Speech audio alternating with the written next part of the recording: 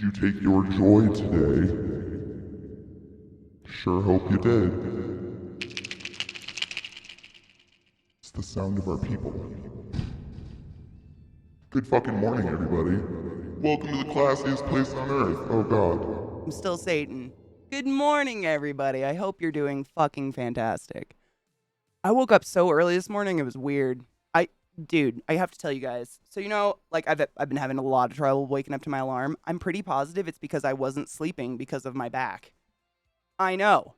I'm a little fucked up over it. Like, I have so much to say about it. I've been thinking about it all morning. Good morning, Zoe. Good morning, Sales. Good morning, Luker. Good morning, Bun. I totally took my crazy pills today when I saw we were going live on Twitter. Fuck yes. Like every time someone hits me up, just like randomly like comments on Twitter and is like, "Oh my god, I almost forgot to my pills. Thank you so much." I have like this warm feeling in my soul. Just like, man, I prevented someone just from a tweet from feeling like complete shit today. And that feels nice. Good morning, Pawn. How are you? Taking my joy now. Do it, mate. Are we cheersing? I have a stoner bowl. Ouch. My neck's a little stiff. I cleaned my bong, but I do have a stoner bowl from last night. I don't know what's in it. Again, I don't know what I ground up in my bedroom. It's just in the grinder. It's pot. I just ignore this. Good morning. I totally forgot to take them. I just woke up and started drawing. I do that all the time. Seriously. Sometimes like I try to wake up like 2 hours before I stream. It just gives me time to like, you know, walk the dogs, shower, do all the things a human does. And sometimes I just won't think about it until I start to like feel shitty. And then I'm like, "Oh, I didn't take those, did I?"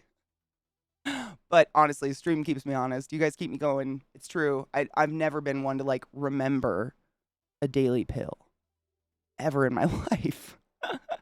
So it's quite nice. I do enjoy it. It is nice to feel good and have people around you that care about that. Oh my god, take it. Chris,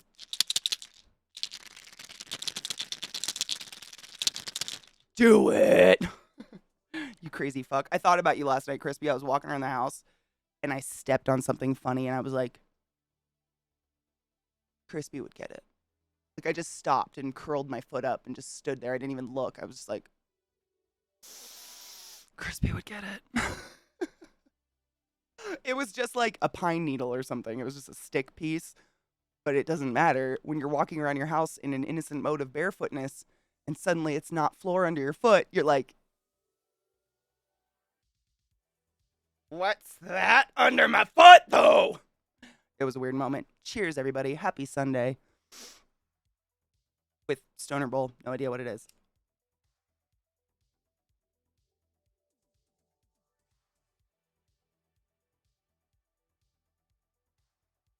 That's exactly what it is, Bun.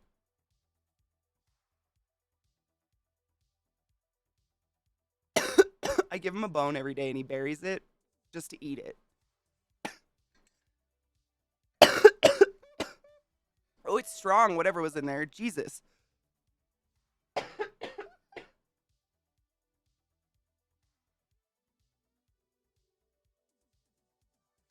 Whoa.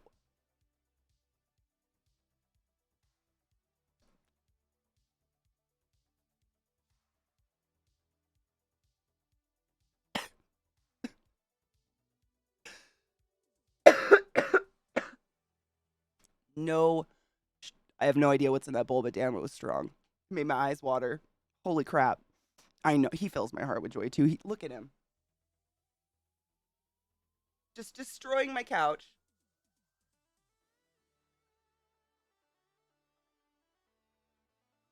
I honest to fuck thought that dogs buried things in movies and that was it, or cartoons. No, it's real. Excuse me. Fuck yes, Crispy. Dude, my shoulder is feeling so much better. I can't, it's like I've done so many things to help my shoulder, but I think what honestly has helped it a lot is stretching constantly. Like I'm constantly rolling my shoulder and stretching my arm and stuff. And that goddamn neck pillow. not the pillow, but that neck weird stretchy thing I got. Oh my god. It just feels so fucking good to lay on it. Like it really like somehow it's the stupidest, it's like a physical therapy thing. And it lifts your like skull off your spine somehow and relieves all the tension in your neck and just like you can as I lay on it, you're only I'm so hot. That fucking that hit got me. Oh my god. Woo! Uh yeah. I forgot what I was saying. I'm so sweaty right now. Jesus Christ. Jesus fucking dick.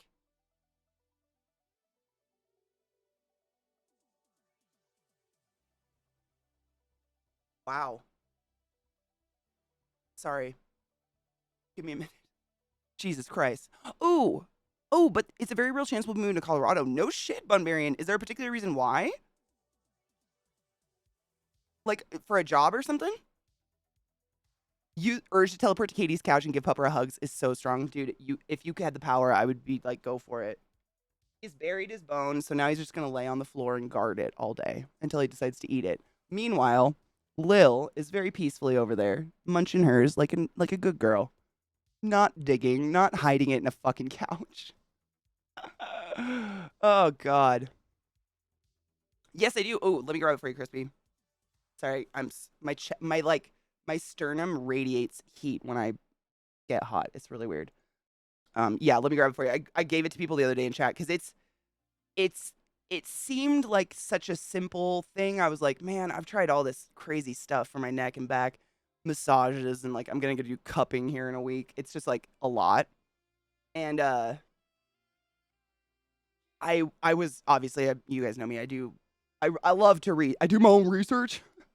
I researched the fuck out of cervical pain and like because as much as I'd love to just go to a chiropractor or something and get it cracked out of me, it's not solving the issue of the muscles. Like that's my problem. I can feel my muscles are like knotted and tight and there's like crunchy shit in there when I rub it and stuff.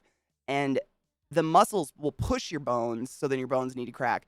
But like if you just go get your bones cracked all the time, you're not solving what's causing the bones to need the crackage. Does that make sense? So I was doing a shit ton of research on it, and literally everywhere suggests this thing. It's called a neck and shoulder relaxer cervical traction device for TMJ pain relief and cervical spine alignment chiropractic pillow neck stretcher. That I can't even tell you what it's called. It's so weird, but I'll throw the link in chat and you can go look at it. Um, it just feels amazing. I don't know, man. I do it. So the instructions say you only need to do it 10 minutes a day.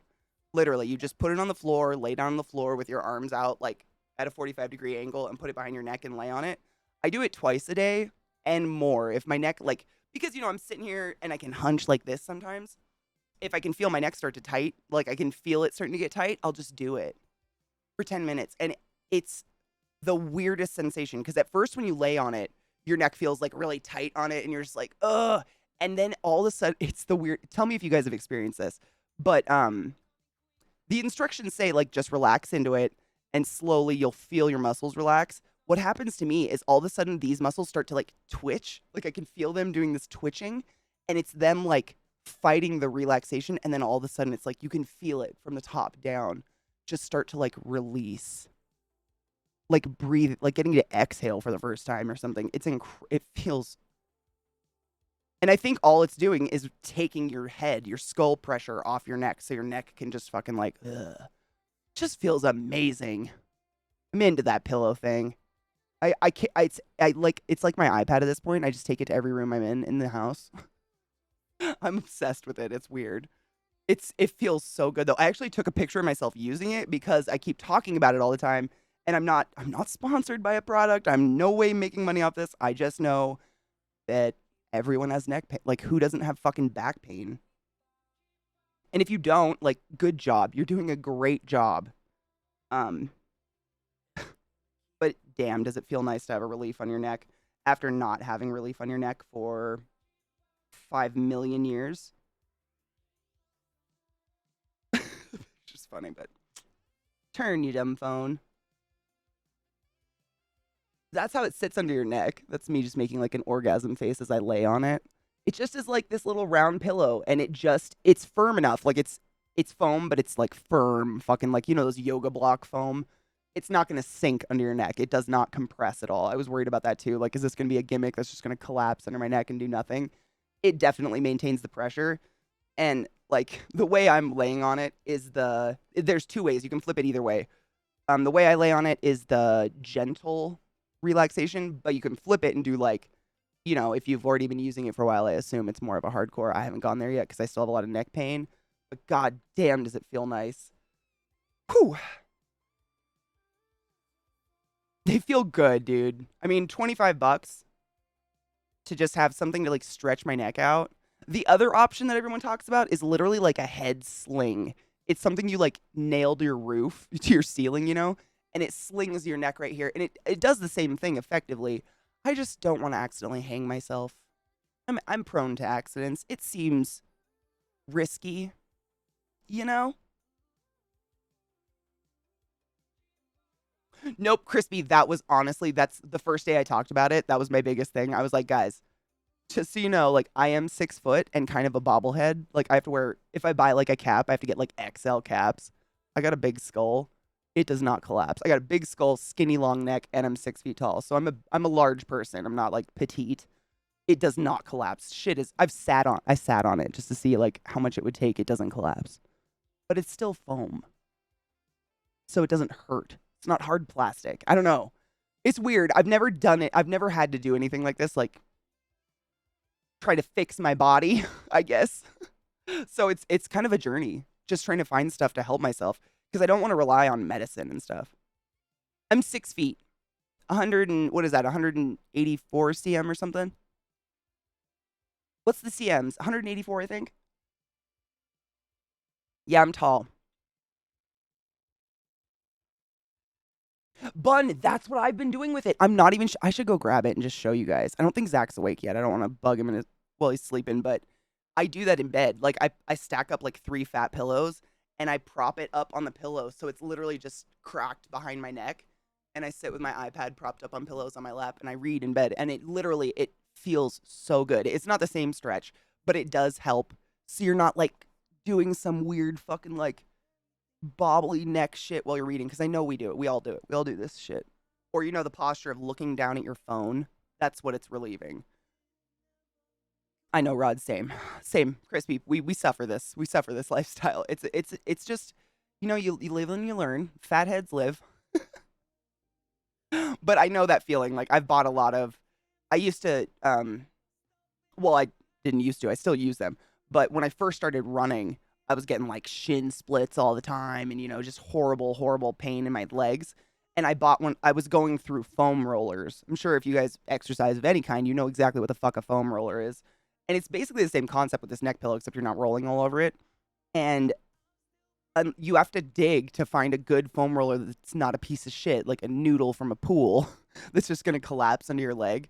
Because like when you get one of these foam rollers, the concept is you literally like put it on the ground, prop yourself up with your elbow, and then put the part of your body that hurts on the foam roller, and that's all that touches the ground, and then you roll back and forth on it. There's no other part of your body. And I'm big, so they just, and I'd be like, oh, that's cute. This one doesn't do that. It's nice. 5'3". Oh my god, Bun, you're cute, and you're my pillow people. You're my Polly Pocket. That's what I call Alk. Alchemy's also quite small. And Viata, or not Viata. Well, Viata might be. No, Viata's not that short. I was thinking Vissy. Sorry, Vissy is also quite tiny. Polly Pocket people. They're the littles. I could put them in my backpack, carry around. I had a friend that had a contraption he swore by that would hang from his feet for about an hour or till too much blood. Oh, I've seen those, Kendo. Those things you like put in your door frame. I've never understood the point other than doing sit-ups. You have a foam roller. Aren't they amazing? Once you get a good foam roller, they really do solve a lot of problems.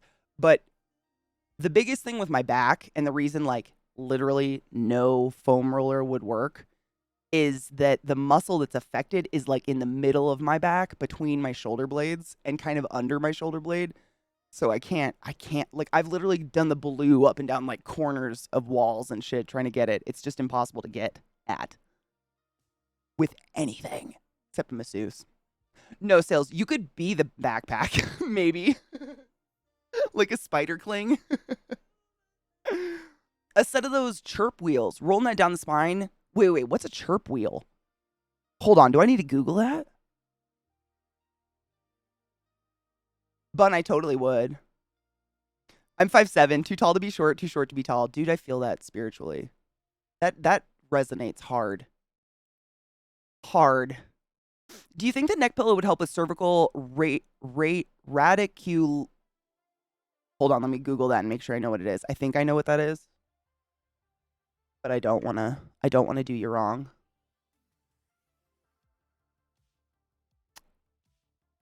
So it can. Absolutely. Yes. So basically what the only reason I thought I knew what it was is the radiculopathy. I just broke the word into two. It's basically nerve pinching, or if you have cervical, your actual cervical spine is spun. So it can help with that. I'm not going to say it's going to solve everything. Like, nothing's going to solve everything. That would be very sketch, right? We'd all be very, very sus of something that solves something overnight. But the reason that you have that a pinched nerve happens amongst the bones is because the muscles have become so tight that your bones can no longer rotate as they're meant to. My massage therapist actually explained it to me. It's really gross.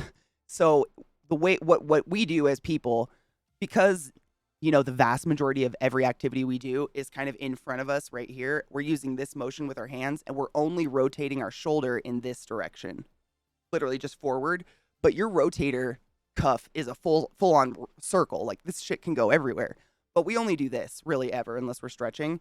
And so what happens is your body, to preserve energy and stuff, the muscles that you're not using to rotate all the other directions will actually start to fuse together.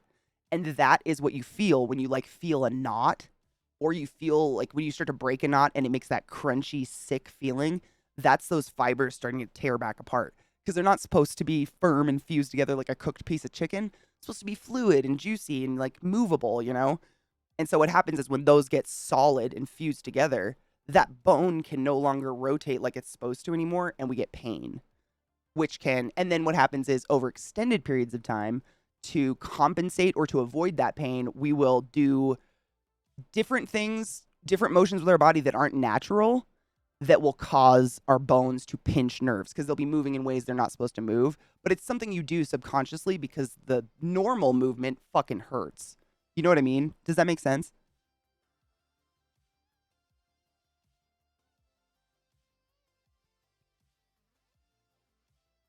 Um. Oh my god. Oh my god. What if I got a backpack with a porthole? Yeah, the cat backpacks. Oh my god. That I could stick all my mods inside. There's also a way to crack your back doing chair dips, but you need good lat control, and some people just can't do it. I do chair dips. I've been doing them for years, though. I wouldn't suggest them to someone who hasn't done them. Like, my mom tried to do something similar to a chair dip. This is a crazy story. So my mom just turned 69. Ooh, crispy. Thank you. I was literally trying to Google it, but I couldn't reach my keyboard. Oh, I've never seen that before. A chirp. Ooh, dude, I'll try fucking anything. Those look dope, and they look hardcore, like they won't bend. Happy Juneteenth and Father's Day. Oh my god, I just realized it's Father's Day. I gotta call my stepdad. Happy Father's Day to all y'all who cream pied the mothers of your children. You sick fuck motherfuckers. For real. Happy Juneteenth. Happy Father's Day. Black Lives Matter, and so do penises and daddies.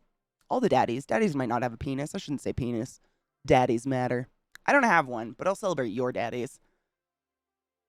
Happy Motherfuckers Day. I like that. I like that. I like Motherfuckers Day. Sunday CK, praise Satan. Hail the satanics. Amen. Chirp Wheel's heavily marketed yoga ring. Big ring-shaped roller. Does it work, though? I mean, I don't care if it's a heavily marketed yoga ring if it will help my back not hurt all night. I used to go to a chiro. I found temp relief, but it seems to make it easier for my back to get misaligned again just getting in and out of the car. That's exactly that's the problem with chiropractor or chiropractor. work. It is a quote unquote pseudoscience in that there is no science of cracking bones. That's not real. There is school of chiropractic where they basically learn how to pop your bones without snapping your neck. And if it does relieve pain for you and it works, I don't think there's a problem with going to a chiropractor. Like, I believe in even if it's a placebo effect, you know? Like, I can't say I'm not an osteo doc, but I believe in the placebo effect. And if going to a chiropractor helps you, go. But in my just like mind, I'd rather solve the muscular issue that's causing my bones to feel tight and need to crack all day than just keep going to a chiropractor once a week for the rest of my life and get my fucking neck cracked. I don't want to do that. I don't like going to the doctor at all. I don't want strangers touching me. I want to go figure out what I can do for myself and do it. You know? But that's probably just me. I'm kind of a fucking weirdo. Okay, so hold on. I gotta catch up on chat. Hi BDO. Hello, lover. There's also a way to crack your back. Yeah, the chair dips. I was gonna say, I literally, so my mom, she's like 69. She just turned 69 this year, but a couple years ago, I think she was 66 or 67. She was really feeling like, I'm gonna get in shape, you know, like fuck this, I'm gonna do it, because it was COVID. She was stuck at home, nothing to do. Decided to try P90X, and they had her do something similar to a chair dip, and she ended up ripping her abdominal muscle, and she had a black strip across her stomach for like 6 months. She couldn't even tie her own shoes. And this was an introductory P90 course, and my mom's not out of shape. She works out. So I just can't with that. That was pretty scary.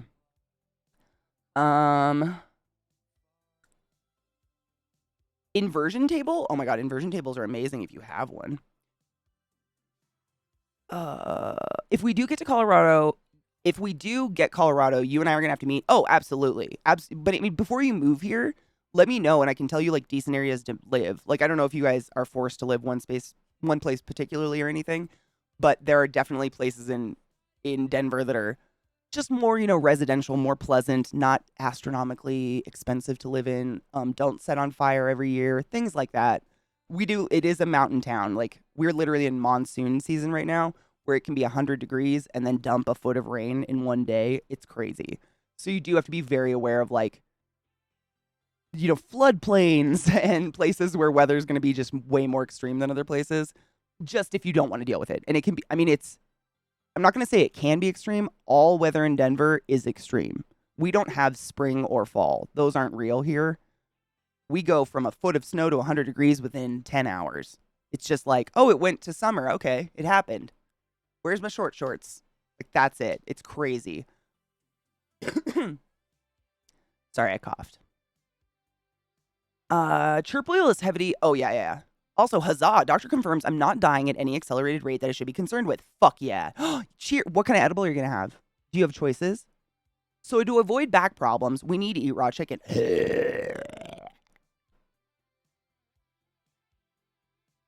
Did anybody watch Thunder Force? It's an amazing movie. You have to watch it if you haven't seen it. But oh my god, the raw chicken, I can't.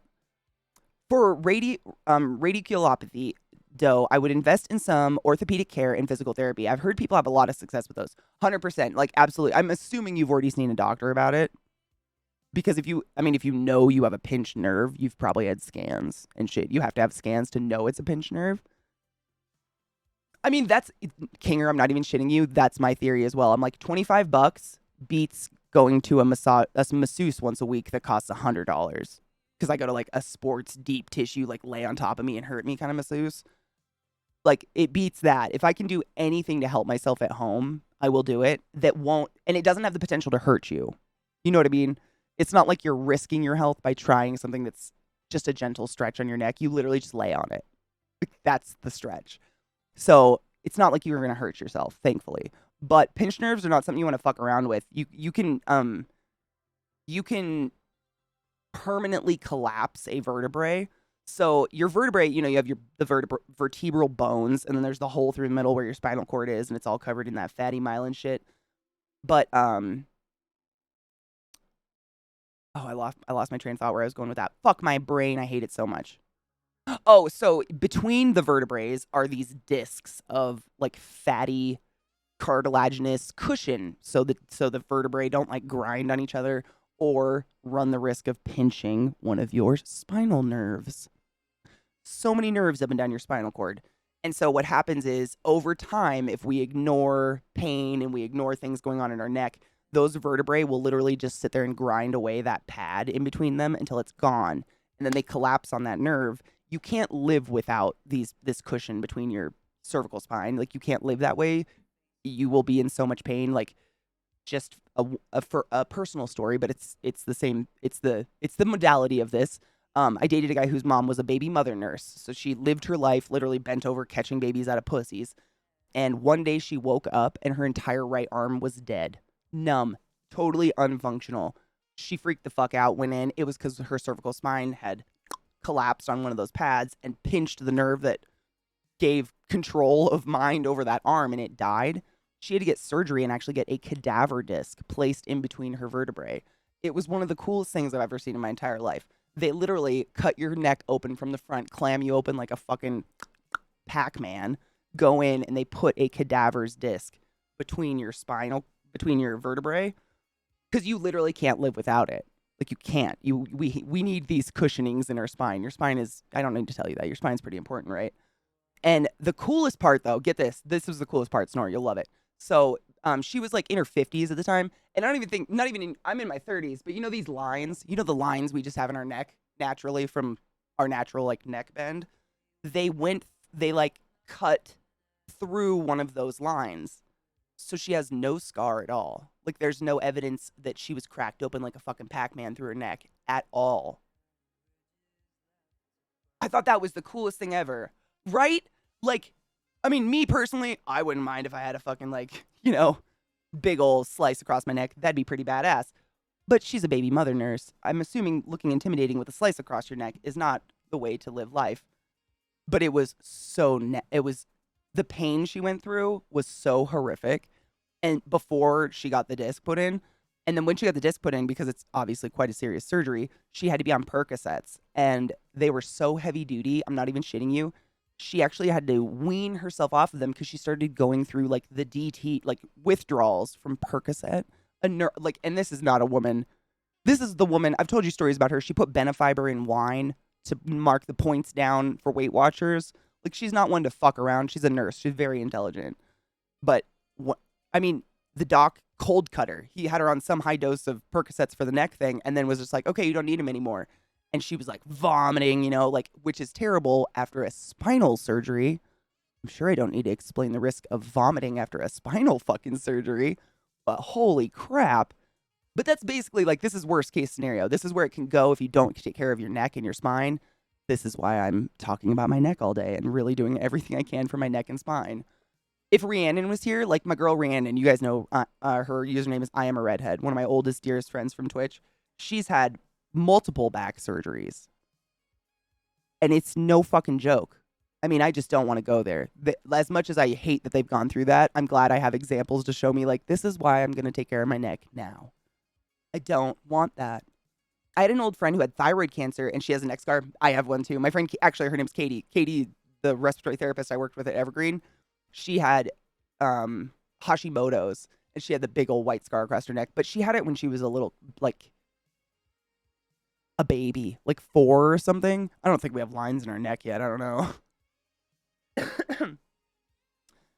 Tukasa, don't know. What is that? What is that? She did. Her arm, she is fully recovered back to work. She actually started working, like after all this surgery, she started working at a bariatric clinic where they do like weight loss surgeries, lifting and rolling like people who are at the like so obese that they don't know what to do and they're there for help. And she's great. It's amazing. It really did. But she has a dead person's disc in her back. I love it. It's the coolest thing. Hi. Come, sugar. How you doing, honey bean? Posture check, bitches. I'm up. I did it. Thank you. It's important. I mean, I really did. I worked the day after my massage, because I learned this as well. The longer you go between massages, the worse the recovery is going to be from that deep tissue massage, because your body's going to throw all its blood and like water and all of its resources to that area of your body and inflame it. So on Tuesday, I literally like screamed, cried in the bathroom. I was in so much pain, just trying to shower. I couldn't wash my hair. It was terrible. But the longer you go between massages, the worse that's going to be. And I hadn't had one in like 2.5 years. Don't do that.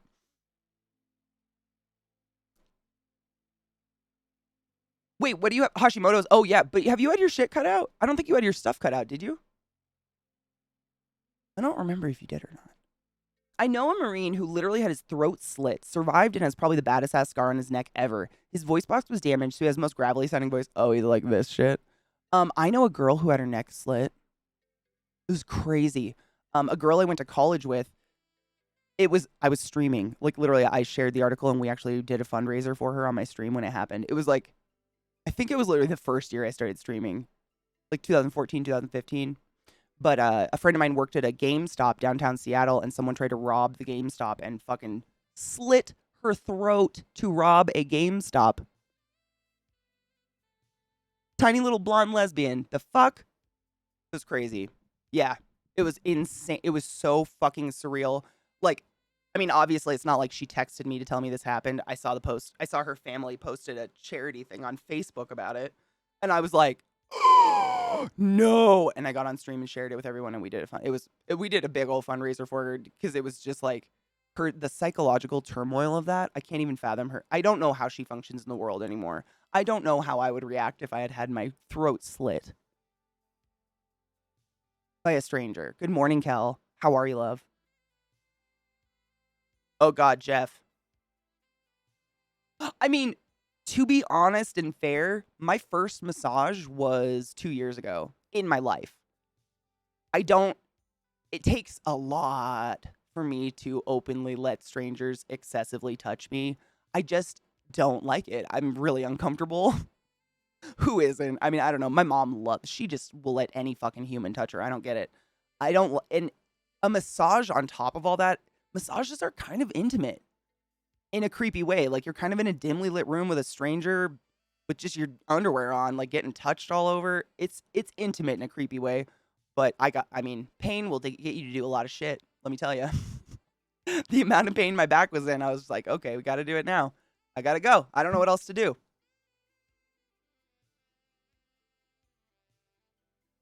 What the fuck is wrong with people? Desperation. That's all I can get. Dude, the crazy thing is they didn't steal any video games. All they did was steal money out of the cash register. And who the fuck goes to GameStop with cash? Like, I don't even know what they got for this. They were caught, by the way. People who attacked her were caught, and they're in jail. In case anyone's wondering, they were caught. Kendo, you fucking honeybean, thank you so much for that fucking biddies. I appreciate you. I'm thankful I have a friend who is a professional massage therapist. Oh, fuck yeah. Big mom energy person, too. I get yelled at during it for not drinking enough water and stretching. I love that. That's who I need. Like, honestly, it's hard to find a massage therapist because when I call a place, I don't know how to say, I don't want the touchy-feely soft music stuff. I want the big Olga to hurt me. But I don't know how to say that. So when I look for massage places, I look for like sports massage, deep tissue shit. I'm not in there for some spiritual healing bullshit. I want to leave bruised. You know what I'm saying? I know what I need, and I need all of your body. And this girl who massaged me on Monday, I'm not even kidding you, she was barely 5 feet tall. Maybe 5 feet tall. And she beat the living shit out of me. It was incredible. I was blown she was sitting most of the time she did it too. There's a reason you go to massage therapy school, man. They know what the fuck's up. I have a top tier FOV fuck off vibe. I can emanate a silent malevolence that warns people to keep their fucking hands off me and stay out of my bubble. I don't know if I have that. I wish. I think I smile too much. I've never had a massage, not for my girlfriend, who actually is very good at finding knots. Wait. You've never had a massage from your girlfriend? Even your girlfriend doesn't? Stop it. Do you guys fuck? I mean, if you fuck, then you pretty much got into that intimacy, right? I mean, I'm just asking, not imposing. I love how I just stroll in and out of chat and never say good morning. Bubblicious. I mean, I kind of do that too in other chats, especially chats that I sit in like daily. Like people that I go see, I go say hi to on Twitch every day. It feels weird saying hi every fucking day. I'd rather be like, I usually bring up something from yesterday or something like, oh, how was such and such or something like that. It feels like I'm being repetitive and ingenuous. But I don't feel that way about other people saying hi. It's just me. It's all in my own head. It's crazy.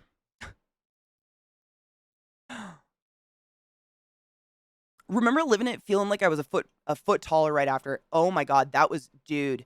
When I had this massage done on Monday, um she like finishes up and she's like, "All right, you can get dressed and come out and whatever." And I already paid and everything. And I was nervous cuz I don't have a lot of bras that like, have a clasp. Most of my bras are like bralettes or kind of loungewear sports bra kind of bras that you pull over your head. So you kind of got to do that like stretch over you got to use your shoulders and arms. And I have not put a bra on in 6 months without going at least twice. And right after the massage, I was nervous. Like I sat there and I was like, oh my God.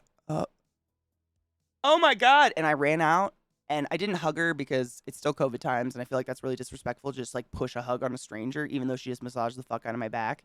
However, I did tell her that. I was like, I just have to tell you, your magic hands just allowed me to put on a bra without pain for the first time in forever. I can't even fathom. I can't even remember the last time I didn't like dread the moment I put something on my tits in the morning. That was pretty fucking cool. It felt nice. Ew. See, I'm not touchy-feely either. Not very much. Like, not just, I don't know. Like, I remember when I was like in school and stuff and growing up and all the girls in my class, they were like snuggly. The girls that were friends would like cuddle and snuggle and like sit together on a couch. I didn't even want to be part of it, but I would watch it and just be like, what's happening? But I just think maybe I wasn't raised with hugs, so that's weird to me. I don't know. Is it normal to just like feel cool snuggling people you're not fucking? 5 foot girls, I honestly, she's small. I was just I'm not even kidding you. I was just gonna say that. I was just gonna say she's got that small person anger in her. She's got that small person anger, and she fucking put it in my back, and I will let her do that. Please, Bubblicious, I'm the same. It just feels creepily intimate. It's weird. It is kind of intimate. Like, at what time do you let strangers like get up all over your body? Other than that, mostly fucking, right? I mean, I've never had a massage that wasn't. Oh, okay. I was like, bitch, come on now. You gotta let that girl beat on you at least once. I would kill. I mean, if Zach wanted to go be a massage therapist and change his career path, I'd be down. Hurt Me Daddy Uwu should work. Oh my God, do you think they know what Uwu means? It's kind of crazy. Do you guys ever realize, like, when you go out in the real world, how out of touch some of the real world is because they're not on the internet? There's a huge population of like just grown ass adults who do not look at the internet like in or anything. Like my massage therapist, she's like my age, has children, 5 foot, but my age, and I made a joke about the people getting duct taped to seats in planes. She didn't know that had happened, and I just kind of forgot that there are people who don't live on Reddit or YouTube. I guess COVID did that to me. I forgot there are these people who just have real lives. Most of it, I guess, is out there. I don't know. It was weird. I was like, really? You didn't? Oh yeah. Like people get drunk, flip out on planes, take their mask off, and the stewards have to tape them down. And she was like, wow, I didn't know. What the fuck? How did you not know that? But we're very like. I feel like a lot of people that are on the internet, I don't know what to call that population. We're constantly being fed, the news 24/7, and we like it. I like to know what's going on, especially that crazy shit. Good day, Kyria. How are you, love? Jackie, good morning. How are you? I do at times. What do you do, Kel? I'm also like that. I don't want to bother her. When I'm in pain, I kind of shut down. Oh my God, I do the same. I noticed a really weird thing I was doing the other day on Tuesday after the massage because I like was in a lot of pain. Like I tried to take a shower to warm up the muscles and literally like just was stuck like this crying. I couldn't even get the soap on. It was terrible. It was really, really embarrassing. And Zach came and like knocked on the door. He's like, "Are you okay?" Because he could hear me. And I opened the door and he came in and I was like, "There's nothing you can do. It's just my back. It's fine." And every time he would try to come and like comfort me, I would walk away and go sit in a dark room and just cry by myself. It was the weirdest, and I wasn't doing it consciously. Like I was in so much pain. There was no conscious like thought or logic going on in my head. It was just all instinct. But my instinct was crawl in a dark corner where no one can see me and wait for it to be over. And it was weird. I knew it was happening, but I couldn't stop myself. Like I was just like, I just dark room, loneliness. It was weird.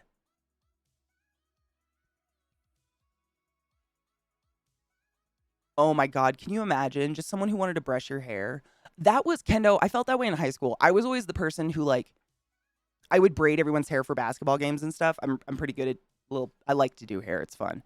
But no one else could do it. So like everyone's hair would look phenomenal and I'd be on the court like with pigtails, look like the girl that lived in the couch, the clown in the couch chick. I was very jealous of that. I'm like, "Can one of you learn how to do hair cuz I'd like my scalp played with, please." She beats on my back really well, except that she generally wants me to be plausibly able to fuck after. How?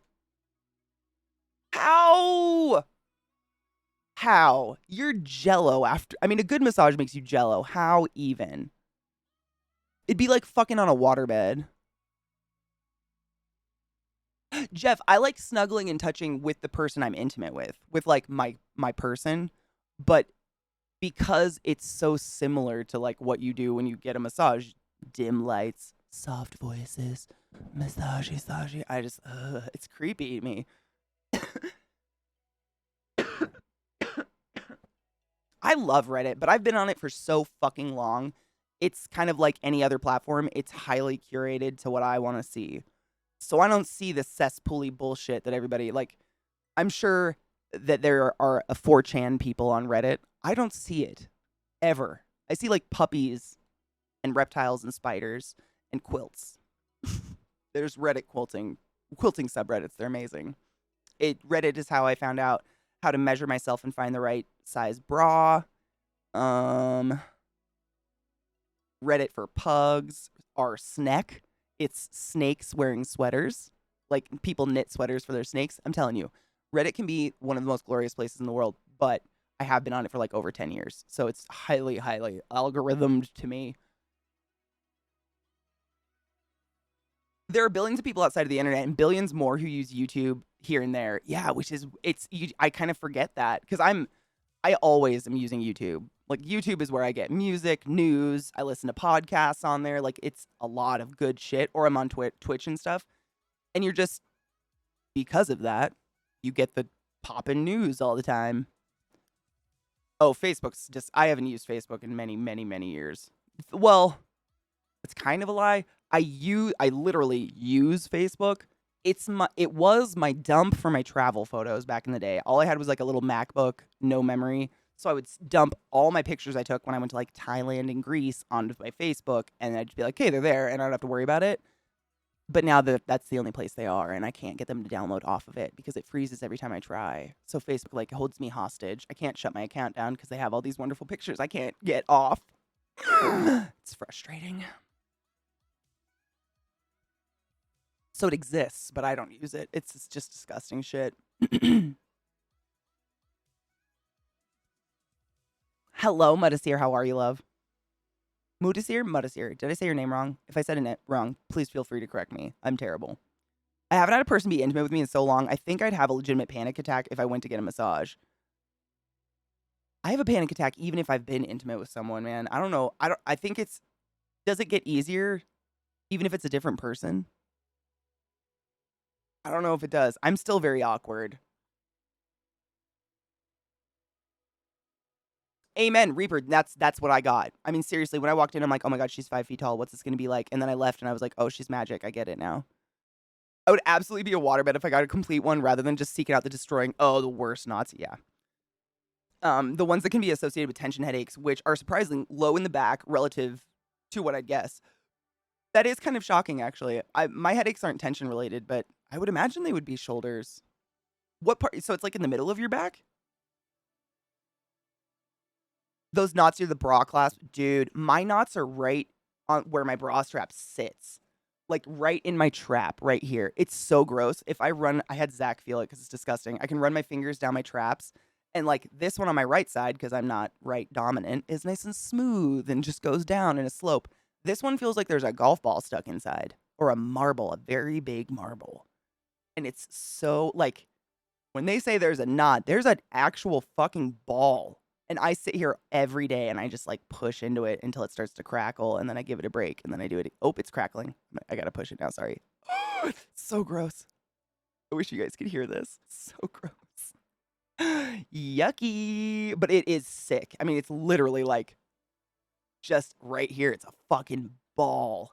It's so bizarre.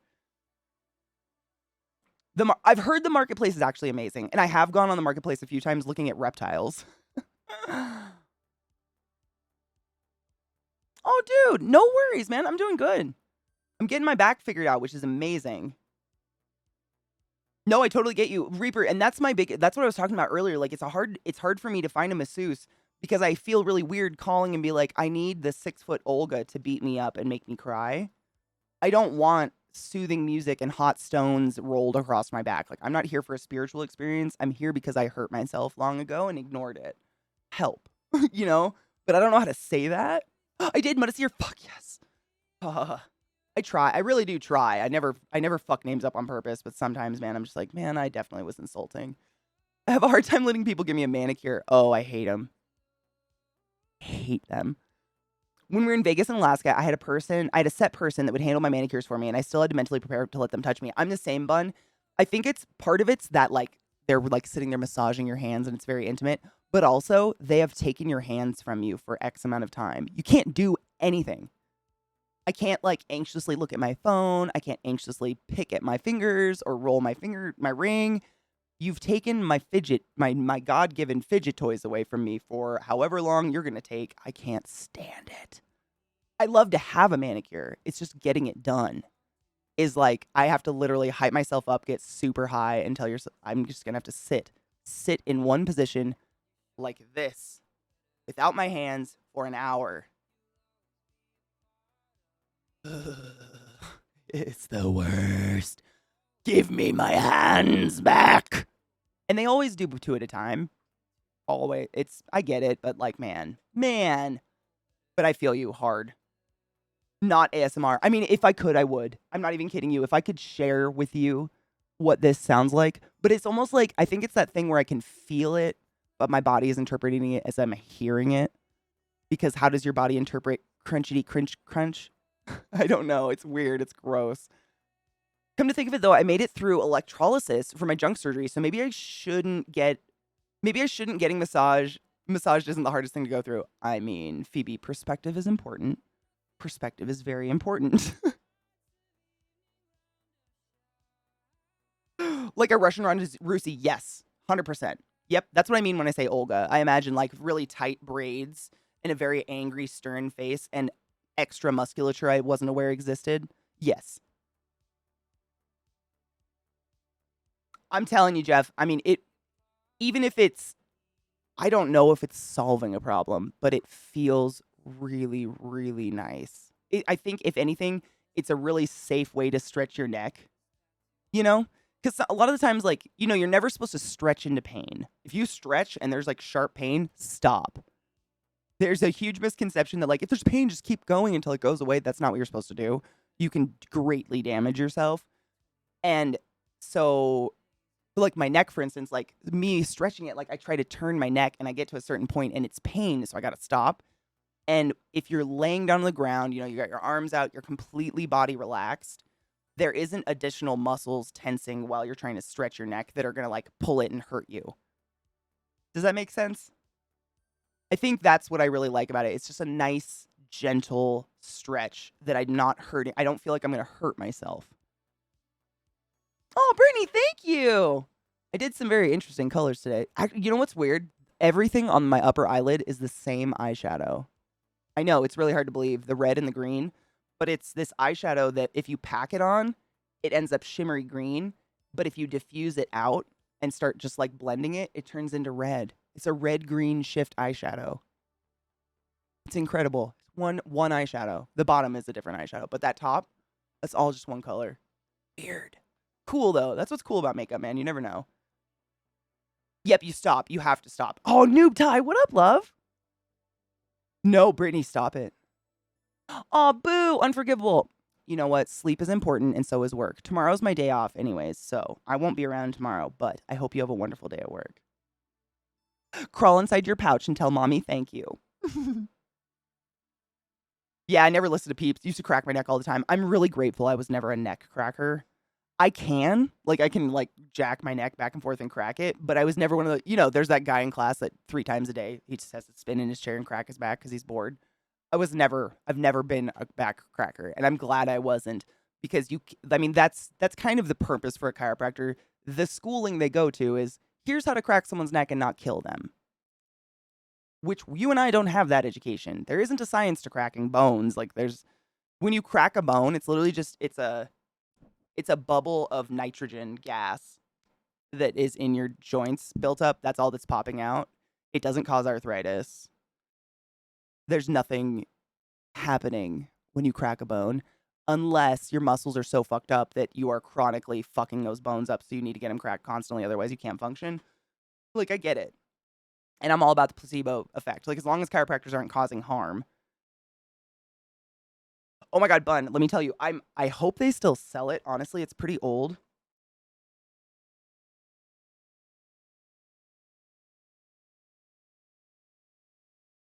It's by Urban Decay, of course. And they don't, no animal cruelty, vegan, I don't like when people have to test on bunnies. But it's called Lounge. The color is called Lounge. It's so old. They don't look at the packaging. They do not make packaging like this anymore. But it's one of my favorite colors ever. And I got it on a whim, but that's what it looks like in the pan. It just looks like kind of a turquoise shift. But I would not lie to you. That is what is on my upper lid only.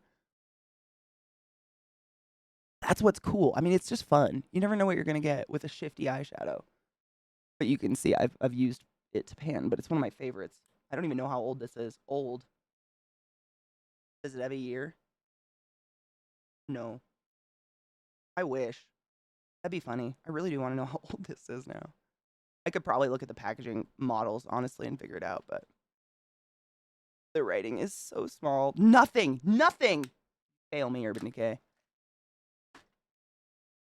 Oh, no! Happy Father's Day, by the way, Ty, and to all the daddies out there who cream-pied the mommies of your delicious children. Happy Father's Day and happy Juneteenth. Black Lives Matter as well. How did you get sunburned? Wear fucking sunscreen. Are you kidding me? Is he bearing something again? His bone. I give them a bone each morning before I start streaming, just so they'll kind of leave me alone. It gives them something to gnaw on and, get their little piss out of them. And he buries it in the couch every day just to dig it up and eat it again. And then fucks my fucking couch up every day. Like, do I ever want to get a new couch? Probably not.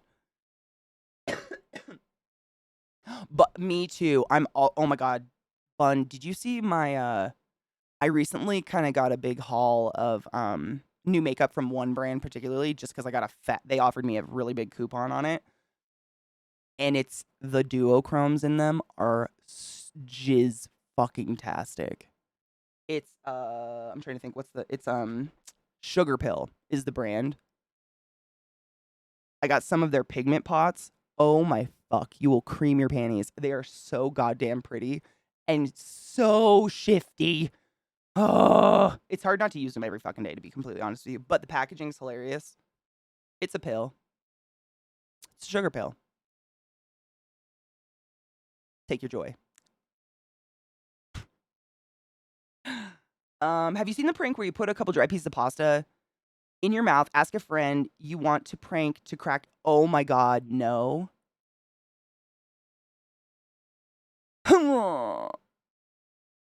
Dude, it's I mean, Phoebe, you're not wrong. Do I have a dab pot? Oh, I don't even have a dab pot around. They look exactly the same, and I'm not shitting you. I've actually saved some of the dabs, like the wax pots, to repan eyeshadows. I do have some eyeshadows in actual weed containers. None that I've shown you guys recently, so no worries, but they do look super similar. It's kind of crazy. I wouldn't be surprised if they're using the same packaging. Oh, my boy. Hello, Void. Hi, Bubba. Oh, they're amazing, Bun. I am so actually, I have it on right now. The purple under my eye, everything on the under my eye actually is sugar pill. So it doesn't really matter. It's so diffuse, but that purple's really pretty. Nuh-uh. You conceived your first on Willie Nelson's personal stash. No, you didn't. Did you name your child Willie? Oh, you're gonna go fishing? Oh my god, yay! What do you guys fish for? We were talking about fishing yesterday, actually. I've heard really good things about Sugar Pill, and I got like literally like a 40% off coupon from them or something. And so I got a little bit of everything to try from them, and the duochrome pigment pots are just so fucking pretty. Like I die. I die. They're so pretty. Does a dab of makeup? Can you imagine? Thankfully, they don't look similar, but it's possible. It's definitely possible. I've been rocking my head back and forth and headbanging for the last 4 days, and my neck's doing better than most of my body. It's dancing. I'm not even kidding you. Dancing is so good for loosening up your back muscles. It's any kind of dancing, headbang and dancing. I dance all the time. I blast music first thing in the morning, and I have a dance party with my dogs. And honestly, like, sometimes I feel really stiff at first, but it just fucking wiggles everything out. It really does. I don't know what it is. Kendo, we used to do that. I was thinking about it. We used to do something similar. We used to be like, can you crack your nose? You just have to like, you push on this one part and then you kind of, see? You can just keep doing it over and over. But all you're doing is flicking your tooth. We used to do that. You can still get people with that one once in a while. Once in a while.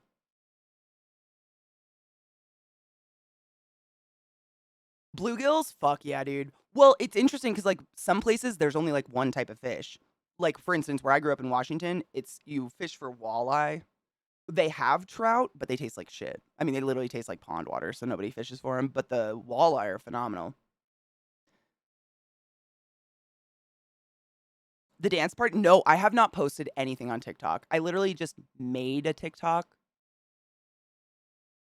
Some bitch took ClassyKatie, so I am the ClassyKatie instead of just ClassyKatie. Uh, fucking whore. But no, I haven't posted shit. I don't think I'm that interesting. I'm real bad at recorded stuff. That's why I do the live thing. I don't know if I'm that entertaining. I literally made it because so many of you send me TikToks and stuff, and it's real hard to watch them in just a browser. They don't really work very well. It's so much easier just having the TikTok app. That's the only reason I made one. But I might do something. I don't know.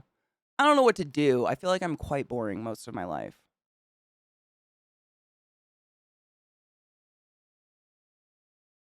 My feet wants to die. How the hell do people stand and walk around all day long? It's actually terrible for your feet. It is really bad. I remember when I worked at Lowe's, they gave us like standing pads, like foam pads, because the cashiers, like all this science came out about the arch of your feet collapsing while you're standing and your knees collapsing from standing too long. Like it's actually terrible on your legs. I live in Wisconsin and my kids are 3, 8, and 13, so no fishing for big. Oh, is there no big fish there? I didn't know that. See, my dad's buried in Wisconsin. I've still never been there. Yep. The class. I didn't know what else the fuck to do. It's the same on Instagram. It's ClassyKatie with 3 S's. ClassyKatie, because some hoe has ClassyKatie. This is what I get for not being a social media person. Could always just do spooter vids. I've thought about it, but honestly, like even the spiders are kind of boring. They don't do anything. That's why I mostly just post pictures of them, because they just sit still all the time.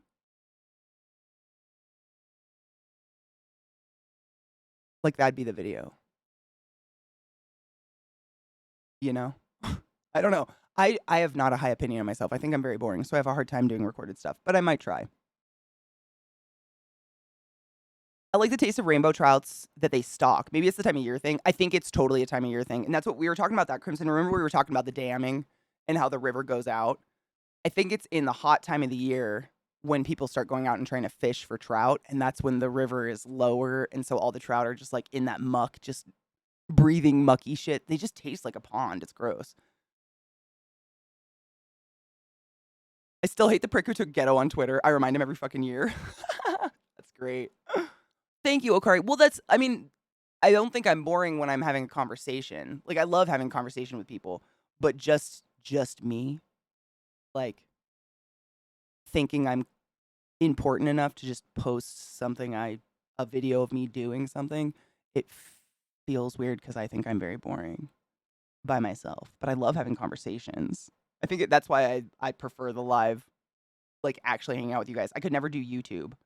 I would never post anything. I would record a video talking to myself for 10 minutes and be like, nope, bloop, delete forever. I don't know how people edit their own videos and just listen to themselves talk and stare at their own face for hours at a time. That's got to develop some sort of neuropathy. Not neuropathy, neuro fuckery. I don't know. Neuropathy is not the same thing. That's when nerve damage happens from diabetes. Sorry. I think we need to take a break because both my dogs are here. I'm sitting here petting both of them just to keep them from climbing on me. I think it might be break time. Dude, Zakarian, festivals are everything. I usually lose weight when I go to music festivals just because you're never stop moving. Like, there's music going on 24/7, so even when you're not, like, at that stage, you're doing this. It's almost like being a twitchy person, you know? It's crazy. I love music festivals, though. Neuroses, that's the word I was looking for. Thank you, Bun. Yes. Jeff, you're right, though. Let's take a break. These are my poodles. For those new to my channel, just swinging by. I have poodles. This is Bill. Lilith. I call her Billith because she's a big dumb. And my little void is trickster. There's my little trickster. Now they're just gonna mouth each other. Ah.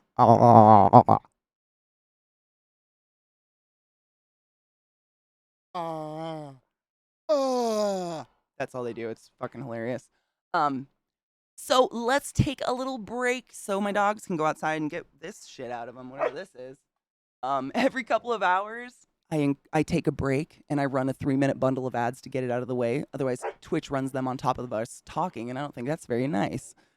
I encourage you to stand up and stretch your legs and your neck and check your posture, get some fucking water, load a bowl. I need to load a bowl when I come back. Don't let me forget. Well, cheers and hang. I know, dude, the piss in them.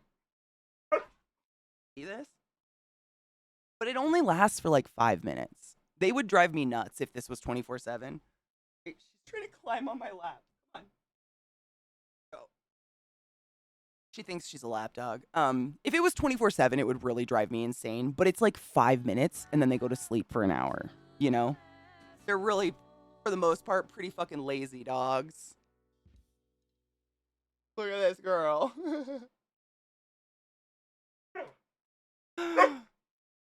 Oh, really? I always wondered if it was regional or if it was just something that happened because I know like warm water fishing, unless it's saltwater, is never a pleasant experience. Like most fish taste like shit in warm water, right? You hear Trick? They're so goofy. Oh God. Oh, Pendragon, did you have a hard workout? Oh, Kendo, I'm so happy. I've said Happy Father's Day a couple times, but I know all day I'm just gonna say it. Happy Father's Day to all the daddies. Happy Juneteenth. Black Lives Matter. Both days are important, even though it's the same day this year. But I love you guys. I hope you have a wonderful day.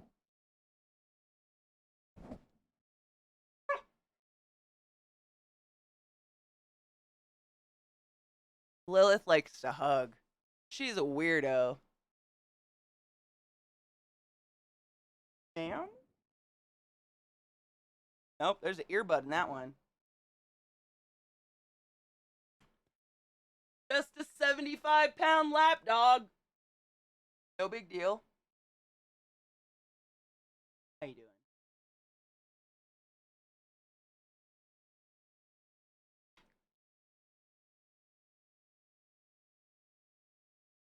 Hey, bud. Gonna go?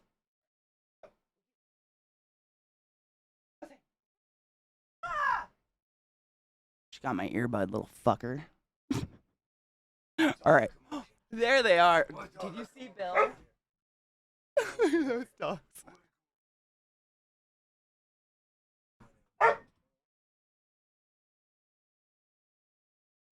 They're incredibly full of piss today. Look at that.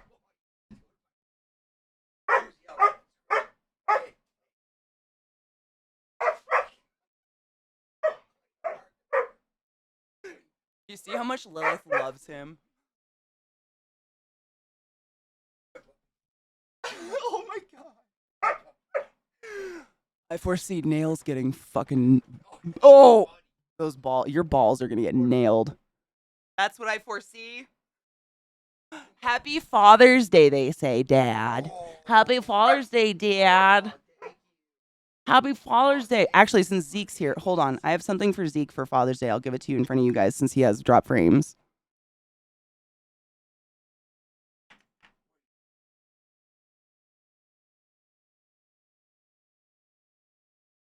There we go.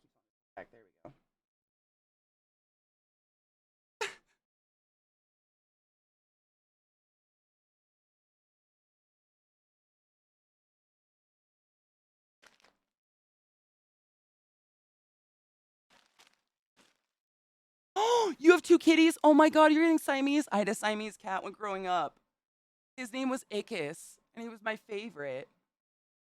Oh, they play King of the Mountain on Dad's face all the time. They'll like literally fight over it with their butts. Like Lil will sit on Zach's face to own him. 100%.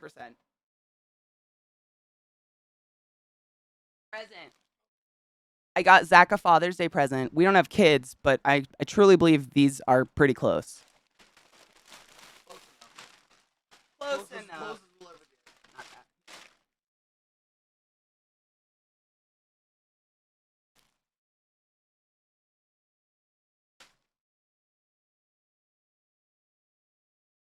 Close your eyes.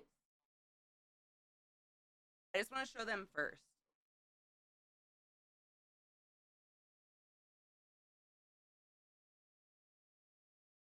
Can you tell what it is, chat?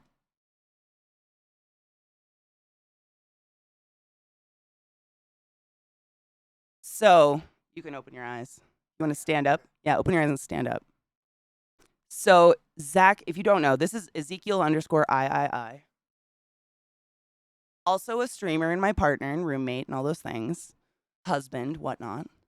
The father of my pups. Thank you. But he also has an extreme aversion to being called daddy in any fucking way at all. Like, the grimace he gives is something you have probably never seen on stream. It's something otherworldly, like pre-vomit grimace. Doesn't like it.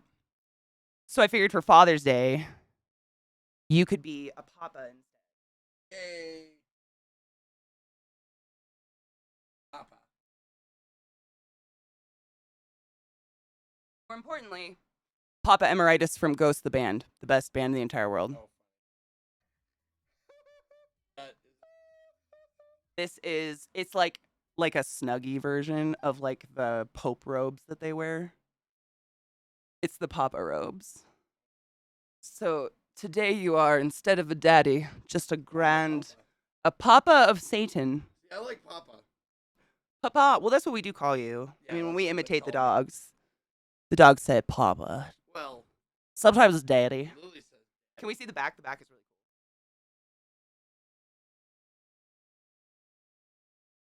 A present for me or a present for you? It's for you. Come on. I don't like Ghost Band.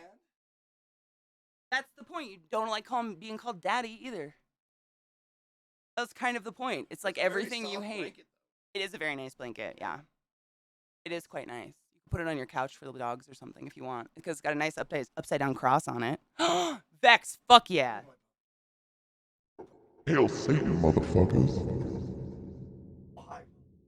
Have you had one, Phoebe? I honestly had never felt it until this moment because I ordered online. It was still in the plastic bag. That is incredibly soft blanket. I'm actually quite impressed with the softness of that. Like George Clinton.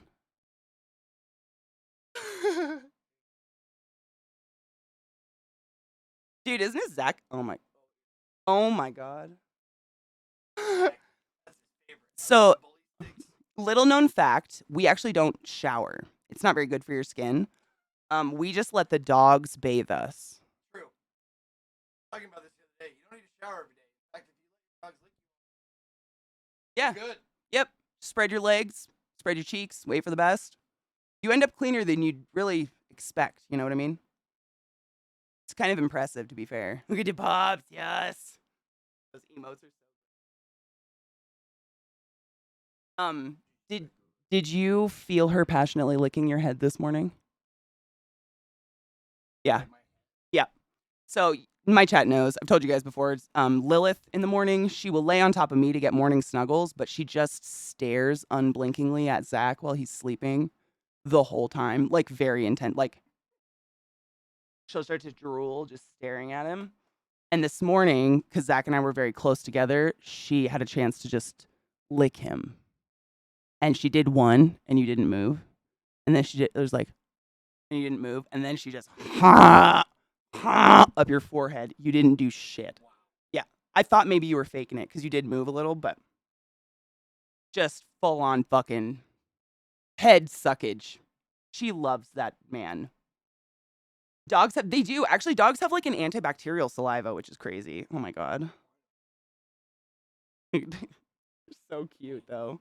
All right, let's take a fuck. Oh my God, Mayo. Hello, lover. Let's take a fucking break. Now that Papa has his Papa. I love you guys. I'll be right back. I gotta make coffee or something. My mouth is so dry. But I gotta pack a bowl. When I come back, remind me I need to pack a bowl. Don't let me forget.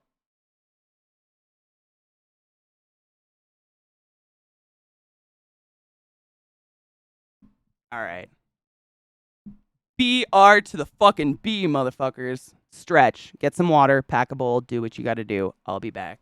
I can't reach my shit. Oh God.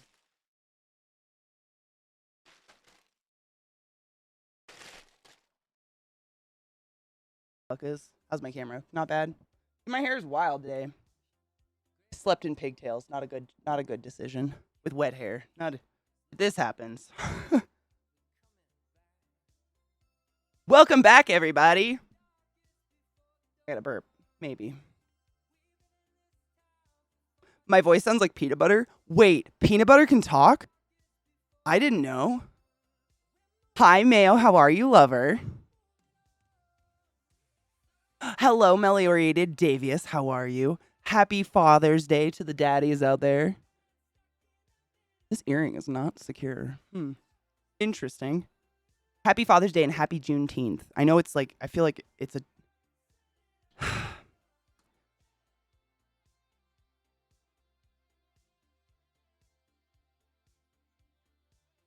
Oh my God, Bun, thank you so much. Jesus. I appreciate your brain working. Get this fucking shit out of my way. Oh my God, Mike, I'm gonna come for you someday. Someday I'll get a new mic arm. Thank you. I do need to grind. Oh, I ground wheat. Well, I don't need to grind wheat. Just got to pack a bowl. We're good. I think I have something in my eyeball, though. Hold on. Might have got a dog hair. I kissed a dog. God forbid.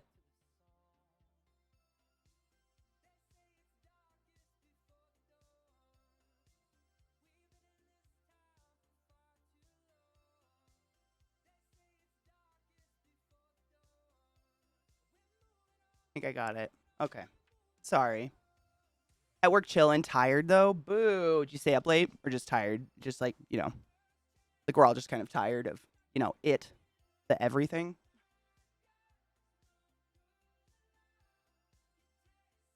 The pill cutter? Fuck yes, dude.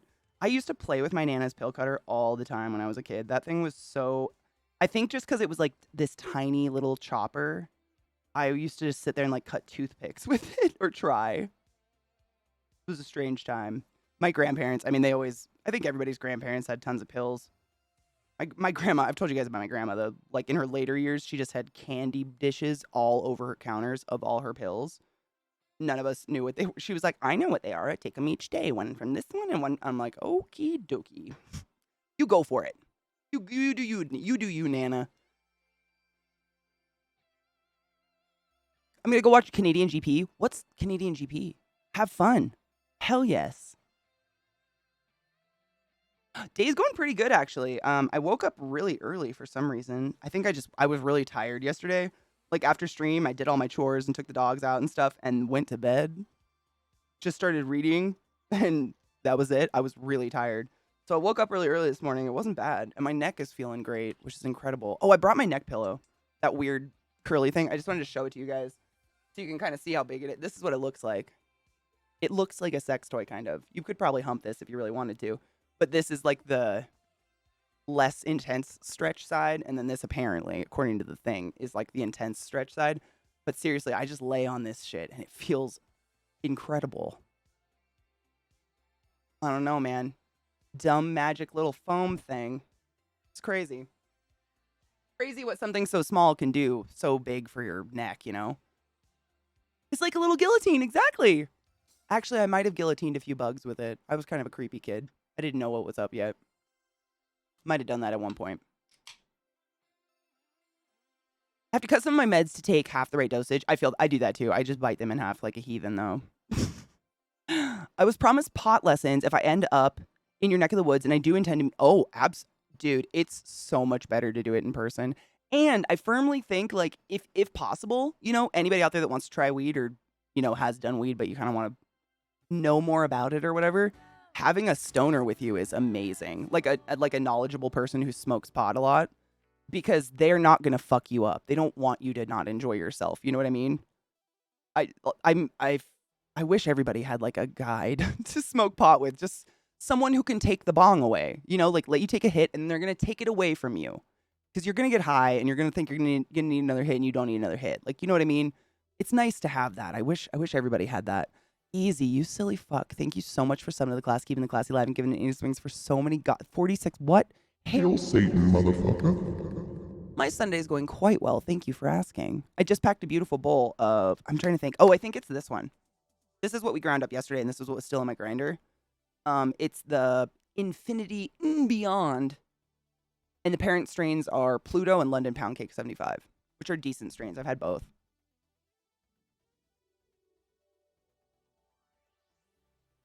%. Yeah. I'm the same way. Like, if I'm going to smoke, I want it to be the healthiest way possible. And none of us are stupid. Like, none of us are going to try to convince anyone that inhaling smoke is great for you. Breathing anything that's not the purest, cleanest 21% oxygen air possible is not ideal. But we can make it as ideal as possible, right? That's my theory. Like, if I can make it less potentially harmful to me, I will. Because I do smoke a lot of pot. On that note, cheers.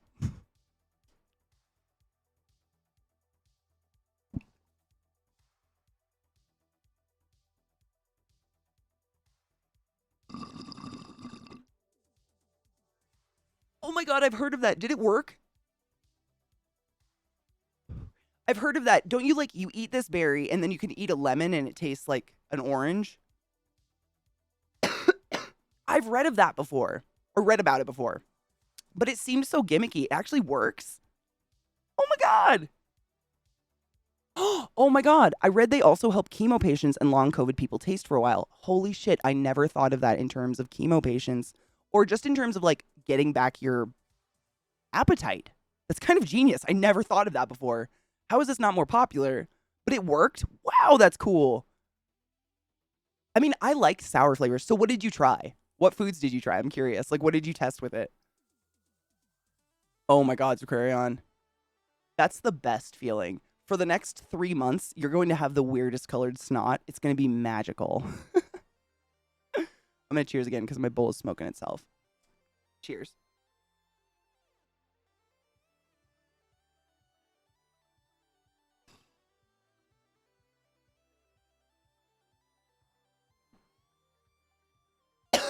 It's even got a shroom bubbler. Ain't it cute? It's from Hemper, which I do have a discount code for if you want to use it, if you're interested in getting a bong. No pressure. But this is my favorite bong I've ever had. Not just because it's a Yoshi egg and it's fucking dope. It's just the best bong in all ways. Like, it's super easy to clean, takes a really nice smooth hit, holds a ton of water to cool your smoke down really well. It's just... I can't say enough good things about this egg bong, man. I love it. It's also lasted over a year for me, which is miraculous. I break a lot of bongs. just clumsy shit, you know? I still can't smoke. Ate an edible last week, though. Found out even that makes me have an anxiety attack. So easy. What I would suggest, if you even have any wants to venture forth into cannabis at all, is to get some CBD. Like, go to a weed shop, like a legit weed shop, and get CBD gummies that are pure CBD, no THC in them. And because this is the reason, so weed, like the cannabis plant, is separated into two families, indica and sativa. And the two plants look very different. An indica plant tends to be kind of shorter and bushier and much thicker and denser. And sometimes it's kind of a darker green color or sometimes even purple. Whereas sativa plants tend to grow really tall, thin, and scraggly and branchy more so. And the biggest, like,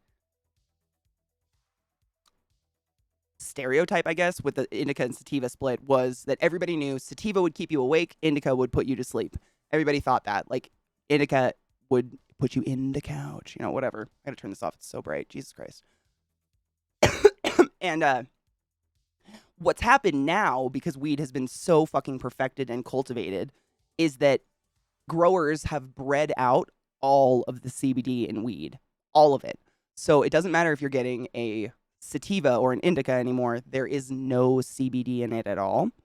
And the THC and other cannabinoids that we don't even know about yet, there's so many in the cannabis plant, can make you feel heightened awareness, which can lead to panic attacks and anxiety. And CBD can neutralize that. CBD is an amazing thing. It literally can neutralize a high. I have 2 jars of CBD gummies in my house in various places because even I could get too high at one point. I don't know. Like, I might get some fucking psychotic strain and just fuck myself. And I don't want to be too high. Like, nobody wants to be too high. That's not a fun feeling. And CBD, it literally can help neutralize the THC high, the cerebral feeling, and bring you down from it and take that paranoia away.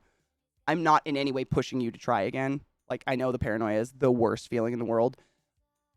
With edibles, I never suggest people start out with edibles.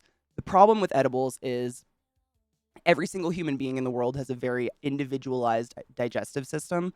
And when you consume cannabis, it has to pass your stomach, which is bile, stomach acid, and everything you've consumed in the last 24 hours, into your intestinal tract. And your intestinal tract is where it actually starts getting absorbed into the bloodstream, where then it is taken to the brain. So when you take an edible, not only does it take a kind of a guesswork amount of time to kick in, it really depends on your metabolism. Again, what you've eaten that day, what you've consumed, blah, blah, blah. Some people, like me, my stomach kills the THC. So if I eat an edible, like just swallow it, I don't get high at all. I feel absolutely nothing. I can eat 200 milligrams, nothing at all. But if I eat like a sucky candy, like a hard candy microdose of 2.5 milligrams, I go to space for 8 hours. And this is the problem with edibles, is that most of the time, edibles last for an exceedingly long period of time. And if you don't like the feeling you're in, you're kind of stuck for a really long time. Whereas if you smoke pot, you get instantaneously high, and you are going to feel the effects of that high for a maximum of 2 hours. That's it. So if you hate it, you know it's going to be over relatively fast compared to an edible. Like, I don't take edibles if I have anything I need to do in the next 3 days, because I could be high for 2 days. I could literally still be feeling that in my head for 2 days because I have a turtle's metabolism. But everyone's so fucking different, man. It sucks that way. Like, edibles are kind of a crapshoot.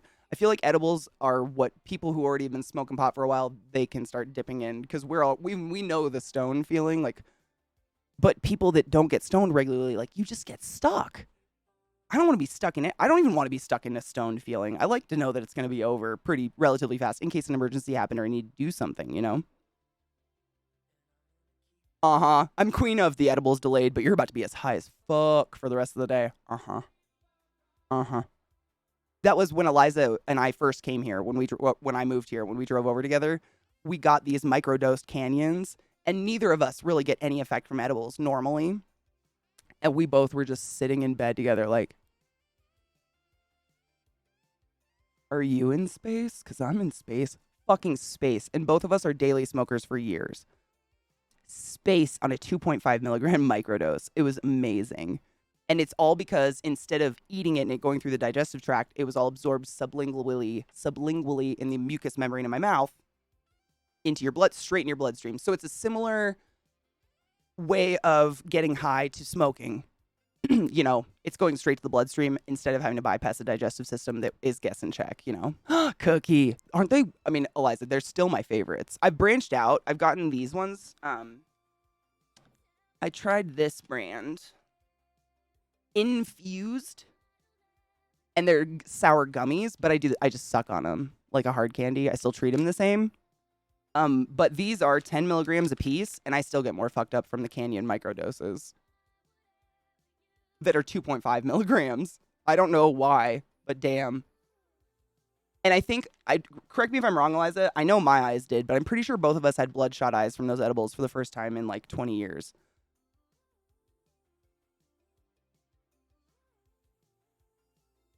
I don't touch them because even when I was getting high regularly, I hated it. That's me too. And it's not even, it's like, I'm sure it's the same for you. Like, I don't hate the high. I just don't want it to go forever. Like, I'm ready for a new feeling. I'm done now. You know? I highly recommend a vape to start. You can dose so much easier and don't have to worry about starting a bowl or joint and burn it beyond what you can smoke. 100%. I think vapes are cool for first-time smokers or people that, you know, haven't ever smoked because they are so much less potent in general. Even if you got some crazy strong one, like you guys know, we were talking about this yesterday. I brought out my vapes. I have an Arrow. Oh, it's magneted. I have an Arrow vape. They don't get me high at all. I don't feel anything. But I do still carry one in my purse because if I'm like out for extended periods of time, you know, in public, shopping or doing whatever, I don't have to do that anymore, but whatever, if I'm doing something and I know I'm not going to have a place to smoke and I'm probably going to start getting a little anxious, these are great for taking the edge off, which means they're still doing something, but I smoke enough flower that I'm just not feeling it. Someone that doesn't smoke flower probably feels this pretty heavily. But you definitely want to buy vape cartridges from a legit dispensary. Like, don't buy ghetto vape. We all know what happened with that shit a couple years ago, right? Not ghettos vape, but, you know, like sketch shit. You want to buy the real stuff because you could be inhaling like vitamin E oil, which doesn't get absorbed and causes bronchitis and other things. Like, we don't want to do that. Hot face. Yeah, same. I remember that. I remember because I've never really gotten bloodshot eyes from smoking pot in my life. When I was younger, I got squinty eyes really bad. Like, my teachers would think I was asleep, but my eyes were definitely open. I was just like this. But never red eyes, but those edibles. Bloodshot. Right? And Ty, I wonder if that's like sometimes I don't know, but I wonder if the heat of like smoking off a bong or a pipe enhances that absorption to be like so much faster and so much more intense because it causes all that vasodilation and everything as it goes down. That's just my science brain like theorizing. That's the word. Theorizing, but I don't know. But I would assume whereas a vape is not hot at all. Like these vapes, you won't. Someone said it yesterday perfectly. They did a wax vape and took like a huge pull off of it thinking nothing was happening and then literally let out a smoke that filled up the room and were like, oh no. And then they went on a trip of their life. Yeah, you don't even really feel it. Some amount of cannabinoids are processed in the stomach and liver. You feel the initial high, then it goes to your small intestines. The high lowers, it gets processed in the small intestines. Your high goes up again. Oh my God, that's probably why it lasts so goddamn long. Seriously. I mean, it's just crazy. I don't want to feel anything for that long. And it's like Easy Jen said it earlier. He woke up high the next day. That has happened to me. Like, I've literally taken an edible and 2 days later, because I don't have to work for 2 days, but I wake up and I'm like, you know, it's not like you're totally stoned, but you just feel like that weird, like, I'm on a waterbed. It's in me still, and now I have to go to work. Nothing should last for 3 days. That's crazy. But it's like, for some people, it doesn't at all because they have a crazy high metabolism. It really just depends, and that's the shitty thing with edibles. I know. Well, you know, I didn't want everybody to think like you were dispensing like shitty anything. You know, it was just too coincidental. Hold on. I agree with this. Ty said Reddit's a great place to find a list of brands and vapes that are trusted in the weed community. 100%. If you want to like start dabbling in the weed community, Our Trees is incredible. seriously, it's not just a bunch of stoners posting pictures of a bowl they're smoking. It is one of the coolest subreddits ever. I've been in it for years now, like before pot was legal, because they're so it's people kind of like us who are like scientifically into weed. Like we like weed, but also we really like to look at how it works and why it works and different ways to it's just amazing. Reddit.com/r/ trees. Trees. They call themselves treants. You know, 'cause stoners. Ooh, I'm curious about gummies, but I've done weed once and that was an accidental synthetic. Oh, yeah. And it knocked me out. So I'm worried how much it would affect me being lightweight and inexperienced. So that's the biggest problem with edibles. Nobody in the world could honestly tell you what it's going to do to you personally. I could guess with you being tiny, it's going to hit hard and probably last longer than you want it to. You know, usually it's just like the bigger you are, you kind of you need bigger doses to feel the same. But if you have like a crazy high metabolism, like you eat 5 million times a day and never gain any weight, it might last nothing. But it might also just last forever. It all depends on like how efficient is your liver, because it's going to go through your liver. How efficient are your intestines and your stomach? What have you eaten that day? Did you swallow the edible? Did you just suck on it? If you do an edible, seriously, like if you're able to get a gummy and you really want to do it, Saf, I would 100% suggest suck on it. Like just suck on it till it's gone. Because when you eat an edible, it has to go through that entire digestive tract. And like, was it Brittany was saying earlier? It goes through so many different levels of absorption into the blood throughout your body. That's what's hitting you over and over and over for sometimes days. You can still be high with an edible. But if you're sucking on it, it's very similar to the method of smoking marijuana. It's going through the mucous membrane of your mouth directly into the bloodstream, as opposed to bypassing that entire insane digestive tract. You know what I mean? Which is why that's just my theory why the hard candies that Eliza and I have gotten, they are 2.5 milligrams and they fucking hit like a Mack truck. Because it's a hard candy, you just suck on it. Versus every edible I've ever taken in my life that I've had to swallow and actually like consume, I feel nothing ever. My stomach kills it. I don't know what it is. If it does what alcohol does, one cider and I'm swaying. And if I haven't had, oh, yep, you're probably like me. I'm the same. Even though I'm 6 feet, I'm an insane lightweight when it comes to weed. I mean, when it comes to alcohol, when it comes to weed, not at all. My bad. When it comes to alcohol, I'm the same. One cider, one beer, and I'm like, that's my peak of buzz. Literally is that. It's insane. So you're probably similar to me, which means it would hit pretty hard and last a really long time. Or do nothing at all. Oh, I never travel with any drugs or anything. I've never even risked it. Like, I know everybody's like, oh my God, you can take edibles, nobody cares. I love to travel too much to risk it. I always treat vacations kind of as like a convenient tea break. Really, whenever I travel, I usually don't, like, unless someone just has weed, then of course I'm not going to be like, actually, I'm on a tea break. I'll smoke it, but I don't like go out of my way to find it or anything. I'm on vacation. Like, I'm doing vacation wrong if I'm needing myself finding weed. I mean, if I'm finding myself needing weed, Jesus Christ, Katie, dyslexic speech. You know what I mean? I love weed, but I don't absolutely, like, I'm on vacation with my sister and I'm going to see you and Amelia and I'm going to hang out with Lizzie. Like, I'm going to be having the time of my life. If I need weed, that means something bad went down, you know? I'll get a beer. But I usually, when I'm on vacation, I never even think about it because I'm having a good time. Like, I'm going constantly, you know, doing stuff. Oh, absolutely. I appreciate you double checking. I appreciate you giving a shit about me, but I've never in my life risked it. I just won't. I don't want to end up on a no-fly list. I really like traveling too much to, like, I like traveling, I know, more than weed. Whoa. Crazy concept, right? But I do. It's weird, but I do. Absolutely. Yeah. We have no set plans. I booked one place down in London and it got closed due to a COVID something. So tonight I have to book another place, but I got a good discount because it got, you know, they give you like a really good discount on sister hotels because your hotel got infected and all this shit. But we're literally right downtown and have zero plans. My sister and I are the type of people that we don't like lists and shit. Like, I'll make a list of like, these are things we can do, but we also will probably do absolutely nothing a lot of the time. I like to just kind of like do whatever, just fly, you know? It's funner. It's way more funner. It's funner that way.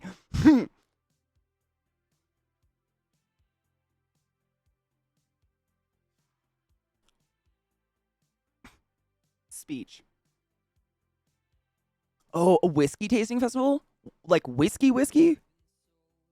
Man, I'm kind of picky when it comes to whiskey. I don't know if I could do it.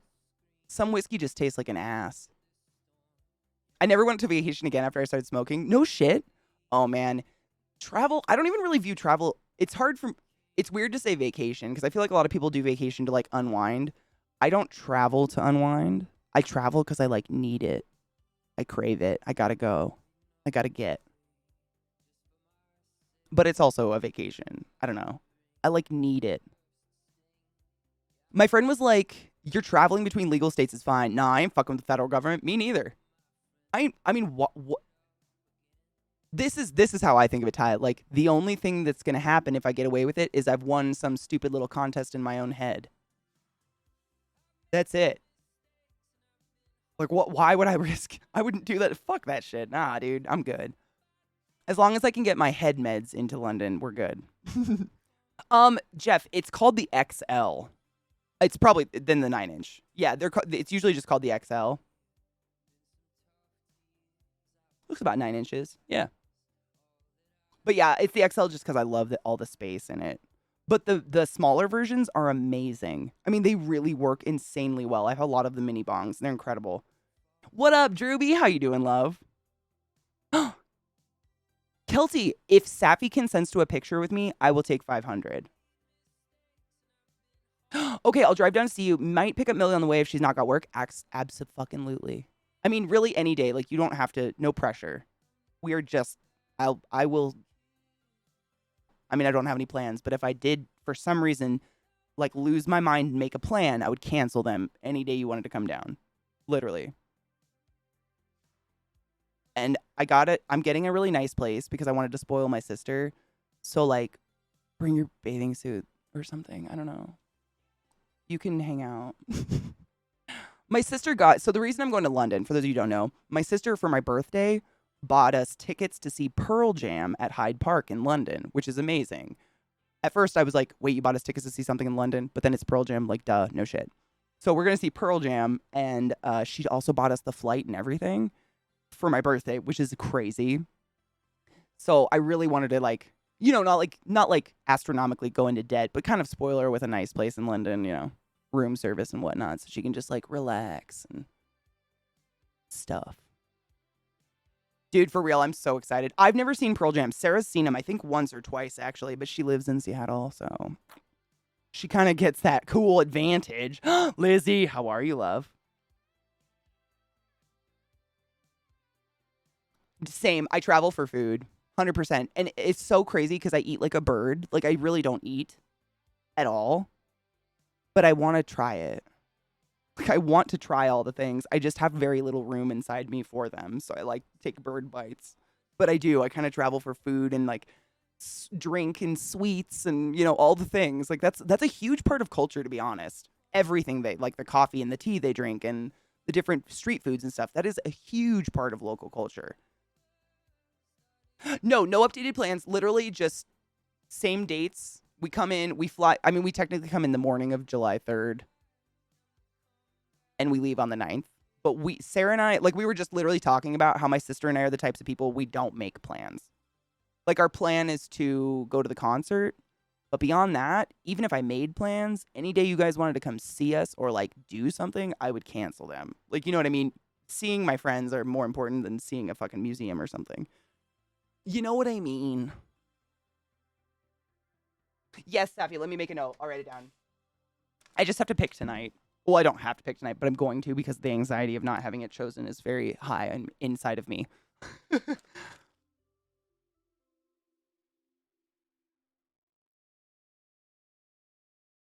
Fucking COVID.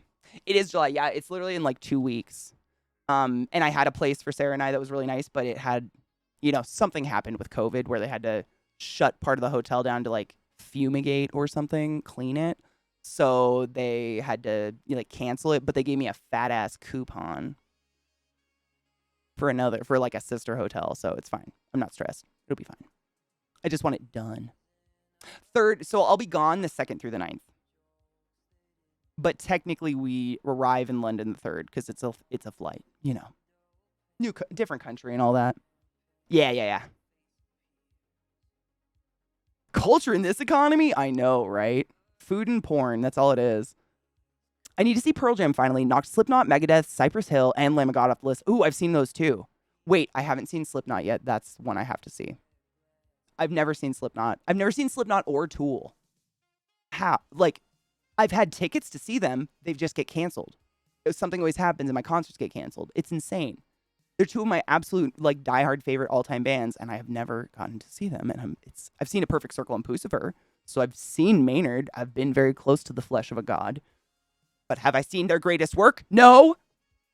I'm not upset. You are.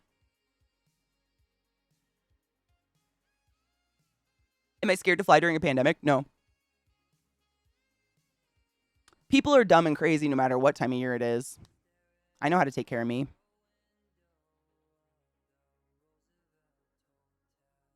Nah.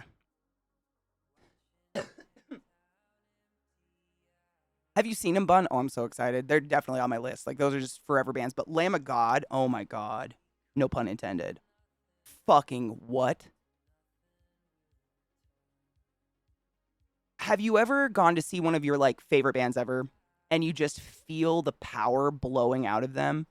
It kind of feels like the first time you hear one of your favorite songs by them ever, and you just, like, have to keep replaying it. Like, your brain is just stuck on it.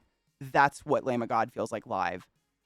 I mean, you feel it in your chest, and you're like, oh, so good. Oh, my God, the guitar. One of the most memorable memories of my memories. You know what I'm saying? They were amazing, for real. They were just amazing. I've had that happen to me at RTAM, or at RATM. Tried to see them 3 times. That's too much. Slipknot's twice for me. Tool once. But both times I tried to see Slipknot, Corey Taylor got laryngitis. Poor guy. I'll bring a box of home tests with me for you. Oh! Oh my God, that'd be amazing. Thank you. That'd be fucking awesome. I mean, I haven't got COVID yet, and I'm all boosted and vaxxed and everything, and I still wear a mask and, like, just hand sanitize. But I mean, there is always the chance. Not that I would be sad to be stuck in England. Oh my God, do you think I could get COVID in England? I mean, what?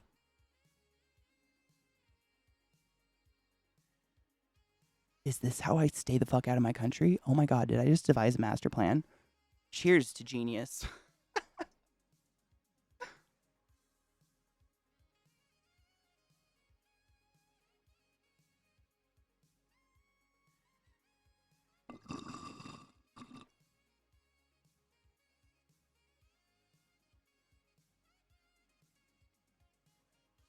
Oh my God, CJ, you should see them if you can.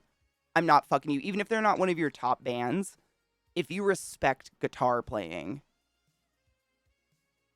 I have such a wetty for guitars. I've dated many musicians. I stopped doing that because they're crazy and it's a mistake. But unfortunately, my vagina takes over when people play guitar. Oh my God. Lamb of God, though. Wow. It's just so good. I would fuck up a turf while I was over there. You know what's really sad? The last time I was there, the first time that the first thing Amelia and I did was go to the museum, the Harry Potter museum at Warner Brothers, or the Warner Brothers Harry Potter something experience. I can't remember what it was called. And it was phenomenal. Like, it was probably one of the coolest things I've ever done in my life. But this trip has such a different tone to it, doesn't it? And it's only been 2 years. I've never seen Avenged Sevenfold. I kind of wish I would have seen him before he stopped screaming, though. I feel like now that he's had that throat surgery, he doesn't really... He just sings now.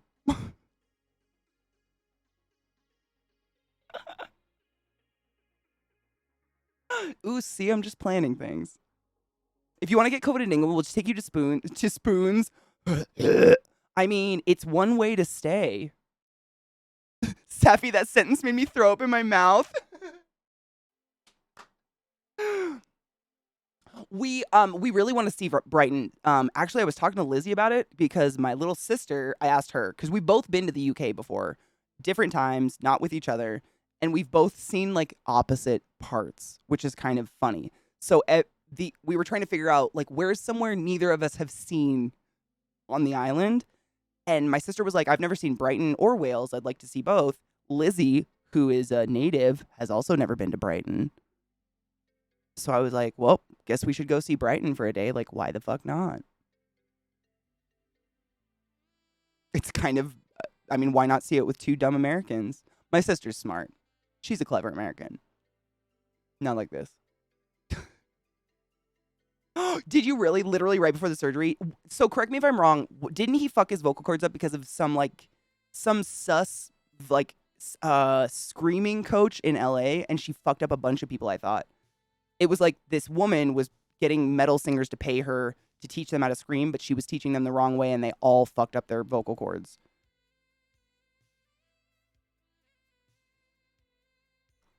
If you have time, you have to check out Ginger. Oh, I want to see Ginger so bad.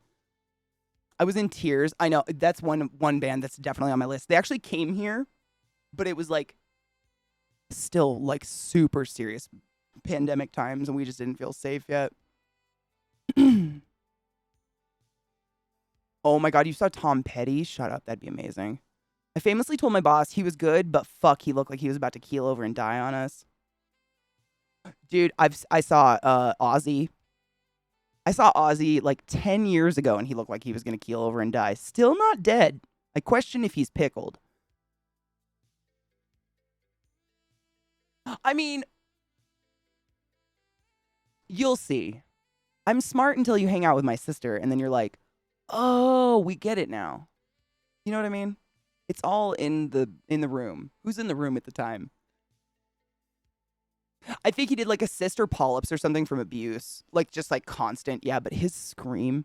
I mean, to this day, I still think the Avenged Sevenfold guy has one of the best screams. And I'm not saying like a screamo emo scream.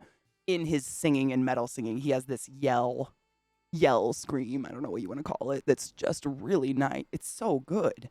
It's not abrasive. It's not shrill. It was just, oh, I miss it. I'm sad about it. Some bingo. I actually love bingo. Is that a joke? I can't tell. Did you really get out? God, I'm jealous. You're seeing Ginger in Helsinki? Oh, dude.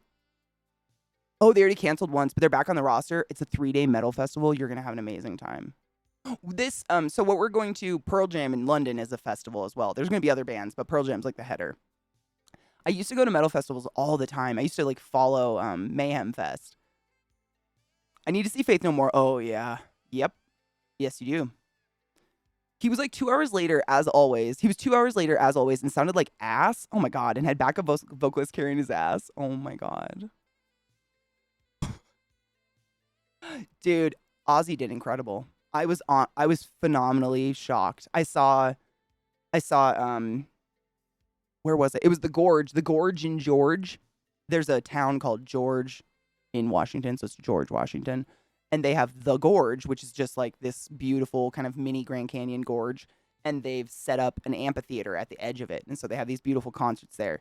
And it doesn't really matter what concert you see there. The Gorge is enough. I mean, it's seriously like one of the, oh, it's pretty. It's real pretty. But I saw Ozzy there and I saw Andrew WK was the opener, which I was actually more excited for. And all he did was plug in his iPod and play a mix of other people's music. And then Ozzy got on. But the cool thing was Ozzy came out like basically looked like he should have a cane, like waddle, like out to the mic, sat up straight, voice pure as fucking lightning, and started doing like essentially cartwheels across the stage with the mic. It was like the drugs kicked in. It was the weirdest thing I've ever seen. It was like that Willy Wonka scene, you know, where he's like, and then does the somersault. I don't know, man. It was a great show. I was so fucking shocked because he was, hello, like, you know, Ozzy. But it was great. Sacramento and Louisville. Yeah, I think one of the shows that was this year was up here. I think, and that we bailed on. We didn't even buy tickets. We just ended up not going because it was like we had a breakout infection or something. And both Zach and I have managed not to get COVID. We've been fairly safe. I mean, we're not psychotic about it, but I'm kind of like still on that train. Yep, I think it was Black Sabbath. I'm trying to think if it was Black Sabbath or if, because, you know, sometimes Ozzy just does shit on his own. I think it was Black Sabbath that we saw because they definitely played Crazy Train. Great fucking albums with, oh my God, with great tunes that are timeless and age incredibly well. Led Zeppelin, all day, every fucking day. Oh my God, you saw Primus? Primus is one of my favorite bands of all time, and I've never seen them live. I'm so jealous. That actually hurt me. I actually felt a little pain right here when you said that. I'm so jealous. I didn't start going to concerts that I wanted to go to until I was like way after college because I just did not have money. I went to concerts with my parents. So I've seen Tim McGraw a lot and Trisha Yearwood. And they're great, by the way. Amazing shows. Don't judge. Faith Hill. Sheryl Crow. Those were my first concerts. I didn't really get to, my first concert, actually, I was 17. I got to go to my first concert ever that I bought tickets for. It was CKY in Spokane at the Bourbon Street. I don't think it was called Bourbon Street yet, though. It was whatever that tiny little, you know, ground. What is it called? What was it called before Bourbon Street? Oh my God, I just blacked out. Oh, it's in Spokane. I can't remember. But it was fun. It was CKY. It was great. Katsumushi. Shut up. Oh my God. My little sister, I'm not even kidding you, Kat. This is real. So when she was going to college, she was going to UW. She would walk a block from her apartment up the street to get a coffee at this little coffee shop every day, just like a local, not a Starbucks. Nobody in Seattle drinks Starbucks, sorry. Just a local place. And she told me that more than once a week, it was almost exactly in tune with Dave Matthews, who just happened to live in the neighborhood. And he'd be like standing behind her in line almost daily. And she never said she didn't know what to do. She said it was just the most panicky times to buy a coffee of her life. Ever. What a weird time. I wouldn't know what to do either. Oh, I've seen Alan Jackson. They're great. I grew up on really good country, man. I don't hate it at all. It gets kind of repetitive. I feel like I grew up in the era where it was like going from good country to shit country. When I was in high school, it was like when Taylor Swift came out and decided to go pop lobby. I saw that final Black Sabbath tour as they came through Denver. No shit. I think that's literally the one I saw in the Gorge in George. And we saw it because it was the last tour and it was I'd never been to the Gorge before. The tickets are always expensive because it's really pretty. Everybody wants to go. But it's one of those places, it doesn't matter where you sit. It's just fucking gorgeous. The show is on the edge of the gorge and it's just like the sunset is happening while you're watching the show. It's incredible.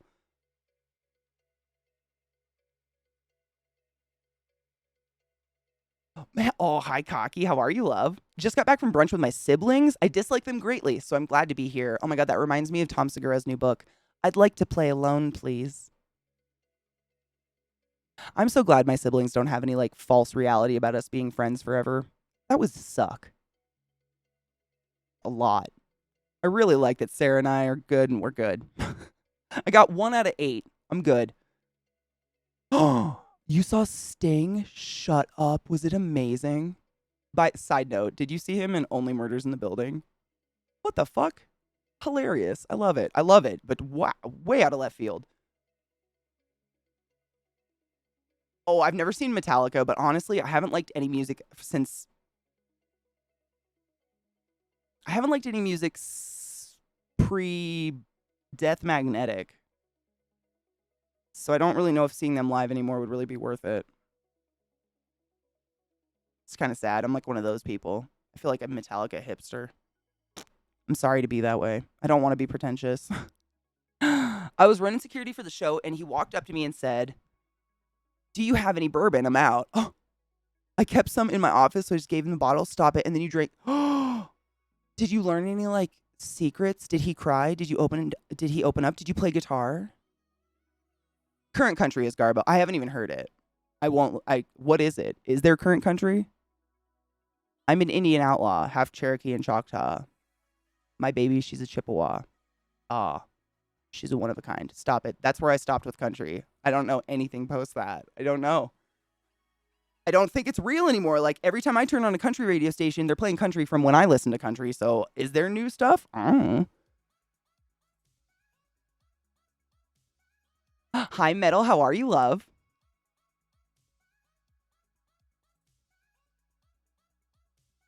I just looked up Bloodywood. They're going to be in my state in September.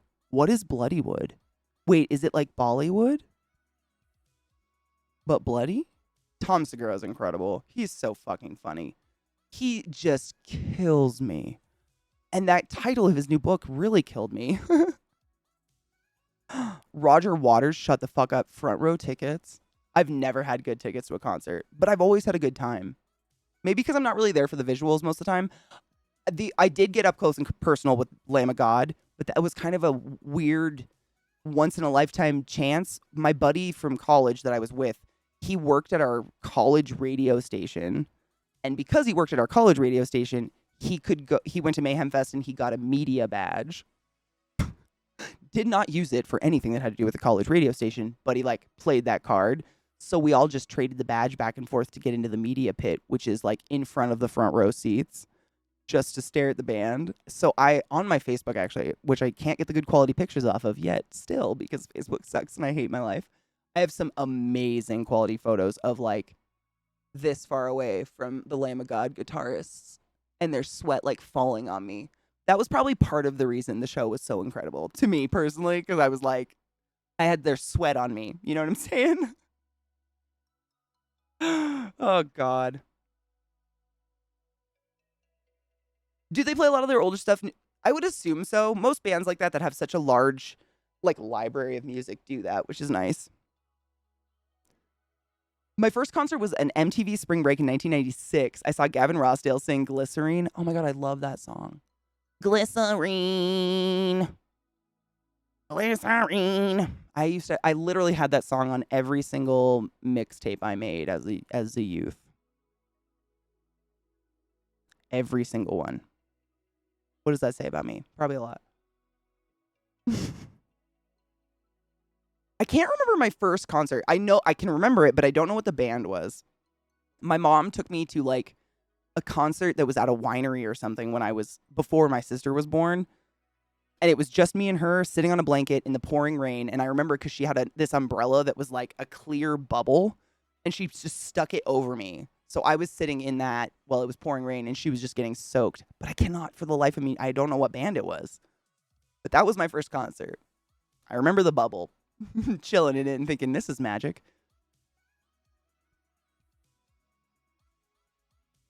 The best concert I ever went to, oh man, how could I even pick? I don't know if I can play that game. Nirvana in New York. Oh my God. They did Unplugged Deadly for MTV. Oh my fuck. Dude. Speaking of, one band that I am to this moment of my life, tragically, I am pissed at myself for never taking advantage of it while I could. I have not seen Foo Fighters live, and now I won't ever see Foo Fighters live. And I hate myself for being an idiot thinking music will be here forever. Just put it off, Katie.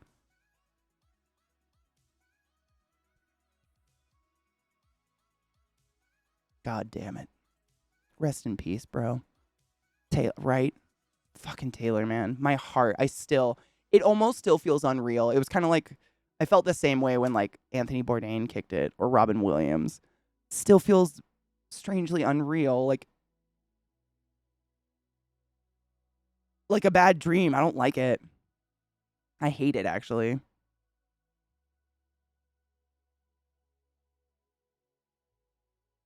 Oh, it is the Indian metal band. I have seen them. They're amazing. I remember we watched music videos of them, I think, on stream when we could without being arrested. I saw Kenny Chesney when he was first starting out. Me too. Back before he became the island boy. Dave just asked me a lot of questions about me and what I was going to school for. Oh my God, cute. You were a BB. And he shared some fun anecdotes about other shows he had done with Tim Reynolds. That's pretty dope. I've seen him once. I've seen Dave Matthews one time. I saw him in Virginia like 6 or 7 years ago. But it was an amazing show. I mean, he literally just jams the whole time. But I'm the type of person that I'm not really there for individual songs. I'm there because Dave's an incredible guitar player. Like, I'd go to a John Mayer concert. Do I like John Mayer music? No, not at all. But that bastard knows how to play a fucking guitar. Why he keeps pumping out this mothers will fuck with their brothers or whatever songs. I don't know, because his guitar skills are off the wall. What you got cooking? Cooking? Street to Album by Hank Williams? Yes. Yes, I have. I don't remember if I liked it or not, though. Man, it's been a while. I listen to a lot of music all day. Any moment that I'm not streaming, I have music going. Sometimes I play music on my breaks for 3 minutes. It's crazy. I always have it going. Because I usually have a song in my head. My first concert was Britney Spears. I think you've told me this, and I'm still to this day extremely jealous. I never got to see Britney Spears either. 2 months later, my second concert was Enter Shikari. Oh my God. Talk about yin and yang. Jesus Christ. Called Raj Against the Machine. Shut the fuck up. That's so fucking funny. I love people that are okay with being punny. I think I've been front row for 10 shows now. Jesus. First one front row was Gorillaz? So, I mean, do you count it front row if it's general admission and I'm tall and push my way forward? Because in that case, I've been front row for quite a few shows. But have I ever paid for a front row seat? No. I just can't do it. I don't like spending money on myself. Don't let the days go by, glycerine. I can't do the constant vibrato he does, but glycerine, I can't do it. Nope. He's like a little flute. It's amazing. Isn't that the guy that cheated on Gwen Stefani, though? Skillet? Oh my God, that's great. That's almost as bad as me and CKY. Hell yeah. Thank you for being as ghetto as I. Was Rush? I have so many Rush DVDs. I love Rush. I have like 5 Rush show DVDs, but I've never seen them live. But I love them. I was there with my girlfriend at the time, innocently holding hands and leaning on each other. When I hear the song, I can still smell her shampoo. Oh my God, that's so weird. But kind of cool. I have music like that too, honestly. But it's just because of where I learned. Like, I wasn't exposed to metal until I started sucking dick. And then the boys I were attracted to liked metal. And then I got exposed to metal. And so, like, there's, like, if I listen to old Primus, like the Beaver song or something like that, I smell that, like, sick, thick, young man testosterone bedroom smell. You know the one I'm talking about. Not gross smell. Not, like, dirty young man. Just that, like, he's got nut hair kind of smell. I don't know what it is, but it's there. I remember it. But that's where I was really introduced to most of my favorite music ever. Did you? Oh my God, Ghetto. I would have killed. I mean, Foo Fighters is just one of the most best bands ever. I'm still really sad. I've seen Foo Fighters live about a dozen times. I've heard Dave Grohl is literally one of the coolest people ever. You want to know a weird story about Dave Grohl, Katsumushi? When I was in college, one of the girls I was in school with did nannying on the side. And she had to go do nannying down in Seattle one week. And she was like, it's super weird. Like, I got hired for this job, but I don't know who the parents are. But it was like through a service. She was like through a service. So it was all above board and everything. She was nannying Dave Grohl's children. She had no idea. She literally like sat with his kids when they were little on the side of the stage while he played while Foo Fighters played. Fucking wild. She came home and she was like, you won't believe what just happened. I didn't believe it at first. She had pictures. It was crazy. Oh, I saw Soundgarden right before he died. I saw Soundgarden literally, it was at the Auburn Amphitheater with 9 Inch Nails. Like right before. Same. Where did you see him, Ty? Was it the same tour with 9 Inch Nails? I can't remember what the tour was called, but it was him and 9 Inch Nails went around for a tour for a bit. It was a while ago, obviously, but yeah. Oh, he died the night before. Nuh-uh. I literally saw him like weeks before. That's our 9 stages of Kevin Bacon right there. It was so weird. It was an amazing show. Good morning, DJ. How are you, love? Sorry, I'm trying to catch up on chat. There's an actor that's rising in stardom lately. He's been cast as the main guy in the new Austin film on Netflix. He's Cosmo Jarvis. He's from the town I lived in, and my stepbrother is his friend, and I've seen him perform quite a few times. Why don't I feel like that name sounds so familiar? Hold on, I gotta Google him now. I feel like I know exactly who you're talking about, Lizzie. I do. He is a good actor. I've seen him in a couple things. He's been like much more recently in things coming out, right? What's my favorite Britney song? How do you pick? Is that a fair question? Yes. Um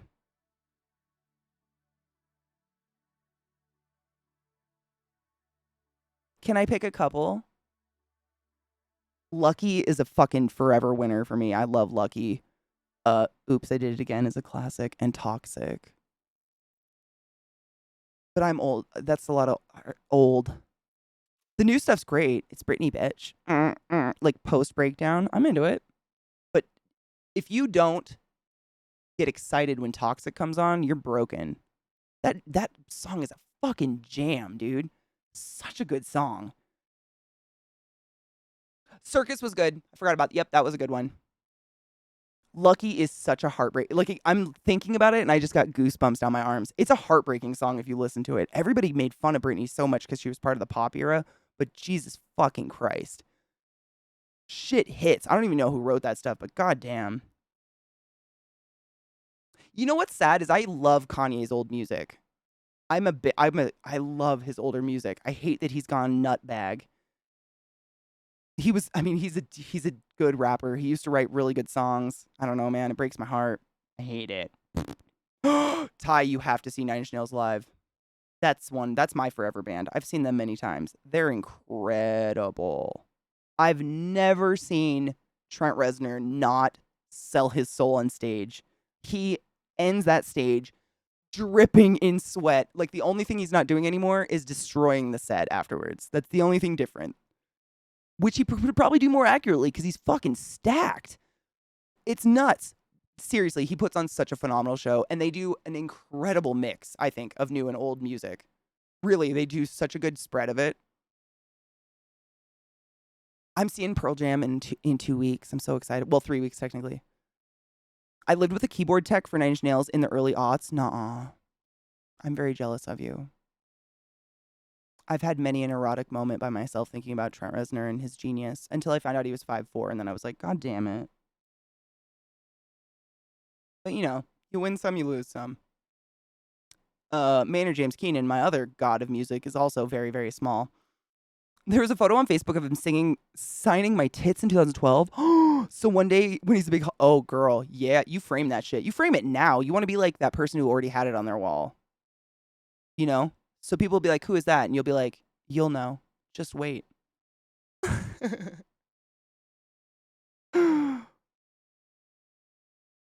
I had an economics professor in college who always ended his emails with a long line from a Britney Spears song. That's incredible. That's incredible. If You Seek Amy was really clever. I didn't catch on to that one for a very long time. And I think I didn't really catch on to the new music that came out after her post breakdown for a bit. It was just so different, and I think I had gone in real hard into metal for a bit. Now I like everything. My music lists would annoy the best of them because they go from Toxic Britney to like Still by Nine Inch Nails to Tim McGraw, Indian Outlaw. Like it's a fuck story. That's ADHD in a nutshell, though, I think. But when I was younger, you know, you'd like binge genres that you just found, and I remember I had never heard Metallica or, you know, Led Zeppelin, or that I was aware of. Like, I'd probably heard nips and clips throughout my life in movies and stuff, but I'd never been exposed to that music. And then when I was in middle school and high school, it was just like the tidal wave of boys showed me the music ways. All my man friends, and I was like, I still remember the exact moment and place I was when I heard the very first Nine Inch Nails song I ever heard. And I had a little mind-gasm. Speaking of Nine Inch Nails, go see your favorite band ASAP before they make a bad new album. Oh my god, word. Or before someone in the band dies. Heartbreaking to me. Heartbreaking. Foo Fighters trolling the Westboro Baptist Church? Stop it. Wait, can we watch this? Is there any music in it? Like, if there's any Foo Fighters music, I can't play it. And that sucks. If you're rich enough for long enough, you go crazy enough. 100%. 100%. I think she's done quite well considering. Like, her rise to fame was so young and so, like, just, like, vertical.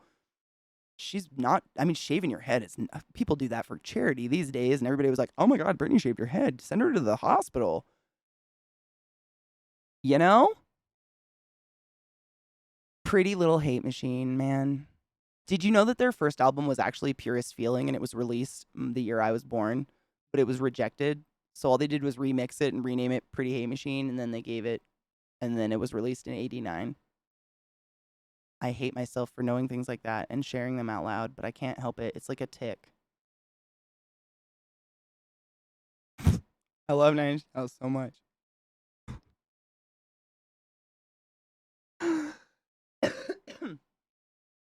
I've seen Brad Paisley too. Brad Paisley puts on a great show.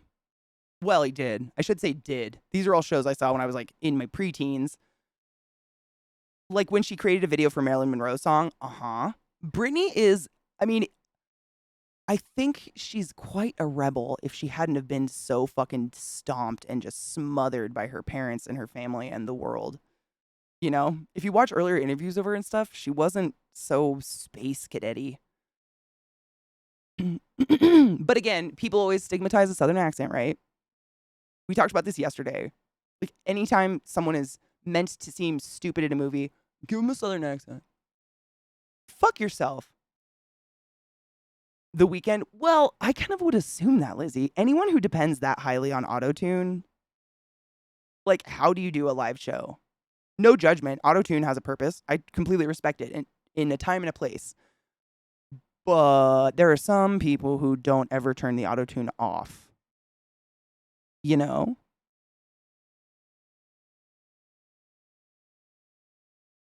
I don't know. It'll just be.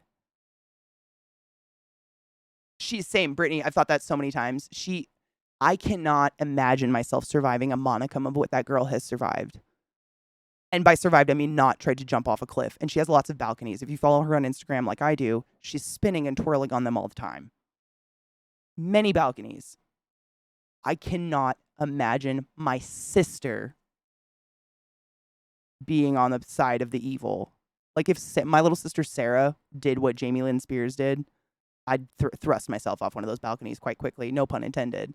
I cannot fathom. And she somehow did it. Crazy or not, bitch is fucking hardy. Oh, Colin Ray. Oh my God, was it amazing? He signed records. Stop it. I don't think I have anything signed. But I'm really scared of famous people I like idolize. I won't go up to them. I'll run away. You saw Post Malone live? Was he good live? He doesn't use he's not like 24/7 autotune. I've seen him do like a cappella stuff. He really does have that vibrato. He does have some singing skills.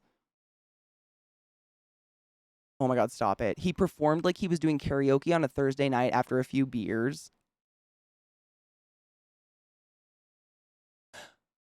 Oh my God, I saw Marilyn Manson long time ago. Oh wow, look how rapey he is era.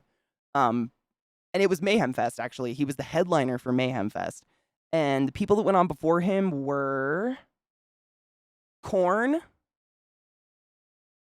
Rob Zombie, and one other. I can't remember the other one. To say the least, the openers for Marilyn Manson were phenomenal. I mean, literally, like, I don't even know how they did set changes. Rob Zombie was on, and the entire set was like built up like a trashy alley, but covered in like neon paint spray because that was the album. I can't remember the album name. It was like the funky 70s feeling vibe album. I fucking forgot what it's called. Anyways, that was all over the place, and like they were slamming drums that were spitting glow in the dark black light paint on everybody. And then 5 minutes go by, and then it's Korn on the stage, completely barren, totally clean stage with like an oil rig doing this shit in the background in a silhouette. And Korn, they don't have to be your favorite band. You don't even have to really like them. They fucking show. They put on easily. They're one of the best concerts I've still been to to this day, and they're not one of my favorite bands ever. I like them. Definitely listened to Korn my whole life.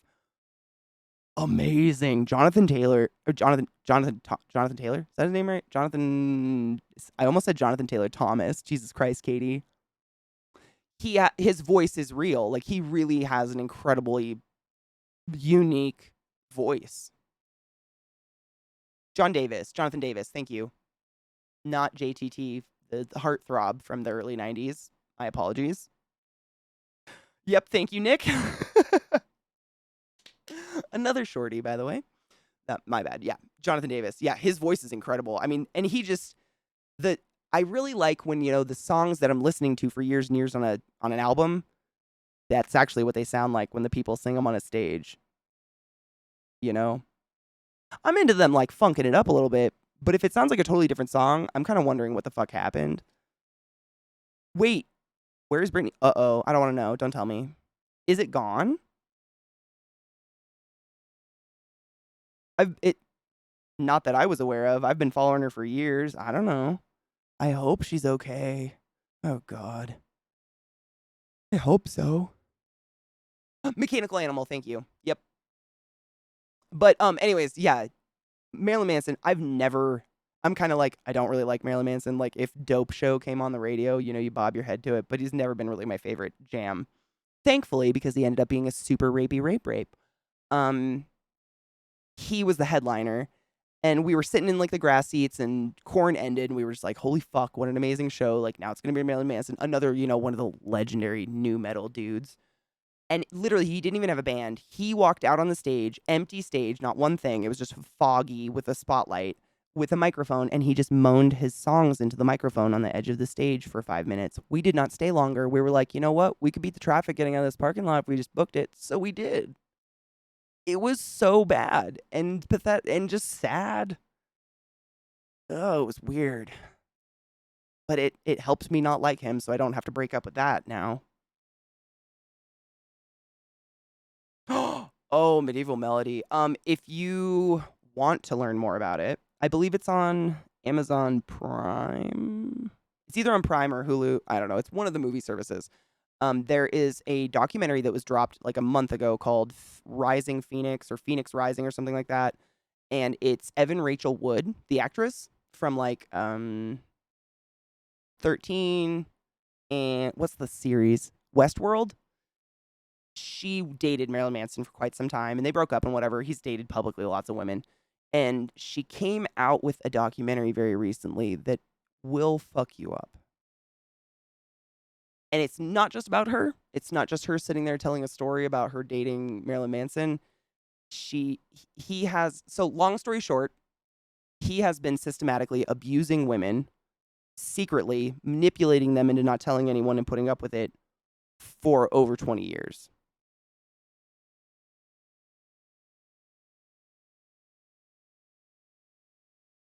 Things like sneaking them meth to get them addicted to only drugs he had, like geeking them.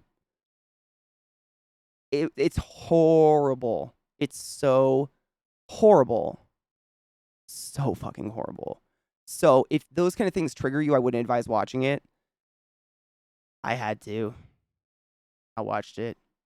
There's nothing like graphic. I mean, it does show pictures of injuries on her body from him because he beats the fuck out of her. But it's just, you hear a lot of interviews, her talking about her experience and breaking down, and then other women he's run through. His assistant, he would lock in a closet for 4 days and make her stay awake with him for 4 days straight. Things like that. Just psycho shit. But it's always women. His assistant was a woman. It's always women, and he just does this really manipulative, psychotic behavior. It is so... Nothing like... I hate to say it's not shocking. Maybe because I'm not a huge fan. I didn't like have a blown up opinion of him or anything. It's just disgusting. It's so fucking disgusting. Ugh, it's gross. That's the worst, Glut. It's the worst when you actually like the art coming out of someone. Yeah, no, I totally get that feeling. It's the worst. Marilyn Manson. The dude, not the band. It's the documentary is 2 parts, if that tells you anything about how much there is to show. Like, it's just... And it all started because he made Evan Rachel Wood sign a contract saying she wouldn't tell anyone all the things he did to her. So she legally could not. I mean, she could go get therapy, but she couldn't tell anyone what happened to her or why she needed therapy, like all this stuff. And so she ended up going to a support group, and there was another girl there who had gone through something similar with Marilyn Manson, and they were like, you signed a contract. And it just grew. Like it turned into like this enormous group of women who have all gone through the same thing who can't say anything. Because he knows he's going to abuse them before he abuses them, but they don't know that. So they're like, oh my God, NDA, cute. It's, ugh, it's really fucking bad. Dude is bad. Bad dude is bad. I think that's why he looks like he's a melting turkey. Because he's melting. Oh, and he also worships Nazi memorabilia and collects it and has a few Nazi tattoos.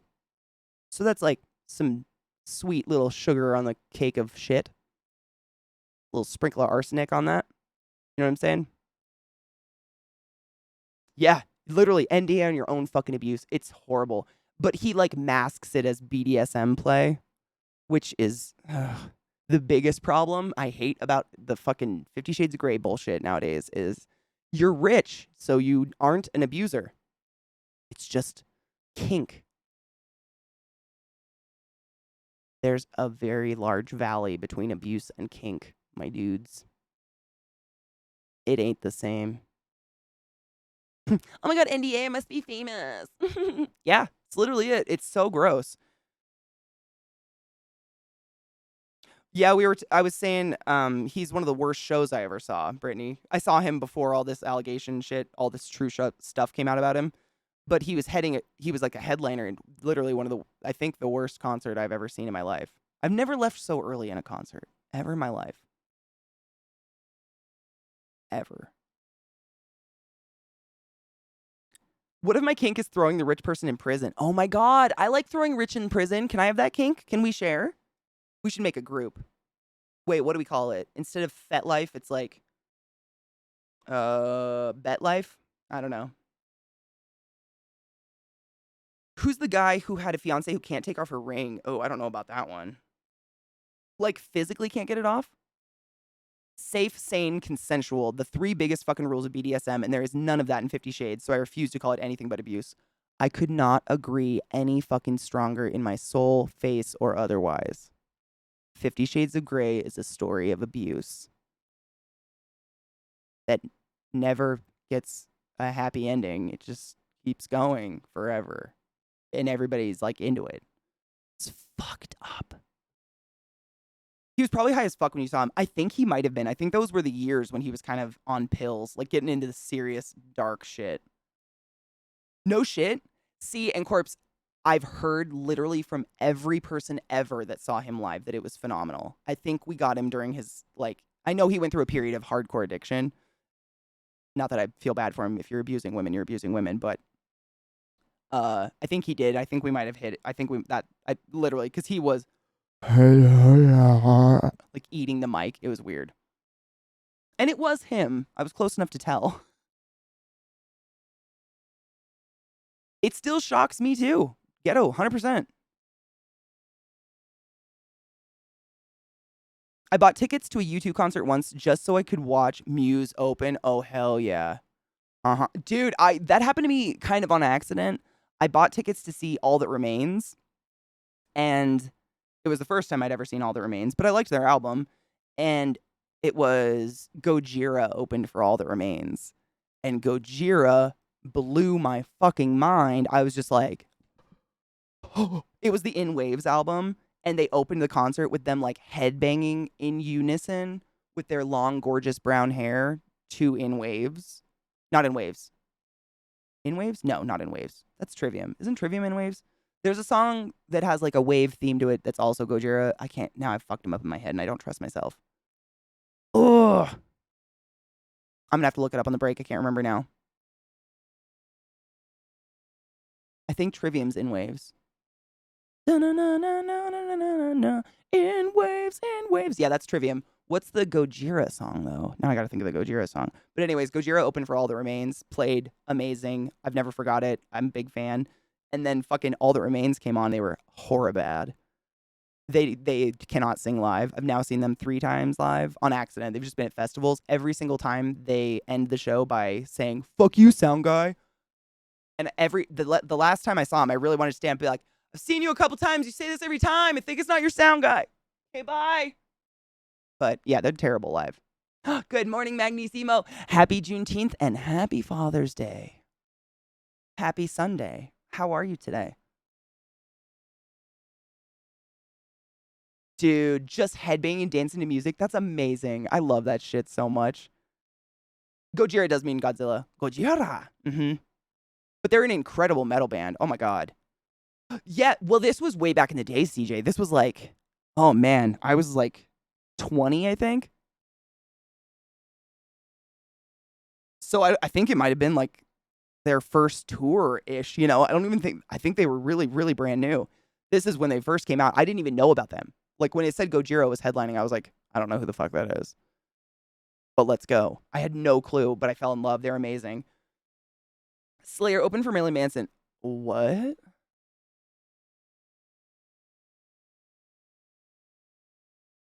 That does not compute in my brain. What? Who opens? Wait, who does Slayer have to open for? The fuck dick? All right. I've seen Slayer too. Great show. Lots of fucking Nazi shit on the stage, though. That was a little weird. Did Pucifer play The Humbling River? Absolutely. It's one of my favorite songs ever. I look for it. They are the only project Maynard is involved in that I haven't seen. That's my favorite song. Yep. I don't know if they do it anymore. So this is the shitty thing or the thing about Pucifer. So in Pucifer or Pussyfur or however you want to pronounce it, I've heard it many times. I don't really care. It's Pucifer. When they first came out, it was just Maynard and his band. And then after Conditions of My Parole, they started working with that woman. I can't remember her name now. She had like a little project of her own that was very indie and boppy and weird. And now all of their music is together. Like she's basically in the band. And since she's been in the band, I haven't heard any of the songs from the first album because she's not on it. She is great, but they don't play the first songs anymore. They only play stuff she's in, which is good stuff. I mean, she's great, but Mama Said, Indigo Children, hello? So many good songs. And I've seen Pucifer twice. First time I saw them was without her before she was incorporated, and they did play like a really good spread of everything from Conditions to Parole back. But then when they had her, it was literally just the new album. I didn't even know most of the songs. It was kind of a bummer. Still a really good show. It was the album where they had like the luchadors on stage wrestling half the time, like real luchadors. It was amazing. But yeah, just because she's not in them, so I don't. That's kind of like. But I can't speak to future concerts. I mean, maybe they will. I hope so, because those are my favorite albums. Honestly, I like the new stuff, but I like everything before it better. Humbling River, man, all of them. I could go on. I love Pucifer. They're my favorite Maynard project, easily. I mean, I like Nine Inch Nails. Tool has been around so long; it's like a part of my skin at this point. I love Tool. I love A Perfect Circle, but Pucifer just is my favorite, just personal sound. I guess I like the sound of it. I don't know what it is. Yeah, Glut. It's very like when I saw them, it was at the Auburn Amphitheater in Seattle, well, near Seattle. And the background stage literally had 2, like, the eagle just spinning with fire. And they had upside down, like, crucifixes spinning with fire. And it, like, they didn't have a swastika anywhere. But it still felt very Nazi-ish. You know what I mean? Like, if you can make me feel like, is this Nazi stuff without having a swastika? Like, you have to be trying, maybe. Or a very bad accident. I don't know. It just felt interesting. Fuck yeah, Corpse. I have a couple Slayer t-shirts. I've been listening to them for years. But I am a Jew. And the Nazi shit made me mildly nervous. But the music was dope.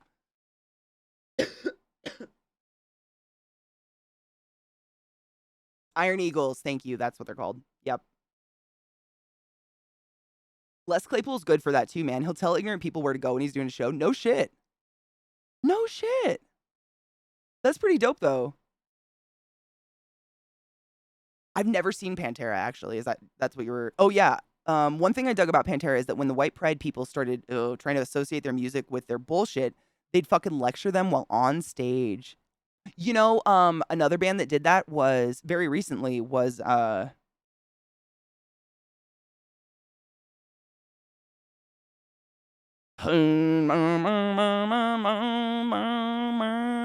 Naruto. Jesus fuck, why does my brain do that? I will know the name of the band at any other time until I want to tell you it. I have to Google. I hate my head. I fucking hate myself and my brain. It's broken.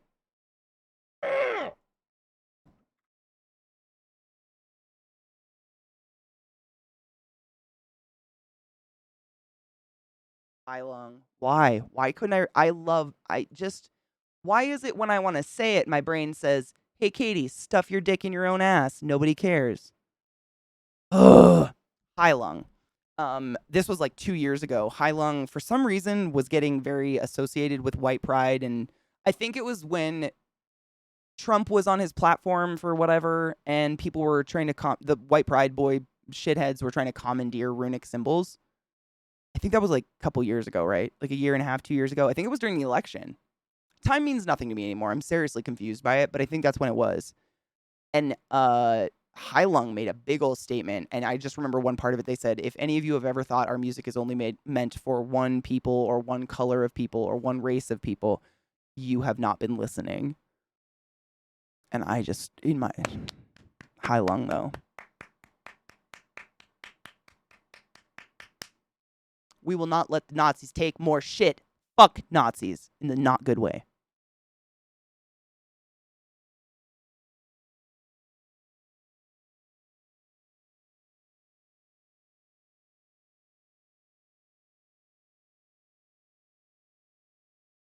If something gives you a Nazi vibe, then it gives someone else a Nazi vibe, and someone else has told them that it has a Nazi vibe, and the band knows it has a Nazi vibe and has not changed it. I feel like I fuzzed on my face, sorry.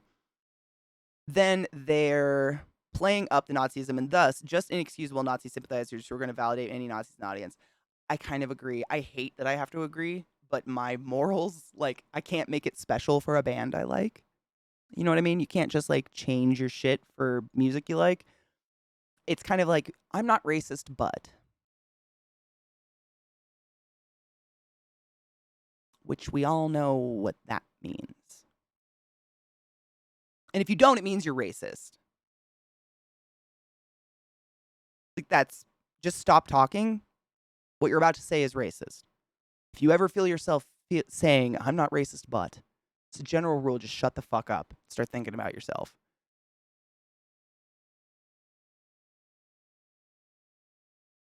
Unfuck the Nazis. They don't deserve that privilege. 100%. I think we stuff their dicks in their own butts. And I know a lot of you are going to be like, they're not that long.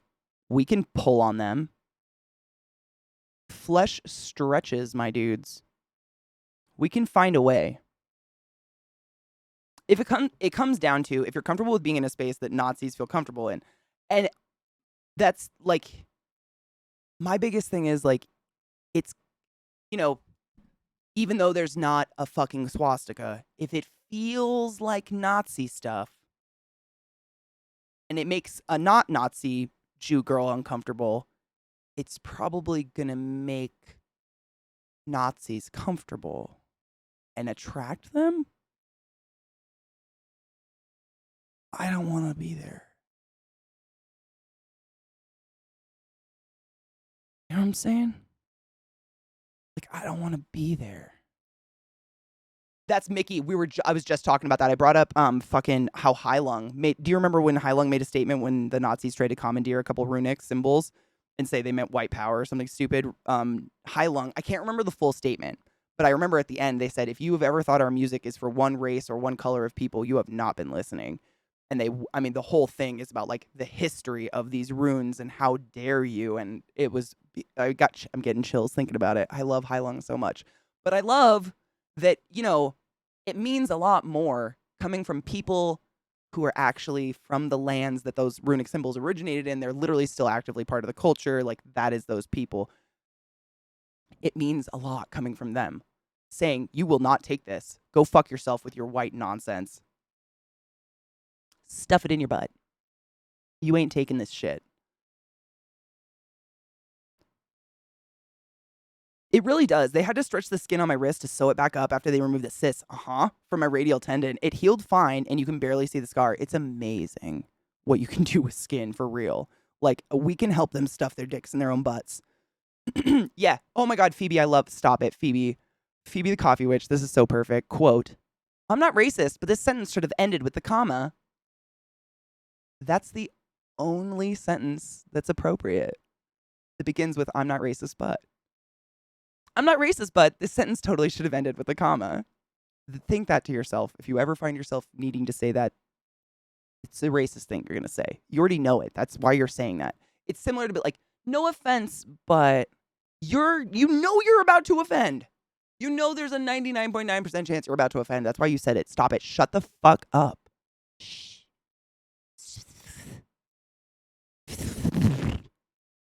It's easy. I do it a lot. Like, pretty much anytime I'm not on stream. All due respect, but I stop listening when that happens because I'm like, you ain't respecting shit, bitch. I think it teeters a fine line of just constructive criticism and someone being downright rude. 100%. 100%. I think there's a really nice way of letting someone know, like, something without being a condescending prick. But I feel like people use that kind of language as an excuse to be a condescending prick, you know? No offense, but they totally want to be a condescending prick. They're aiming for it. They're just trying to make it not so obvious. Look at my dog. Do you see Trick, like, burying his nose under me? Is it break time, Bubba? Hello, my sweet void boy. Do you need to make a potty? You're so cute. My boy. He's been very clingy today. I don't know why, but I'm into it. I love a snuggle. At risk of sounding, yeah. I mean, I'm not racist, but I mean, it just says itself. It just writes its own, man. Just writes its own. Let's take a break. It is. We've been live for 3 hours. Let's get an ad out of the way and take a break. They're making out on my lap now. Trick is licking Lilith's teeth. It's very weird. Wait, can I take you and Zeke with me to Mars? We can make the planet our own. Amen. Can I grow pot there, do you think? I'll be the first. I'll cultivate it. I'll find a way. I don't want to be called a condescending prick, but I'm about to be one. And I'm going to like it. Something I do is I write a reply comment, whatever, and then just not send it. Oh my God, I do that all the time. That's actually a huge piece of advice my therapist gave me. Not even kidding you. She was like, if you ever feel the need, like you just need to get something out of your system, like you're really angry at your boss because they were rude or did something that was just condescending or something, open up a Word document and compose an email to them and tell them everything and then delete it. Like, don't write it in an email because you'll accidentally send it. Don't risk things that highly. Open in a document, Word document. You write everything you've wanted, everything. And you just delete it. And it's seriously like, it's like a mental purge. It's incredible. I am so fucking for this method of, like, getting shit out of your system. It's real and it works, man. It is magic.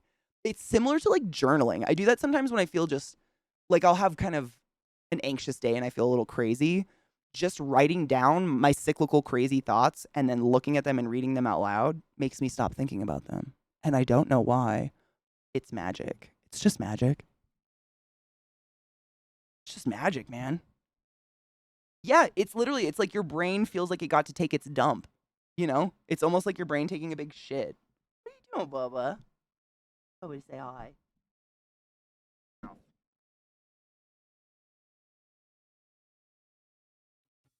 Good boy. Writing has a psychosomatic effect. I believe it. 100%. I mean, I've been very for the analog writing process much of my life because once I remember when typing, like teachers started requesting typed papers and stuff, like on a computer. It was really, really hard for me because for some reason, typing information, it doesn't register in my head the same as it does writing it, like handwriting it. So I can type the same sentence 50 times over and forget I've typed that sentence. Like I have to seriously be able to type without looking at anything except the sentence I'm typing. Because I'll look at it and be like, and then the crocodile, and ugh, read the whole paragraph, get to the point I was copying.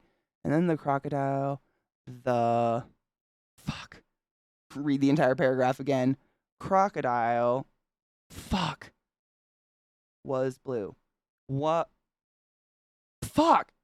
Was. Fuck. Like, this is the process. Typing for me, it's horrible. I despise typing on such an unreal level. I'd rather choke on glass in a freeway of traffic. I despise it. I'm not good at it. But handwriting, fucking A, dude. It's a totally different game. It's like talking. It sticks. It's weird. Ghetto, fuck yes. Which one did you have? Just curious. It's a simple way of meditation. It slows your thoughts a bit to process the writing part.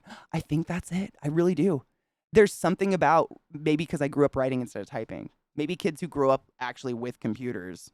It's different. Typing for me, it's just garbage. Yes, let's hydrate and stretch and take a fucking break, my dudes. My dogs need to go outside anyways. Oh, my collarbone just popped. That felt so good. Hell yeah. Lizzie, if you get bored or need a break, we will be here hanging. Good luck. See, Delacora, I wish. I fucking wish.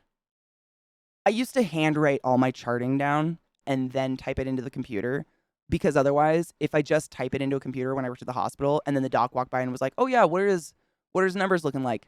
Couldn't tell you. As they were gone out of my head as fast as my fingers could fucking type them. But if I handwrite the exact same numbers down on a tissue paper, I can still remember patients' numbers to this day. No clue. I'm broken inside. We're all aware. Let's take a break. I will be. Oh, Miniman. We're literally just taking a break, but I love you. If you have to go off, thank you for staying high and coming by.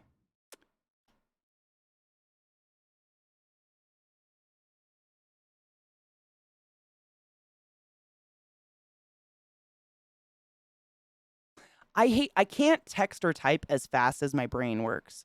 So by the time I've read someone's text and I go to reply, my brain is on fire. And sometimes I just faint before I can reply because so many replies have already gone through my head that I cannot text that fast without a typo. I just give up.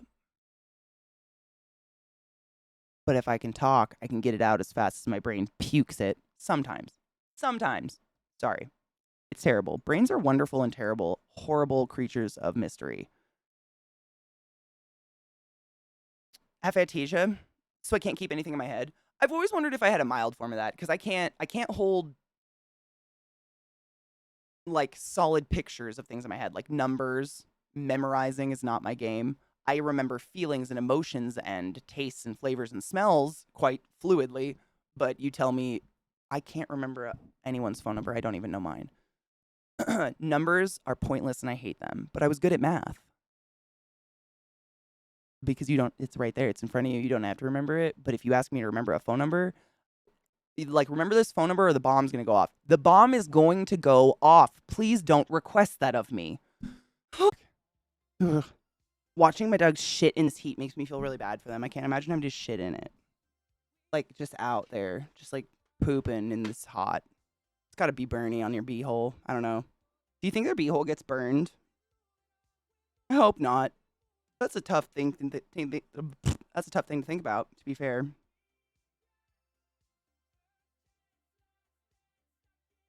Mickey, I'm just happy like that we live in a world where we have media and stuff where your heritage, people of your heritage have more of a platform to fight against them taking it or trying to commandeer it. You know what I mean?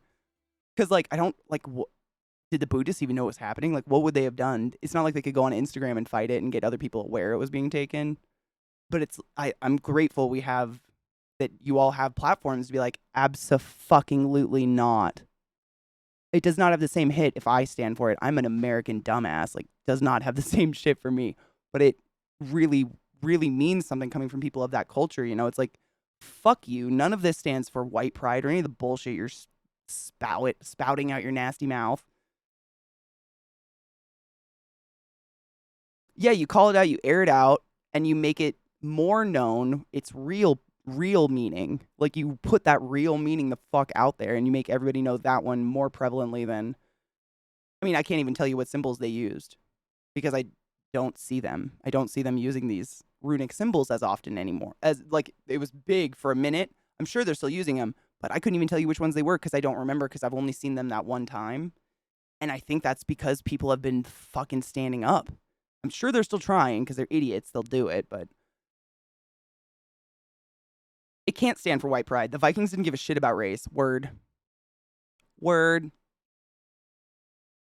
I don't think the Buddhists did either. I mean, I think that's. I don't know, man. I don't know where. I try to conceptualize like where they come up with this. Where do they like Google? Like, what are they doing to come up with this shit? Like, how did they pick your culture to decide to commandeer? You know? I don't know. The only thing I come up with is they're ignorant and they think Vikings were racist because people in northern countries tended to be very pale because equator, distance, blah, blah, blah, genetics, and melanin. That's all I can come up with. But being white doesn't inherently mean racism.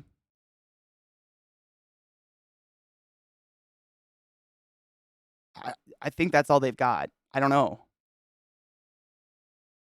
It comes from fear. They fear their own weakness and inadequacy. Oh, 100%.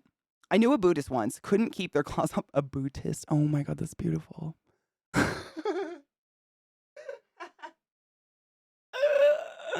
I joined that religion, just saying. They create and cling to mythology, which divinely gifts them with the attributes they lack. Maybe that's it. They're like trying to associate themselves with something that's strong. Like, well, look how strong this culture was. And if we put it on our stuff, we're strong. Meanwhile, they make a flag, don't tread on me, and put a fucking rattlesnake on it, which is, you know, rattlesnakes are literally evolving to not have rattles because they're tread on so often. I mean, do a fucking Google, my dudes. For fuck's sake. I can't.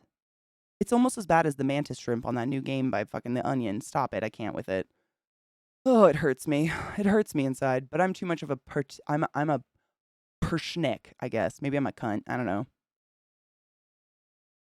I feel like if you're gonna try to make a movement, you would do some research. Not that I want racists to be smart and do research. I hope they stay stupid.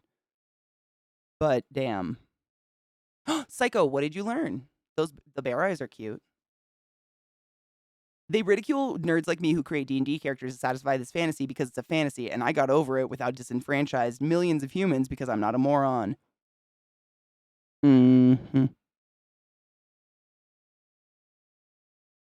Mm-hmm. It's video games that make us violent, though, Ghetto. Look at you and I and all of our violence. Look at all of us. Hey, let's play some Hades. Maybe it'll make me violent.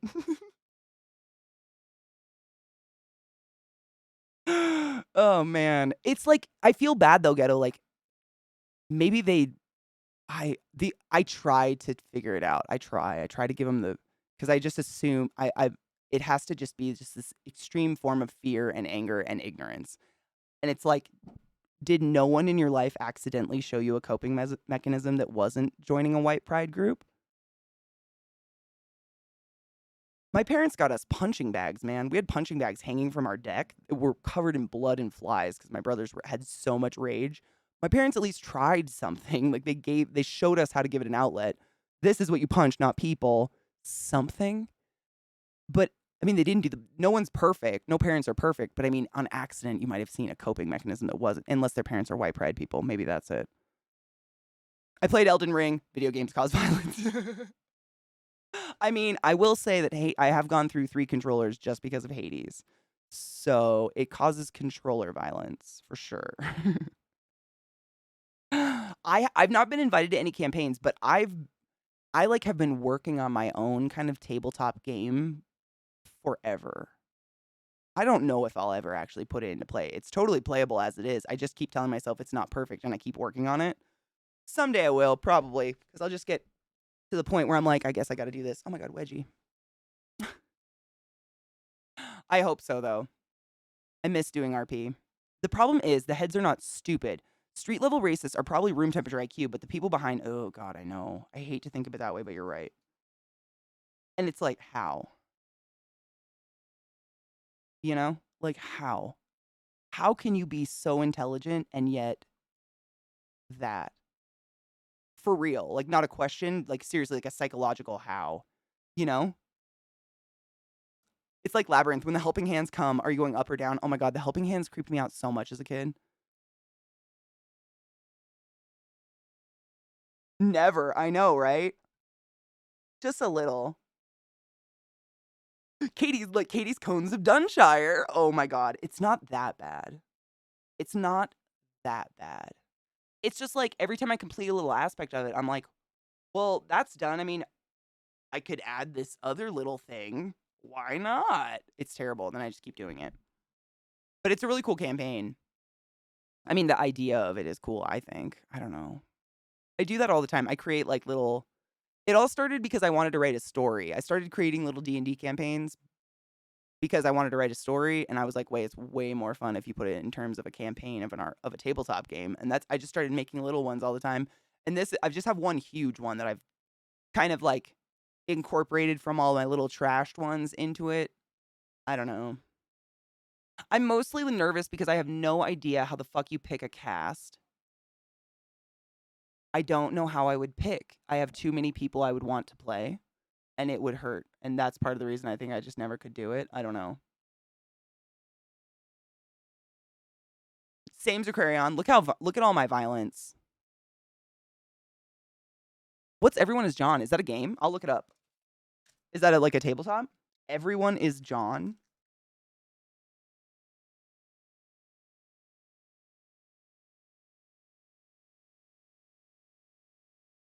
Is it? It sounds like a funny one. Happy Batty Daddy Day and happy Juneteenth. Black Lives Matter. Thank you for cream pieing your wives. Or partners. Wife is implying a lot. I miss role playing. Do her rates go up when you role play? It's probably pretty expensive, huh? All the crying and the cleanup. I get that. Dude, Cones of Dunshire was great. That was probably my favorite part of that show. Like when he goes to the big, what are they called? Oh my God. The big company with the phones and shit, and he just fucking whoops their ass. Oh my God. It's like one of the best scenes in all of Parks and Rec ever.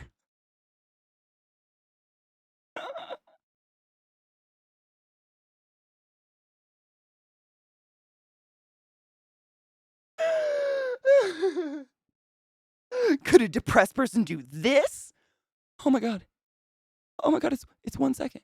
It's 1 second. I spent 6 months on 1 second. Oh my God.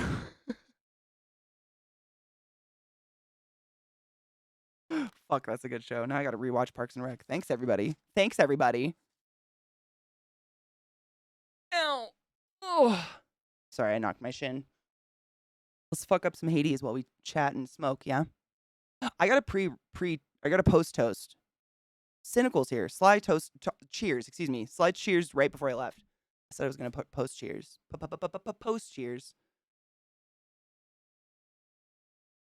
It used to be free. Simple rules should be available on Reddit or elsewhere. Take turns playing different personalities of a person with DID. Oh my God.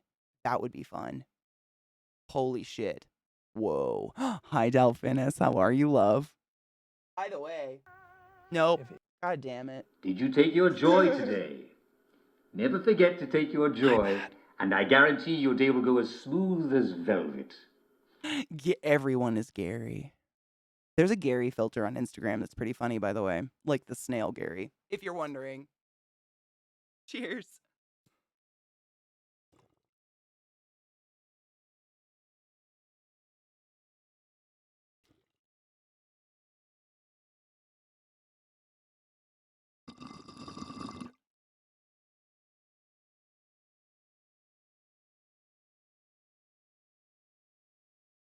I'm up straight. Look at. I know I was hunching though. No, you called me out. I was hunching.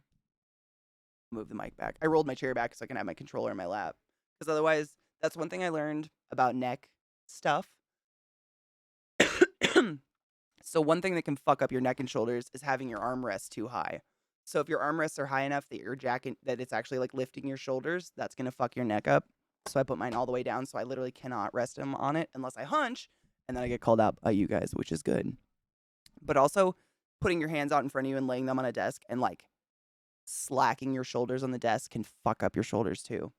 So I keep it in my lap instead. It's weird. It's real though.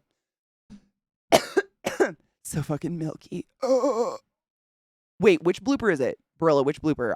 Chris Pratt is funny as fuck in that. I mean, it's still to this day, I think he's the funniest he's ever been in Parks and Rec. Not that he got unfunny once he got fit and stuff. He just got really like a little bit more, took himself more seriously, I think. I know, right? My neck, my back, my arms, shoulders, and crack. For real. If you want to rest your arms on your desk, you want your arm rests should be at the exact level that your desk is at without jacking up your shoulders. So that means your chair needs to be a little bit higher. With total relaxation, bend your elbow, and that, like at a 45-degree angle, that's where your desk should be, and that's the only time you're allowed to rest your arms on them. Shoulders are already relaxed, and they're on the desk. If I did that, my desk is like here. That would be terrible. Look how jacked up my shoulders are. Absolutely not. But if I put my chair any higher, then my legs are dangling and they go numb. So in the lap they go. But it's all about keeping this down, because they turn into rocks and you get the knots like me. You don't. I'm just don't want you guys to have what I have. I'm not assuming you do. You just don't want it. It's so bad.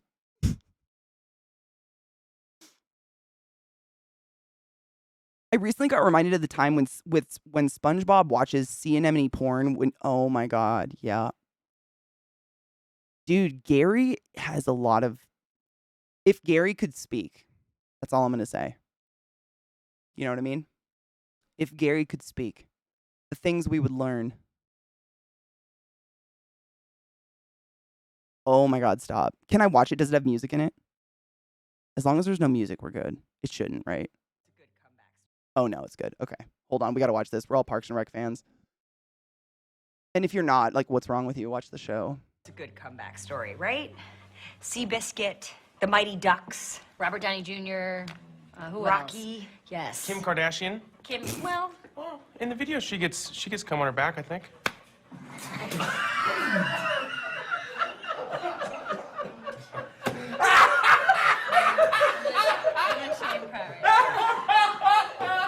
Oh, they're gonna make the rap party.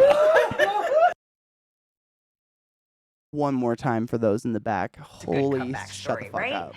Seabiscuit, the Mighty Ducks, Robert Downey Jr., who Rocky, else? Yes. Kim Kardashian. Kim, well, in the video, she gets cum on her back, I think.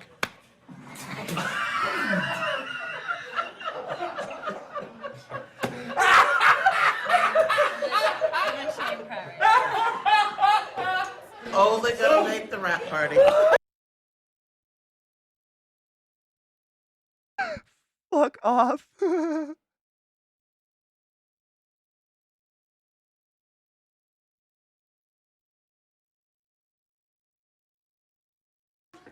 In the video, she gets cum on her back, I think.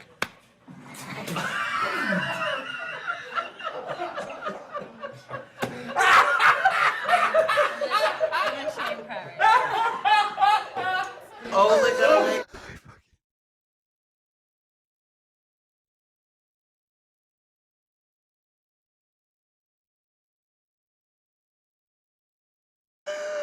Oh my fuck off. What's it like to be clever, I wonder? Is it nice to know you can just do things like that?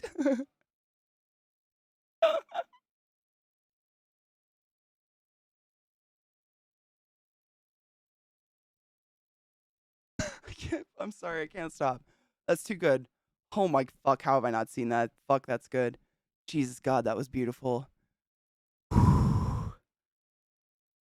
Did he find Jesus? Is that what happened? because I know he went through a divorce, and that was kind of sad because him and his wife, they're actually from Seattle. They're like from Stevens Lake or whatever it's called, Stevens something.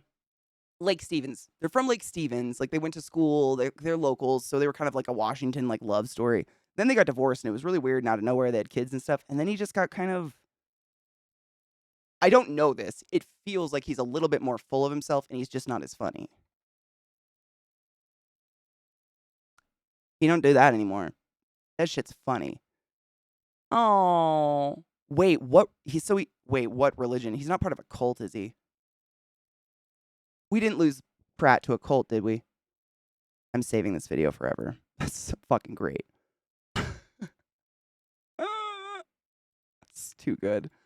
Thank you. Bless your fucking soul for sharing that with us. That was amazing. Oh, Pratt reportedly attends the Zoe Church in Los Angeles, which is affiliated with Hillsong Church, and names like this already sketch me out. With Hillsong Church, and has been criticized by some as anti-LGBTQ. He responded by saying, quote, "It has recently been... Hold on, my mouth is so dry.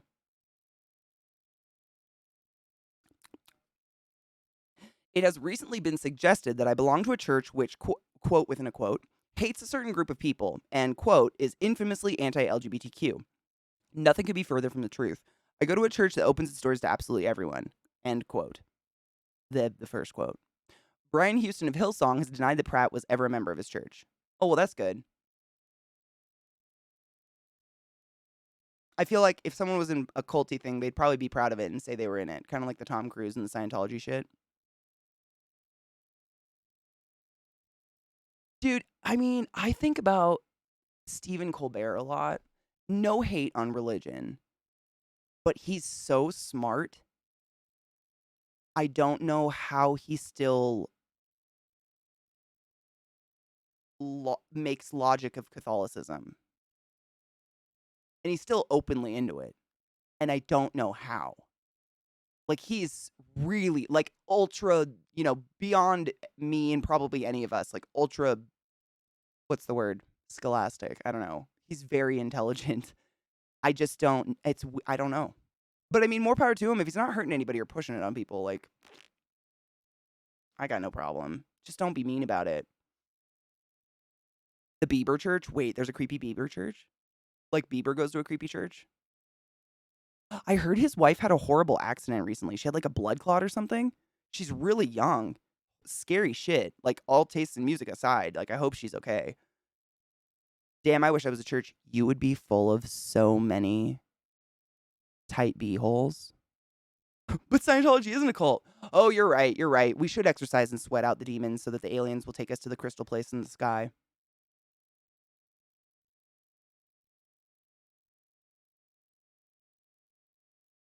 Mm-hmm. To be religious takes a lot of creativity and intelligence to be able to juggle all the contradictions. That's what I'm saying. Exactly. 100%. I was raised Catholic. Like, I'm recovering. That's what I like to say. It's a good way to put it.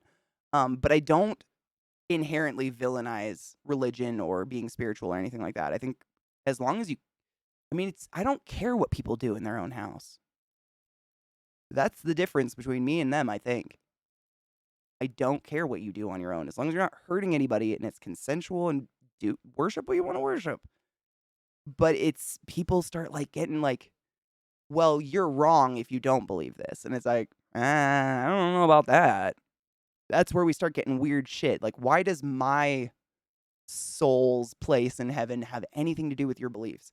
I really think that people like me that don't believe in a god or a white Arabian man in the sky, we threaten the fragile belief system of these people. And that's why they get attacked. If they can't convince us, then that reflects on them as like, is it real?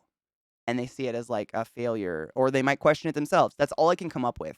And I'm talking to people who are like pushing it, not normal religious. I know lots of religious people who never mention it to me ever. I'm talking the pushers. Like it's got to be they're so fucking fragile that if they can't convince you, that will break their own faith. That's all I can get. That's all I can get. I don't know. It's weird. Yeah, I saw Justin has palsy. I don't know what he got it from, though. They're not doing well. I hope they're okay. Hey, I mean, what's a few nuts without a few holes? I'm just saying. I know, Jack, and that I don't know why. I mean, I know it comes from the original, like, the scripture is like, if you're not spreading the word or giving birth to lots of Christian babies, then you're gonna go to hell. But that's not the way anymore. So it's weird that people still take it that way, Did you see the updates? No. Oh God, the updates from the Texas GOP. No. Zoe, do you have them at hand? I'm scared but excited.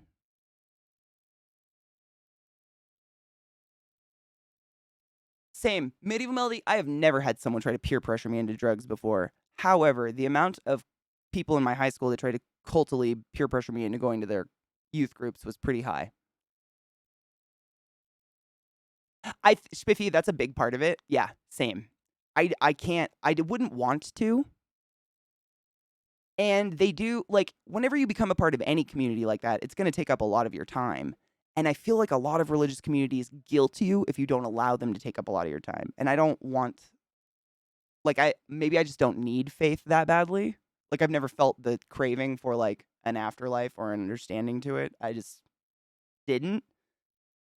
No shame on people that do. Like, I have no hate in my heart for that at all.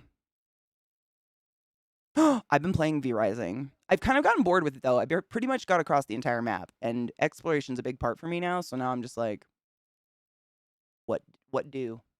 You know? He's recovering. Good, I'm glad. I mean, I don't like his music, but I'm not going to wish ill well on someone just because I don't like their music. Oh, Ramsay Hunt syndrome. Interesting. I wonder, that just sucks.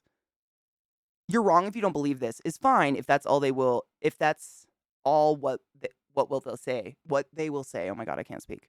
If there's no aggressive push or judgment, they can call me wrong. 100% agree. Like, you can say that all day. But if, like, we can't have a conversation because you're not going to convince me to join your religion, then I just don't want to have a conversation.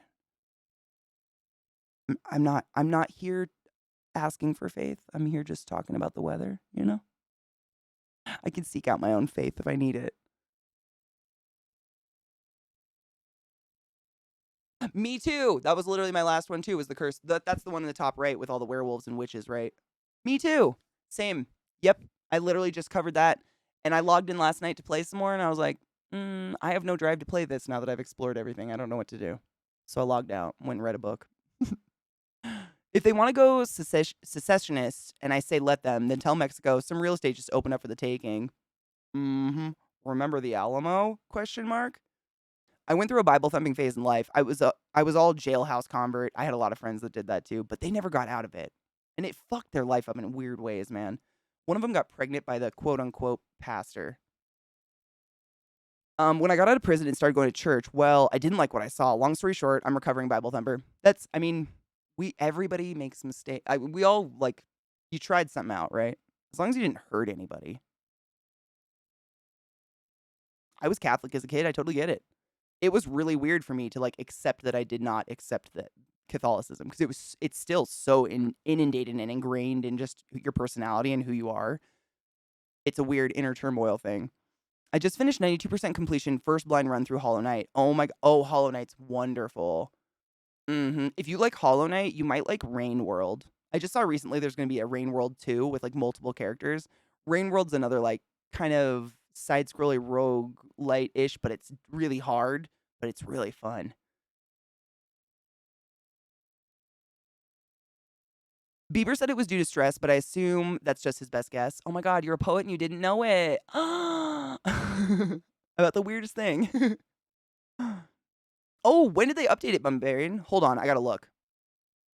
I played it like a couple weeks ago, but I haven't seen an update. Let me see. I just have to see when the last time I played versus their last update. I haven't played in a while. If you guys like roguelites, by the way, Dreamscaper, I could not suggest enough. Holy crap, what a good game.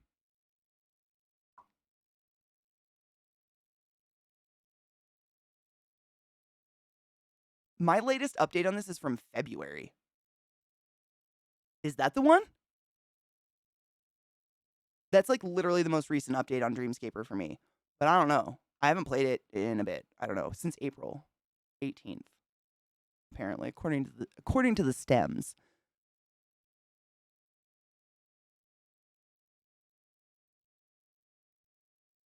What's in it? I don't remember if I noticed anything super different in it, to be honest. I can't remember noticing anything like any major changes. I'm at the point where I've purchased I've made every single trinket for every single friend in the city and everything. Like I am almost 100% of the game before they even started doing updates. I obsessed. So I don't know what I would see. Ooh, new memories. Oh. That is the most recent one. Okay, just making sure. You never know. My Steam's pretty good about updating stuff. Oh, this is it. Some highlights from the newly ratified Texas GOP platform. I hate that I can read faster than I can talk. Really ruins the punchline, doesn't it? Number 1, being gay is an abnormal lifestyle. Number 2, Biden didn't win 2020.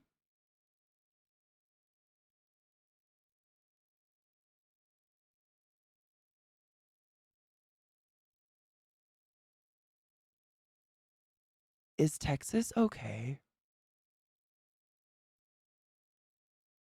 What is happening? Merman, I have never in my life thought there were so many straight white guys interested in what's going on in my bedroom in my life. It's so weird. It's hella gay if you think about it. Like, they're more gay than me. I don't think about that much gay sex. They think about gay sex all day, every day. These people have never stopped thinking about gay sex. It's all they think about. They dedicate their lives to gay sex. What's gayer? You tell me. I don't have the answers.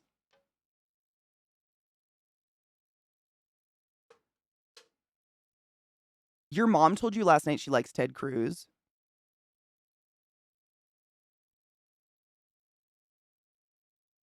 My mouth is actually watering like I'm gonna vomit. I might actually puke. I might actually have to go run and vomit. That made me sick. My mouth is sweating. Did you just make me almost puke on stream? Was she being facetious?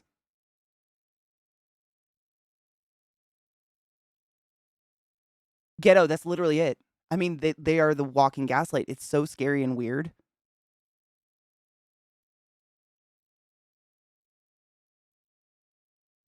I mean, I dedicate my life to gay sex too, but just to my own personal gay sex.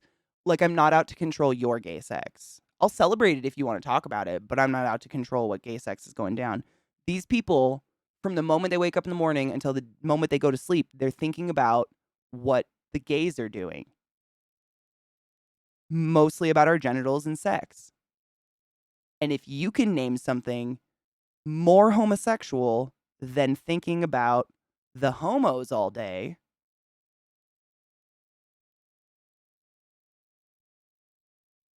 like, I'm like hella gay and I love gay sex, but I love my own. I'm not thinking about anybody else's unless I'm like doing a porn search. You know what I mean?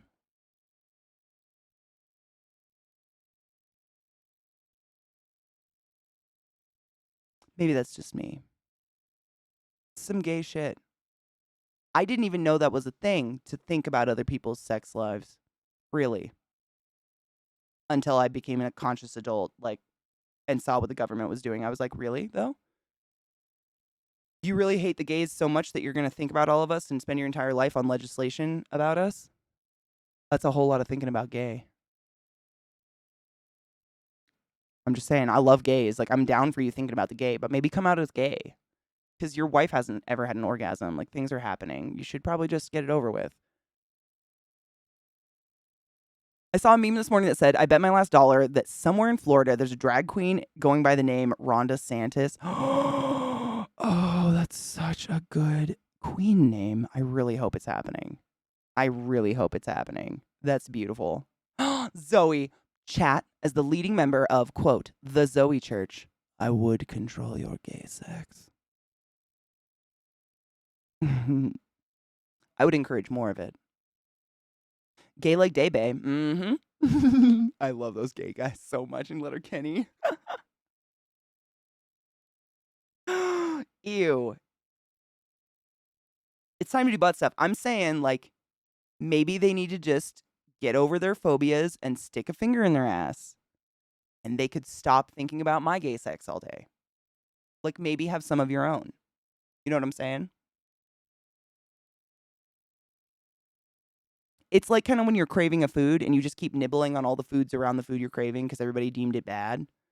Like, just take a nibble of the food you're craving and you won't eat my 5 billion calories nibbling around it. Just eat an ass. Stop trying to control the rest of the gay sex. Eat an ass. You know? It's never as good when you do it yourself. I mean, I'm just saying as a first step. It's better than nothing, right? At least maybe they might get a little tingle in their dingle.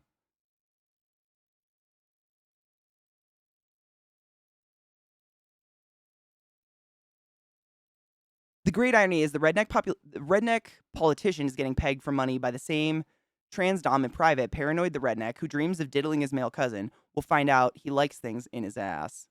Well, did you hear that Lauren Boebert is getting accused of being she was an escort for a politician, and that's how she, like, got into politics? I'm just saying. These white bitches in government got some.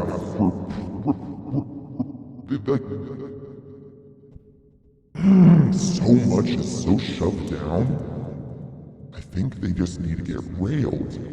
You know what I'm saying?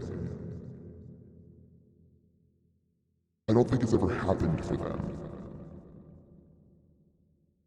You know? The crazy woke leftists are teaching kids about gay butt stuff. Why do I have so much gay and trans porn on my phone? I'm researching the sin. I gotta be aware of the devil. No, that's not semen on my screen. Stop touching my phone. I imagine it's probably a similar conversation, to be fair. It's so stupid. So wait, the Texas dildo rule, does that apply to fleshlights as well? Like, if I wanted a variety of different looking vaginas, would I risk jail time? Oh my god, I wonder. Probably. I mean, they arrested a bunch of college students for wielding giant dildos on their backpacks when the school campus said that people could wield semi-automatic weapons on their backpack. A couple kids put big dildos on their backpack, like, as a joke, like, fight ridiculous with ridiculous, and the dildo kids got arrested. Not the semi-automatic rifle wielding children that felt unsafe at math class.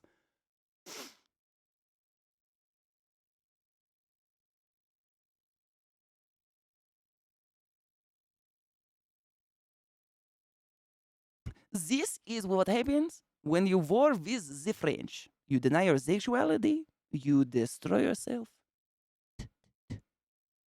You die. Yes. Très soleil. Very sun. I don't know another word. Très fromage. Very cheese. The Herschel Walker. Oh, God, that guy. The dude who was chastising black men for not being in their kids' lives. I heard about this last night. Yeah, his major's platform is fighting. What is it? Absentee fathers, and he has 3 children. He has literally abandoned that he kept secret, never mentioned before. Yeah. Oh, but it's okay because he pays child support, so he doesn't have to be there or talk about them.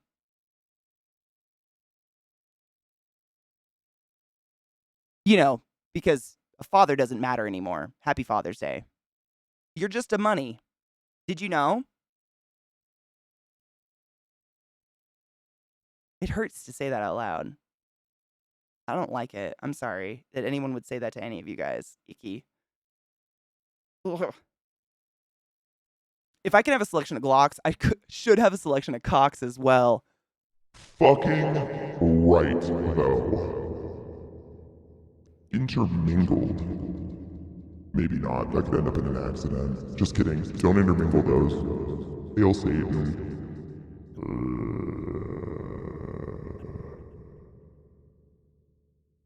NASA, it is. Oh, who did it? Oh my gosh, the Trevor Noah show. Trevor Noah has a little show.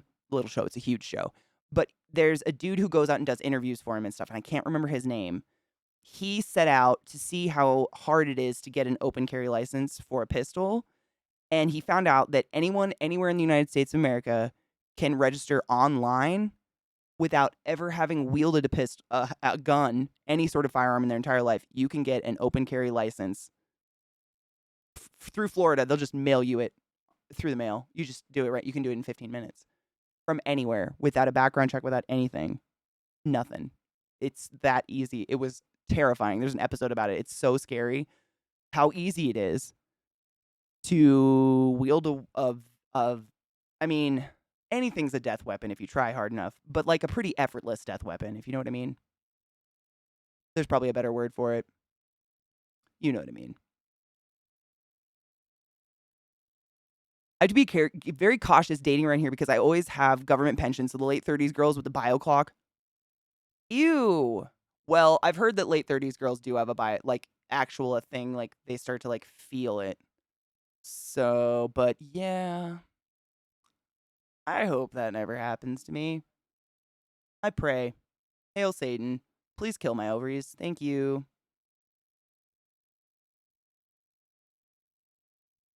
No shit. He really isn't all there. That's so weird. How do these people get in office? I just don't know. Ugh. I mean, Scrappy, that's if you feel so unsafe at Walmart that you need a Glock, you need therapy. You're afraid of a cereal box. Like there's something wrong. That's all I see. When I see an open carry, I look at you and I go, you felt that unsafe at the parking lot of Fred Meyer's? It's like it's the human equivalent of the shivering chihuahua in Paris Hilton's purse. That's all I see. It's it. That's it. Like there's no forethought, there's no second thought. It's just like, oh, produce is a scary place to be, I guess.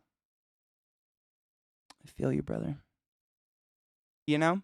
That's all. It's just sad to me. I've never walked.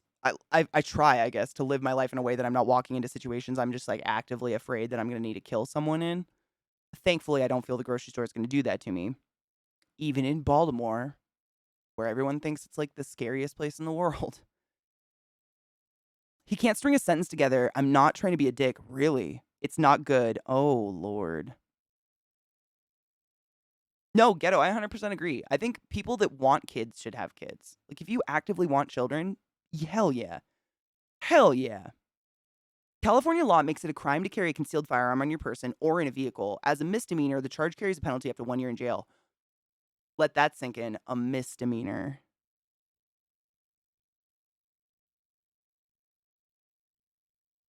Wow. Yeah. Wow. I heard like Indiana opened up a lot of gun laws instead of tightening up because they want to make it as easy as possible for teachers to open carry in elementary schools. You know, Psycho, though, this is just my personal experience, but every city is not safe at night. I never am going to walk down a dark fucking alley at nighttime in any city in the world. But I have a vagina. And for some reason, that makes me a hot target. So that's just like in the back of my head. Like, I wouldn't. You get an accountability buddy. You know what I'm saying? Never go anywhere alone. Accountability buddy is important. But I honestly, like, I felt, because when I moved to Maryland, everyone was like, oh, you're going to live in Baltimore. It's so scary. Ooh, The Wire. And I haven't been to every big city in the world, but I've been to a fair amount of them, and none of them feel great at 2 a.m. But other than that, it's just all cities feel like tense, but it's just too many people stacked on top of each other. That's every city ever. You hide it in Jesus's pocket between the labs.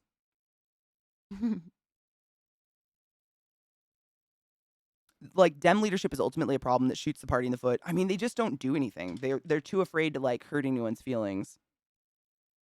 To carry on, my dad has guns too. He's a hunter. I grew up around guns, but I grew up around crazy responsible gun owners, you know? Like my dad had 2 different gun safes, one for the ammo and one for the guns, both with different combos on different sides of his house, of our house. Like that level of this is not for you. But we knew what was in them. It wasn't like he had these secret safes we wanted to crack into. Like we saw him shooting clay pigeons outside. We knew what was in them, but it was, fucking there's 8 kids in my house of various ages. They were extremely safe. Just responsible gun ownership, not like a handgun under my dad's pillow because he was afraid of people kind of gun ownership. The shivering chihuahua. Oh, produce though. Shit. Hunting's great. I have nothing against hunting. The problem is I don't know a hunter who's not all for stricter gun restrictions. I don't know one. Because all of them have legally acquired their guns. None of them have excessive guns. None of them have a semi-automatic because no one's using that to hunt animals. They're like, yeah, go for it. Here's my serial numbers. Please do. You got to wonder about people fighting it. Like, what are you hiding? Like, maybe if you're hiding something, that's reason enough? I don't know. Mental health, 100% agree. Totem, I couldn't agree harder. Like, I feel like a lot of just violence in general, like completely taking guns out of the equation, just human violence could really be curtailed by therapy being normalized and being affordable and being not this thing you secretly do on the side that becomes a tabloid cover if someone finds out. I think everybody should just preeminently see a therapist. Like, see a therapist before anything's wrong. Just to get the little things off your mind. Because those little things will turn into big things, turn into bigger things, and then you're crazy. I really agree, 100%. I mean, Sinister, good. They don't feel very good. I don't like them. Just not a fan. I shot a handgun one time, and I set it down very kindly, and I said, no, thank you. And I was done. And there's no shame in it.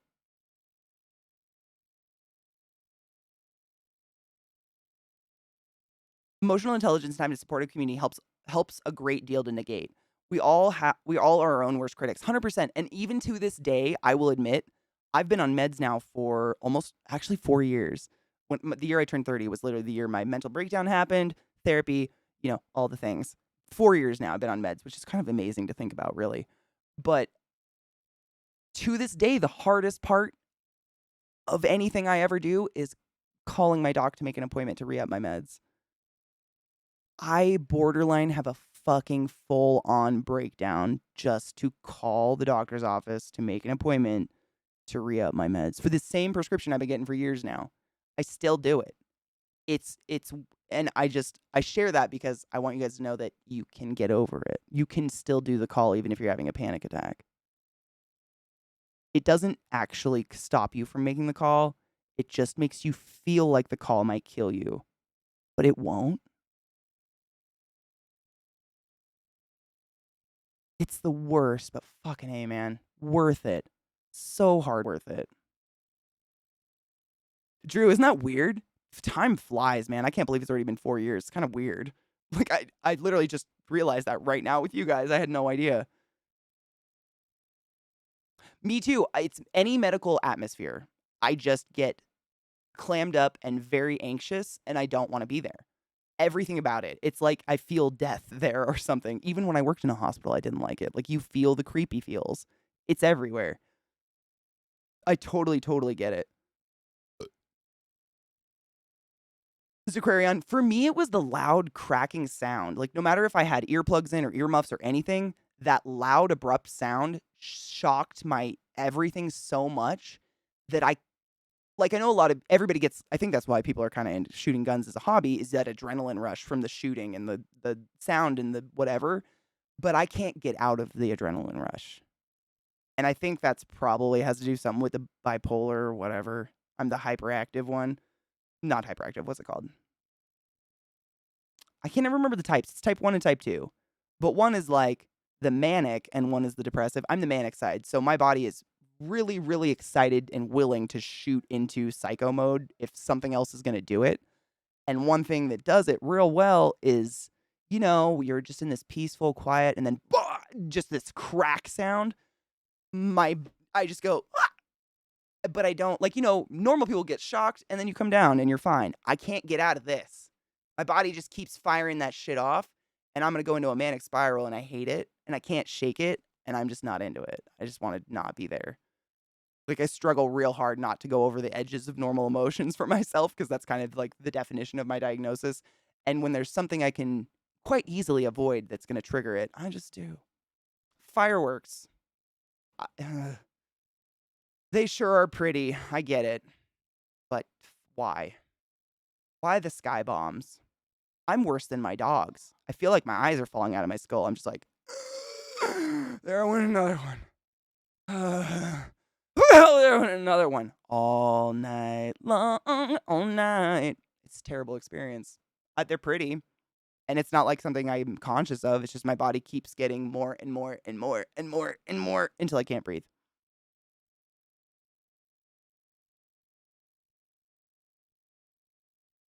When the shit goes down, we're going to be the survivors. 100%. I mean, if I described myself by one word, it would be like determined or something like that. I have a really hard time giving up on things when I'm pretty positive they're possible. Like surviving my own mental illness. I can do that. I can do it. I've been given a lot of tools to manage it. I can do it. And one of the things is putting on some fucking noise canceling headphones around 4th of July. Let me tell you. Mm-mm. I've never lived anywhere with 4th of July. I've never lived anywhere in the US where a risk of fire isn't imminent. So, like, they're normally highly illegal because a cigarette ash will, like, set up the forest. Everywhere like, Washington, same. Gets very dry in the summertime. Fireworks are illegal, like, strictly illegal. You can't do anything but, like, a sparkler in your yard. And they are here, too. But, shocker, the cops don't do anything about it. Every single one of my neighbors is setting off, like, full-on professional level bomb fireworks for weeks around 4th of July. And my yard is tinder. I mean, I'm in a desert. It's a desert here. Is a dry fucking, like, desert. No one cares. Like, I literally was just talking to Zach, and I'm like, okay, so I just realized that neither of us are going to be in the house on 4th of July. He's going to Montana, and I'm going to be in London. We should have Scott drive by to make sure no fireworks land on our house and set our house on fire while we're gone. Because that's a huge cause of fires in Denver. People set off fireworks in the street. It lands on my house, and I'm not home. Literally, it's like a tissue paper. It's just dry, tinder shit. It's terrifying. I don't understand it. Like, I don't get it. I don't know, man. They're cute, but why? And my poor dogs. Like, can we talk about the dog stress of 4th of July? Do dogs deserve that anxious? I swear to fuck, every 4th of July, my dogs gain 10 years. Like, they age 10 years in a day. You know what I'm saying? Same, Drew. I'm exactly the same. By the way, happy Father's Day, Drew B. Have you heard from your boy today? You will. I'm excited. I hope it's a good day and I hope you relax.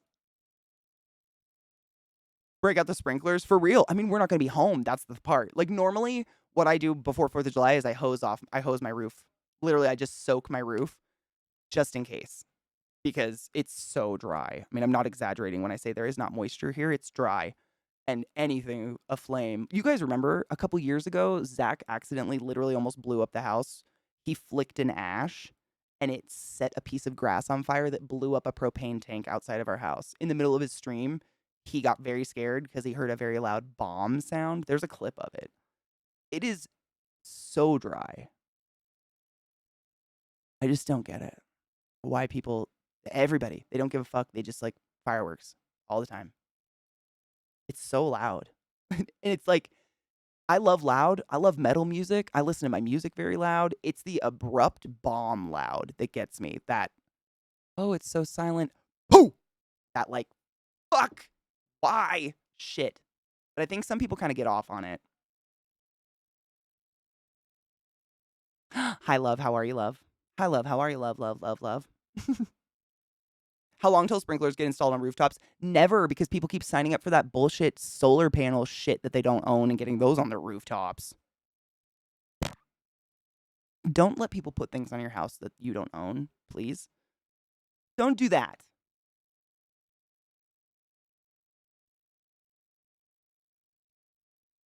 The Klingon outlook on mental health is interesting. Ooh. Klingon therapist. Quote, there's a quote. The battle against mental illness cannot be won decisively. It is a long campaign against an enemy who never tires. Oh, God. Oh, I just got chills up my spine already. I'm going to reread that. Sorry. It's a long campaign against an enemy who never tires, whose forces swell to twice their size whenever you look away. Battle against a foe of such magnitude who occupies your very mind. Every moment you survive is a triumph against all odds. There is no more honorable combat. I might need to go take a minute to cry. I'm gonna take a screenshot of that, Scrappy. That's fucking wonderful. That was well said. That's all I got. I'm taking a screenshot. I'm gonna read that when I'm sad. It's true. It's hard to find any positive light on mental illness when you're deep in it. And I think it's important to have stuff like this to look at when you're deep in shit like that. And I'm sure you guys I'm not alone, and I'm not the worst. Like, I know we share this shit, you know? And when you're in the deep, dark shit of everything, all you can tell people is how you shittily feel. I can tell you all the ways I'm feeling right now, and they're terrible. But I could never see that point of view in those dark places on my own. You know, I can comprehend them if I have them at grasp, but you never do. You know, like, it's good to have stuff like that. Solar panels are more efficient with misters. That would be amazing. Can you imagine? I would love to do solar panels, but there's it's kind of a scam thing that goes on in sunny areas like this. People will come to door and they'll be like, we're going to give you free solar panels. Yep, they're yours. We'll put them on your house. They're not yours. You don't own them. You'll get free energy, and then that company takes all the additional energy that the solar panels are creating. And when you sell your house, you don't get to do that alone anymore because you don't actually own your house. There's shit stapled to the top of your house. It's not yours. Don't do that. It's a terrible idea. Don't do that.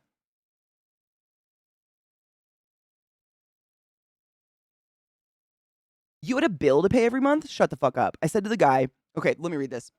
Totem said, my parents just had those solar people come in for a meeting. Listen to the guy say what the bill would be they pay each month. I said to the guy, you know, the whole point of using solar is to not ever pay a bill again. Dude was crushed. He had no retort at all. Shut the fuck up. You would think someone had presented that argument already. Isn't that the point of solar panels? Is that the sun is giving me energy for free? What the fuck am I paying for? Like, what are you paying for? That's oh. Lost my notes. Oh. That's fucking glorious. That is so well done. Oh my God. That's exactly it though. Like, what are you paying? What's the money going to?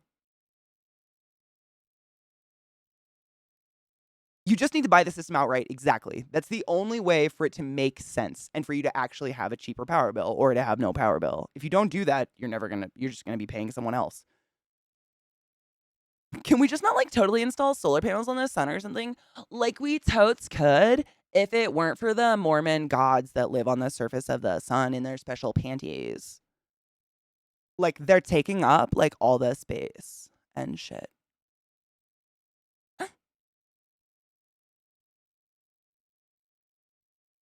I know. I have nightmares about things like this too. I've never stopped thinking about the jumping, soaking that we talked about the other day. Thank you all for that wonderful venture that's never left my mind. Oh, fuck. We'll just go at night. They'll all be sleeping. Then we can murder the sun people. God damn it. You got me there. Fuck. I didn't even think of that. The sun obviously turns off. Y'all know that, right? I mean, only idiots don't know that. Only people that don't know about the flat earth being surrounded by a bubble of water that God poked and popped, causing the flood that Noah, had to build a ship and fill full of fucking animals and whatever. Duh. I mean, fucking Christ. We need to take a break. I'm going to take a break. I'm so sorry all that dumb came out of my mouth just now. I have to go vomit. Welcome back, everybody. Wow, I tanked that music, didn't I? My bad.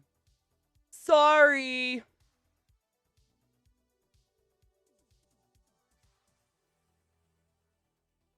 Exactly, Kino, and that's what they lead you to believe.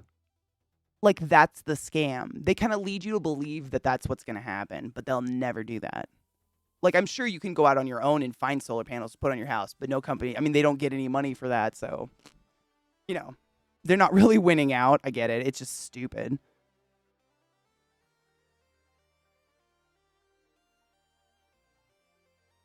See, the panels would probably be okay for us, except, I mean, I think people around here a little bit, I don't know. I don't know how well they work around here, honestly.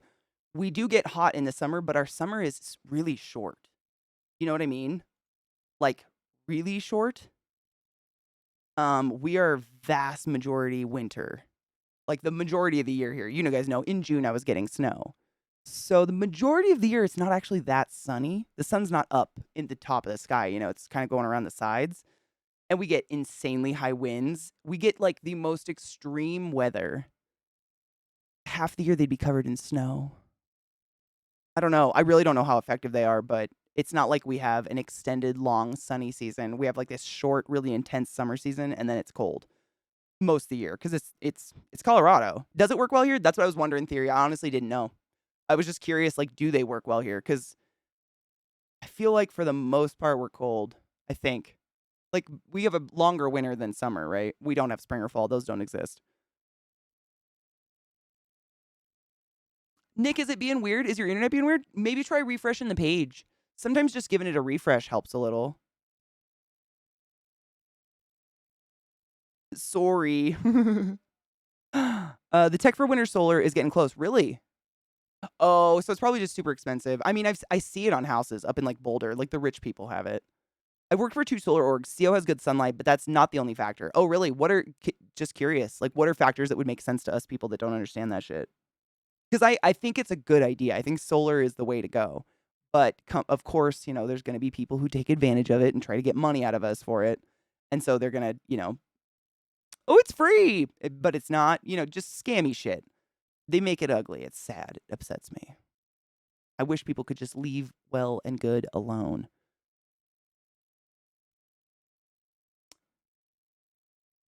I lived in DTC for 5 years and loved that it was cool by the end of summer. I lived in NC now, and the summers are awful.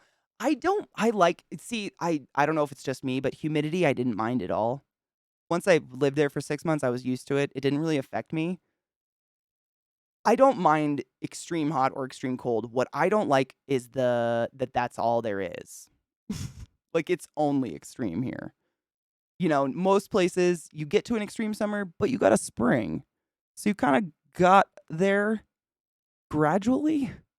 We don't get that. I have a foot of snow and the next day it's 100.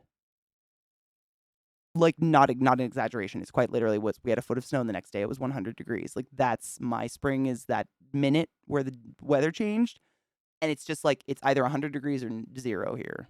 I feel like it's always extreme. Mountain weather's weird. Very weird. Oh, is it because someone in the building's using it all? What a douche. I used to have that problem when I was in college. Someone would always be, like, torrenting shit.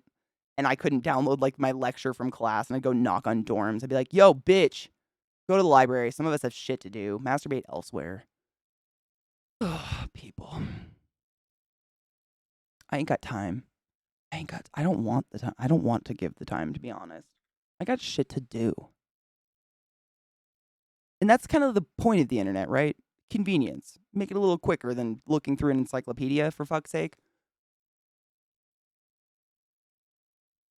There's a lot that goes into it. The electricity prices, the usage, both individual and aggregate, utility policies, local permitting, what financing is available. The biggest thing, though, is state incentives or tax credits. And CO has historically had good incentives. I think we have really good tax credits, too.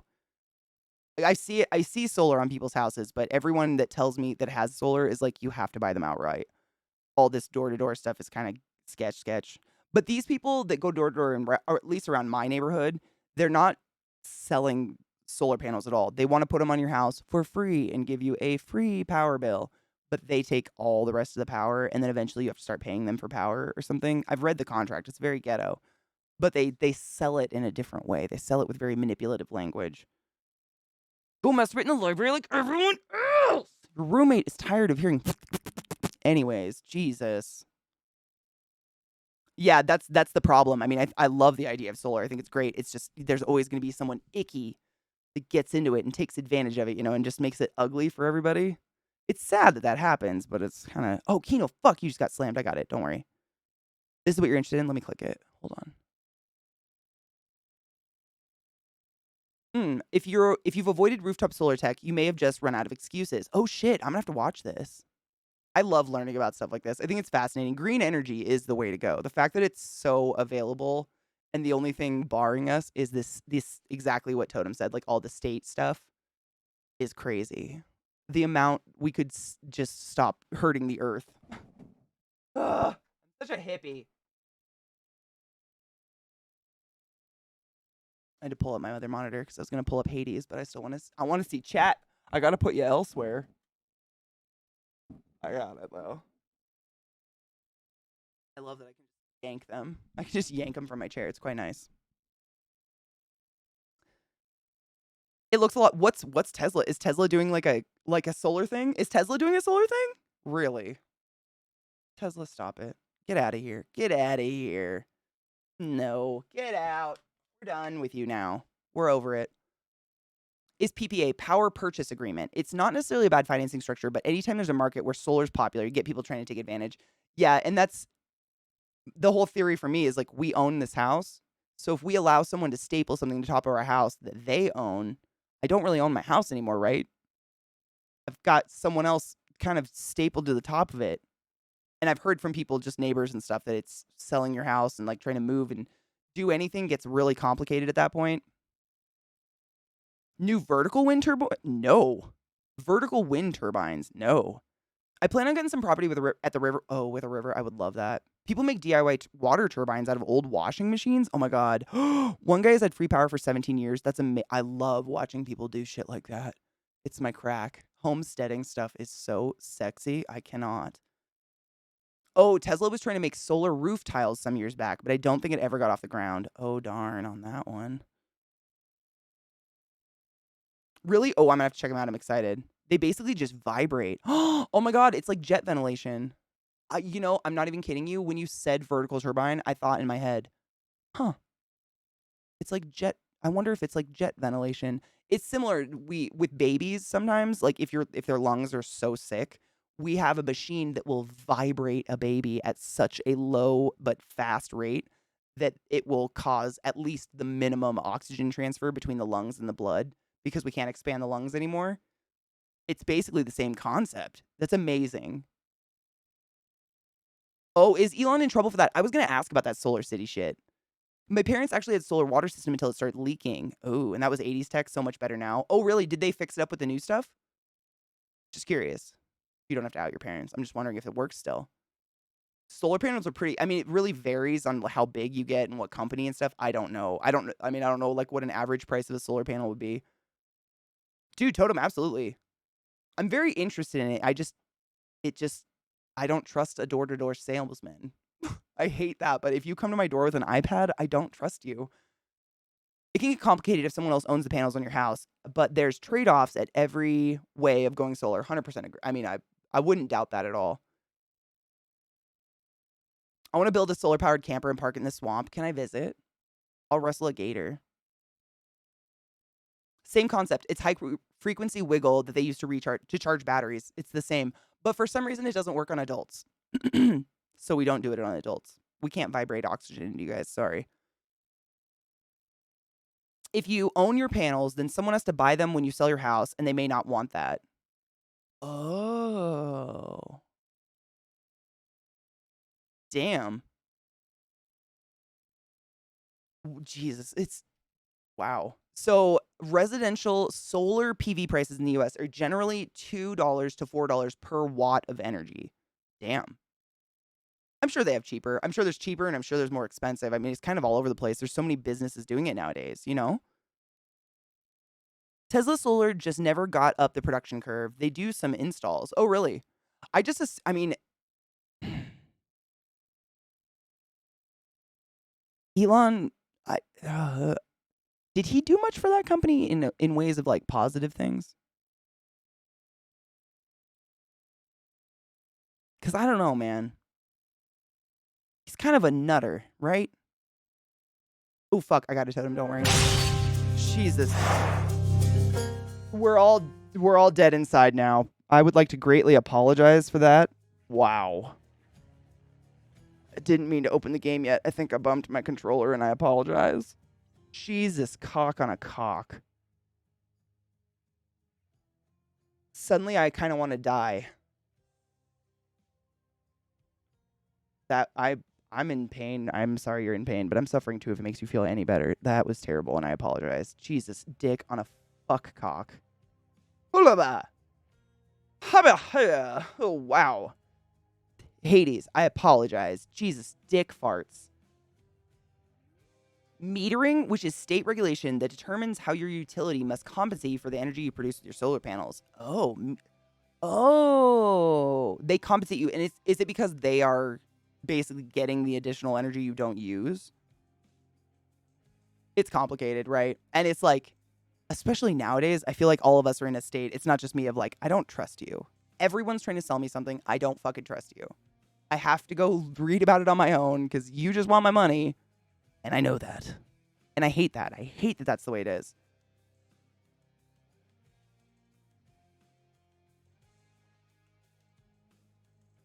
Ghetto, this is the thing though. If he was actually smart and not as nutty as he presents himself, wouldn't he be smart enough not to present himself as such a nut so we wouldn't lose confidence in his company? Like, doesn't that come with the smart? Like, knowing how to present yourself so people don't look at you and associate your name with a company and go, That I'm seriously asking. I don't know. I am not smart, nor am I rich. I don't know.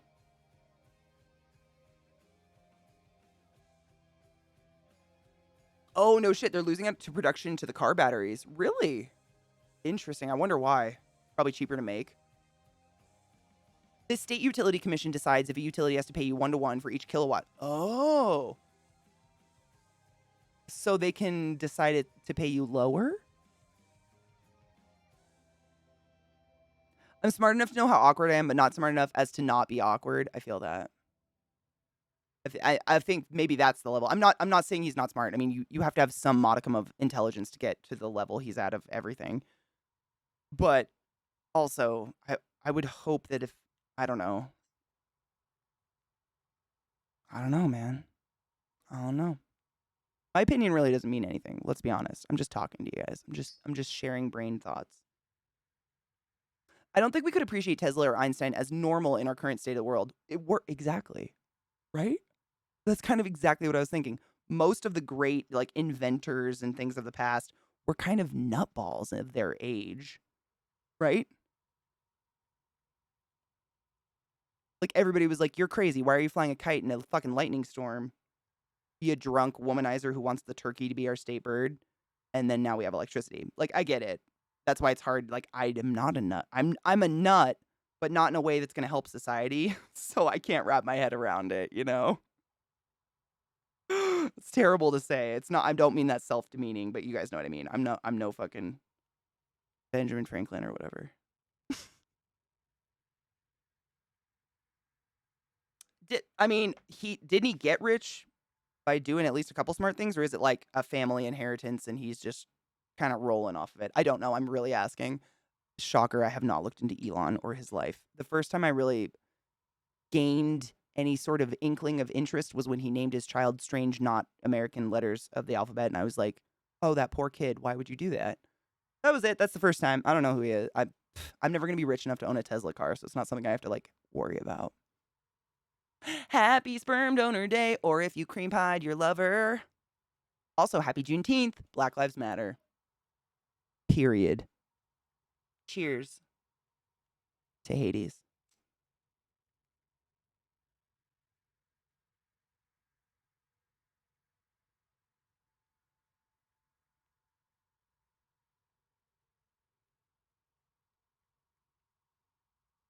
No shit. Told him that's fucked up. No, theory, it's dope. I like learning about this stuff. It's like dumb adult things that truly matter that we should know, but like, I don't. My instinct is I'm a child, I'm going to play Hades and I don't give a fuck. But also, I'm an adult who has to pay bills. And I do care about the planet. And I do believe in solar and green energy.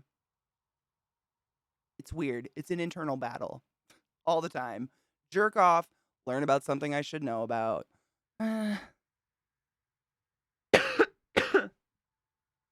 Oh, so this gave us his background. Cliff notes. Here we go. Hold on. Oh, he bought other people's ideas and gag ordered them. That's kind of what I assumed. So what Glut says, his family owns a conflict mine. So like, blood diamonds. A conflict mine in South Africa. No shit. He literally walked around college campus with precious stones in his pockets. What? I hate whale.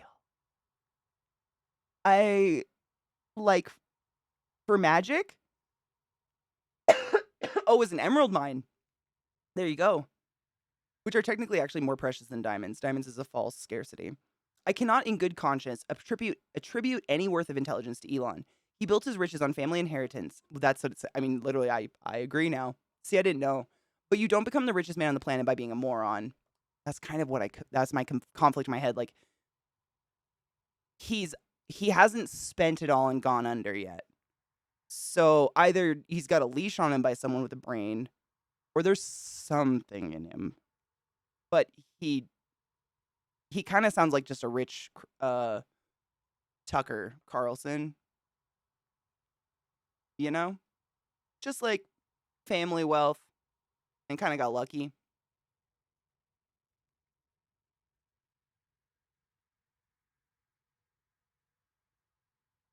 He invested in PayPal and then sold it eventually, sold it for like hundreds of millions. Wow.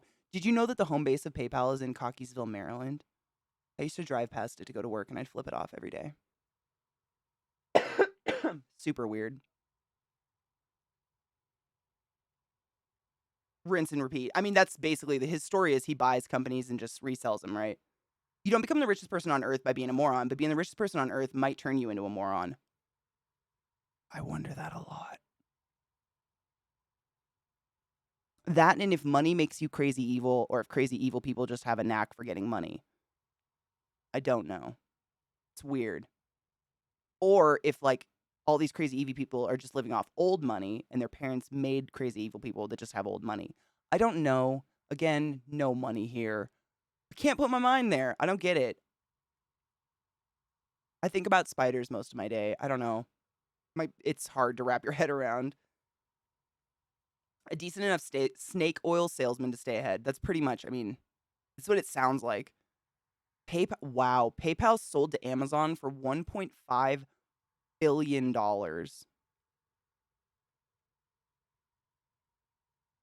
Wow.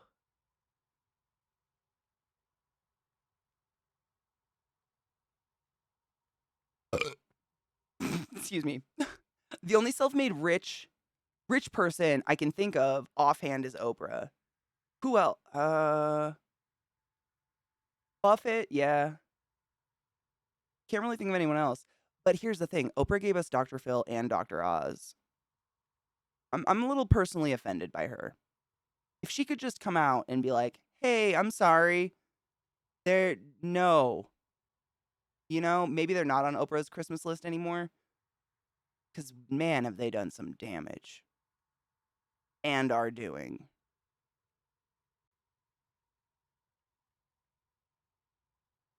He forced out Tesla founders. No shit. So it's interesting for getting hella real while we're playing an awesome game like Hades. But shit like this is really important. I know a lot of you have young kids. And it doesn't mean anything bad about you or your kid that an accident happens. But a little bit of knowledge, like, it looks like we saved the kid, but we should still probably go to the ER and make sure they're not dumping every ounce of potassium and sodium and all these other essential amino acids and stuff that keep their heart pumping. Could really save a few lives. And if it does, I'm down for being a nerd, No one should have to bury a kid. That's not okay. That shouldn't happen. Report someone dying during training because of excessive forced hydration. No shit. Wait, why would they excessively force hydration? Is that like a thing? Oh, we should hydrate. Thank you. Thank you, Karen. Thank you, Sly. I try to break it down so it's not stupid. Like, I'm never telling you guys, like, I'm not dumbing anything down. I just take out all the extra shit. You know, there's a lot of science behind all the words I said to you. I give you the cell. I'm still going to break down a cellular structure and stuff and tell you how that works. I assume most of you are smart enough to gather that. I don't assume you're stupid. I never would. That's so rude. We should take a break. I think it's break time. Thanks. I don't know where it came from. It's a great sippy cup, though. I love me a sippy water cup. I actually drink more water that way. You know, Sly, I wonder if it goes to next of kin. It's a good question. I don't know. Oh, they do hydration drills to prepare for arid environments? So unsafe. The military forces you to drink so that troops get used to hydrating. Every couple of years, someone takes it too far. Oh, that's so tragically sad. You gotta, I mean, you can hydrate a lot, but you gotta start getting some salt. That's why I tell you guys, I probably say it a lot on my channel and I don't give the backing, but a lot of the times when you're just feeling kind of shitty and you don't know why, like you're tired and groggy and you're standing in the kitchen and you're like, I'm not hungry or thirsty, but nothing feels good. Lick some salt off your hand. It's not a joke. Like, sprinkle some salt and just get it down and wait a few. Salt is miraculous. It seriously can perk you up, give you an appetite a lot of the times. Because if you don't have any salt on board, again, because of this intracellular, extracellular homeostatic fluid balance, if you're not consuming salt, then your body will not hold any water. So you can drink a fucking lake and your body will pee it out just as fast because that balance is not going on, is not copacetic with taking on more water. Does that make sense? Have you ever had a day like that where you feel like you're just drinking gallons of water and peeing it out just as fast? You need some fucking salt. Lick some. It's a huge thing because once you get that salt on board, your body's immediately going to start peeing that salt out. You have to constantly maintain these levels of minerals and vitamins in your body. It's not like, you know, a bank where you put it in and it like gains interest or shit. It's constant. But I used to force myself to do that back when I was like having my ulcer issues and I couldn't eat ever. Like, so many things bothered my stomach. I was just disenchanted with food altogether. I was like, fuck food, I'm out. I'll drink fucking Ensure or something. I would literally just like keep a little dish of pink Himalayan rock salt on my desk, lick my finger and lick some salt on my finger and wait a bit. Insta appetite. It's a joke. Really. And people really went anti-salt for a while. It was like, you know, fat's the devil. You know, fat's Oh, science says fat's not the devil. Salt's the devil. And it's like, no, stop it. Food's not the devil. It's excess of anything is the devil. Hail Satan. You know what I mean? Hydrating death? Oh my God, that's terrible. It's balance. Yeah, it's like a constant, like, little sips of water. Consume something that has, like, minerals and healthy things in it. A little bit of water, minerals, you know. Sucks. We live in a very binge purge society where people are like, oh, well, science says drink 8 glasses of water a day. So first thing in the morning, I drink 8 glasses of water.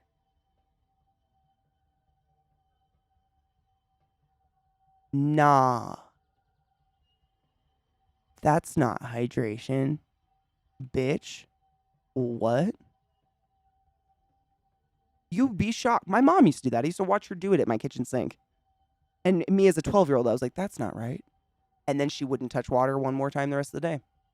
Coffee, which would in turn was a diuretic. She'd pee out all the water, be super dehydrated.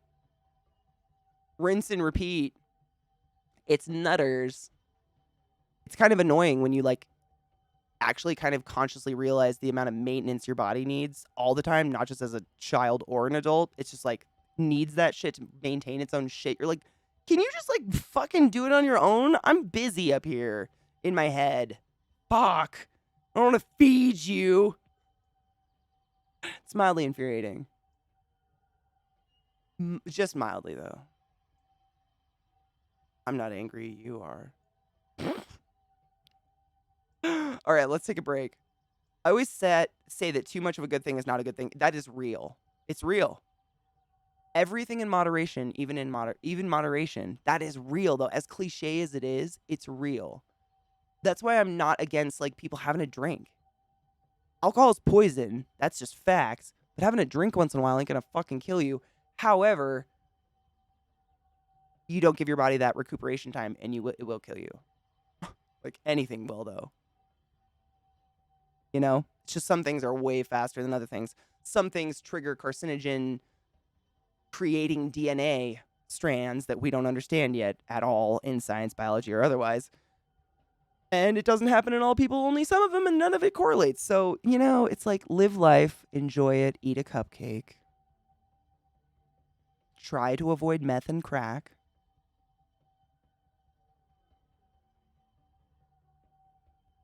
If you're a Fremen on Dune, exactly. Maybe my mom was reading the book and I just didn't know.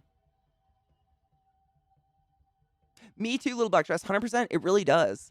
And it's one thing that I found we were teaching. I heard I was part of the education with nurses in the eating disorder unit of Hopkins. Was a lot of people. None of us are given nutrition classes. None of us know shit about nutrition. Like, I was still never given one in medical school. I had to voluntarily pay for one and take one, and get a certification in it just so I could learn about how nutrition affects breathing and lungs and all that and talk to my patients about it. But anyways, that's neither here nor there. What I learned was a lot of people have no idea that food in means food out. Water in means water out and food out. But, like, if you only eat once and then you're like, oh my God, I'm so fat, I can't eat ever again, and you go 48 hours without eating, that food doesn't move as fast as it should. It moves really sluggishly slow and ends up necrotic waste in the lower intestine, which leads to necrotic bowel. It's in people that don't eat because they ate like a Tootsie Roll but never ate again, so nothing was there to help move it along. You know what I'm saying? It's very interesting and sad. It was heartbreaking, really.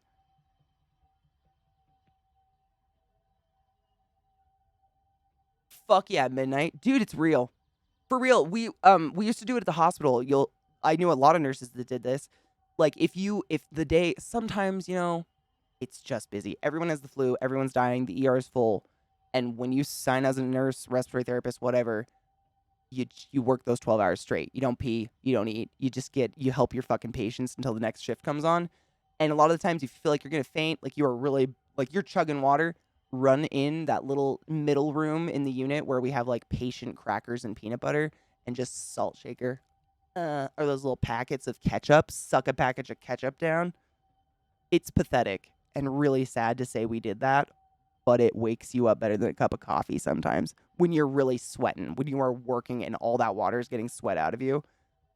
It can help you in an emergency. I mean, runners have developed little gel packs that essentially do the exact same thing now, but taste like, you know, fruit gel. I'm sure you guys have seen them. Little energy pack. It's like on the run, so you can keep running while you're like sucking this little gel pack down. It's the same concept, but it's Heinz ketchup. You should drink water, but you want to balance water with food. You don't want to like get all your water before 8 a.m. You know what I'm saying? When they say 8 cups of water a day, they're saying, you know, the average American is active and using their brain and actually doing shit about 8 hours a day.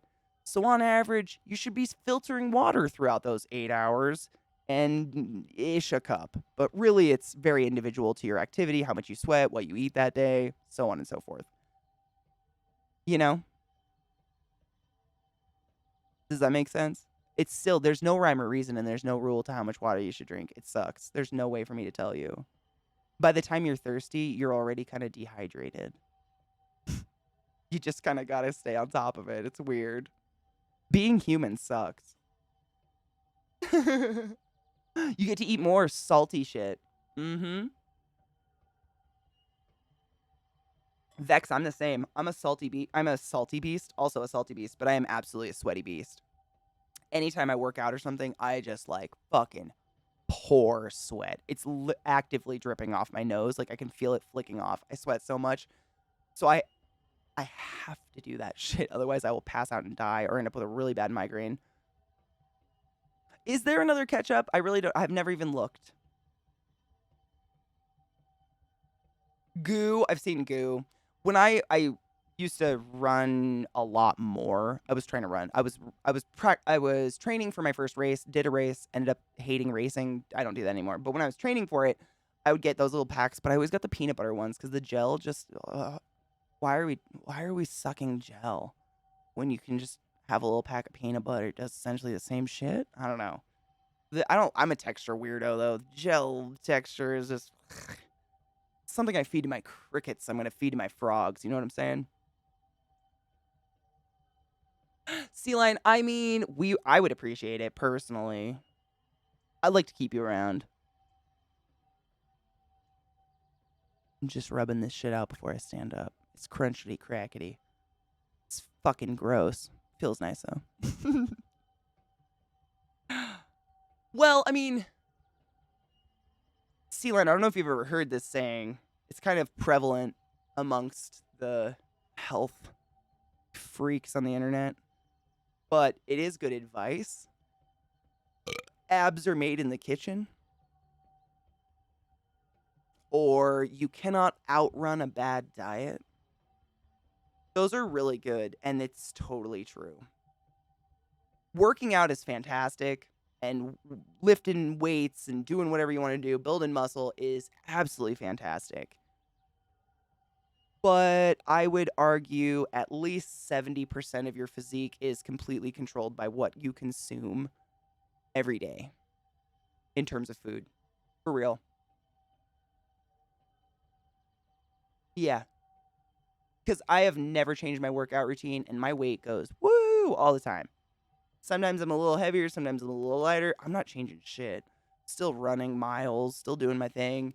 But it tends to be like, how much salt did I eat this week? Which usually means I'm swollen with water. Like I can't get my ring off in the morning. I'm like, what in the balls? Or otherwise, it's all personal. Peanut butter makes me not fit in anything the next day. Sucks because shit's delicious. Are there many inferior ketchups? Ew, I'm so glad my family's not traitorous like that. For a lot of people, calories burned is a crappy way to justify overindulgence. Most calorie counts from machines or apps vastly overestimate the amount of calories burning during exercise. 100%. Also, the wrappers on shit we're eating vastly underestimate the amount of calories in that item. They report the lowest number they can possibly report. So if they have this, like, it's literally like, some of you probably know, stop me if I'm being repetitive. They have like this machine, it's a box. It's like an incinerator. Literally kind of like something we would use to incinerate a corpse, but they'll put the item of food in there and it will incinerate it and tell you how many kcals it required to quite literally burn the fuel. And they'll do it, X amount of times. And the lowest average they can possibly report is what they put on the wrapper of what you're eating. So not only are you overestimating how many calories you're burning on a treadmill, you're way underestimating the amount of calories you're consuming, and you'll get so disheartened because what you've been taught should work won't work, and then you'll be like, the system's broken, my body's broken, I gain fat for no reason, I'm stuck, this is my life. It's fucked. I hate it. I hate it so much. I get really mad about it. I went on. If you've been in my stream for a bit, you probably heard me talk. I lost a lot of weight way back in the day, gained a lot of it too, and it was it's fucking frustrating when you realize that nowhere is there anywhere on the internet or otherwise to just find a definitive answer to how should I eat. It's all incentivized. Every single company, even like the American Heart Association, is paid for by the American Beef Association, and one of their top recipes has bacon in it post heart attack. Like, what do you do besides trial and error with your own fucking skin suit? It sucks. The same brands lie all the time across their products. It's fucked, but it's legal. Like, it's kind of crazy. That's why it's average. It's more of a rule of thumb, exactly. I just eat pork cracklins and let FemGood sort it out. Dude, pork cracklins are delicious, though. The workout builds muscles, and the food balance will determine the overall body weight. Exactly. I would say the only thing that like working out and gaining some muscle structure while you're trying to lose weight would do is the more muscle mass you have, the more calories you burn just to stay alive, because your body has to burn calories just to maintain that muscle mass. So that's it. That's like the only pro. But again, happy 420. Thank you. You ain't gonna out weightlift or outrun McDonald's or otherwise, no matter what. You know what I mean? Does that make sense? Cheers.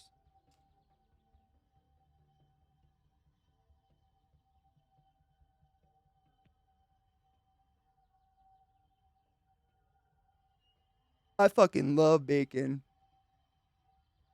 That being said, someone who just had a triple A heart attack probably shouldn't be eating fat. Not because fat's bad, but they've just got too much of it right now, clogging their arteries and causing almost death. I mean, Vex, is it even in a sense? You really are what you eat. Really. I mean, even it comes down to like your skin, the smell of your balls. Your balls can smell exceptionally worse if you have a terrible fast food diet. Your jizz. This is just coming from a point of view of someone who sucks dick. Sorry for the, just to point that one out. But if all you do is drink Mountain Dew all day, your jizz tastes like thick, sticky battery acid, and no one wants to suck that dick.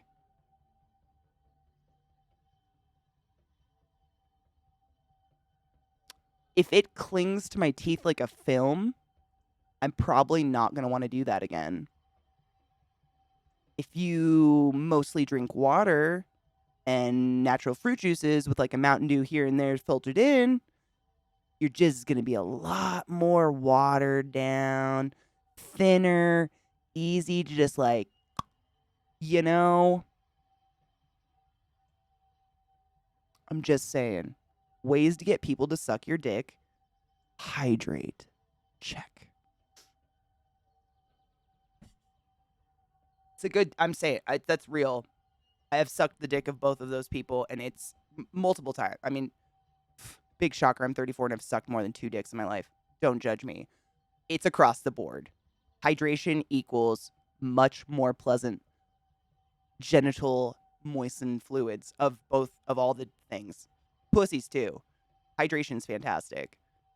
Every genital has a scent, right? We all know that. It's caused by like just your hormones and you. It's like we have a scent. I probably have a scent. Every human has a scent. And the more dehydrated you are, the more concentrated that scent's gonna be. Does that make sense? It's like concentrate, If you just drink concentrate, it's like sour dick fart in your mouth. But if you water it down, it's much more pleasant. Now it's juice. This is where the pineapple thing came from. Everybody was like, oh yeah, if you eat pineapple, your pussy tastes good. No, it's just pineapple is super high in hydration. In water, it's very juicy. It's a huge fruit. People tend to eat too much because it's addictingly delicious. It's great, but it ain't going to make your pussy mystically not taste like a rotten fish dick. Know what I'm saying? Water. It's important. Hydrate. Harlot sinner, to the stakes with you! Hey, do what you like and like what you do, and life will be a pleasant experience. I hope. I knocked on wood. It's fine. Scent is important, dude. You could be the most beautiful, like, Greek god creature that I, like, my perfect ideal, whatever was pulled out of my bed, hopefully out of my bed. But if you smell like rotted cheese, I ain't touching that. I don't care how cute you are. I don't give a fuck. I can't turn my nose off. You know what I'm saying? Who can? That's, I mean, maybe if you had COVID, which that's just unfortunate. That's not the way we should be turning our nose off. know what I'm saying? Fuck yeah, Disco Bunny. Hydration, seriously, like, it also, like, the more hydrated you are, the less potent your pit stank's gonna be. Facts. It's really just overall a great plan. But also, you don't want to overhydrate. You want to get some salts in your body. Don't just drink gallons of water all day and not eat something, for fuck's sake. You know what I'm saying? Eat a crack, like a Ritz cracker. That's all you got. That's all you need, really, to help your body equalize. It's not like you need to eat 10 meals a day. Because I'm guilty as charged on that. I don't eat until 9 p.m. every day. But I pick. I'll, like, have a fucking Ritz cracker here and there. Have a saltine cracker as I'm walking by. Because I don't want to pass out. You know? Scent is most closely associated with sense with memory, so it tends to trigger the strongest emotional response. I believe that. Who has a good emotional response with genitals that smell like rotten cheese? Anyone? Bueller?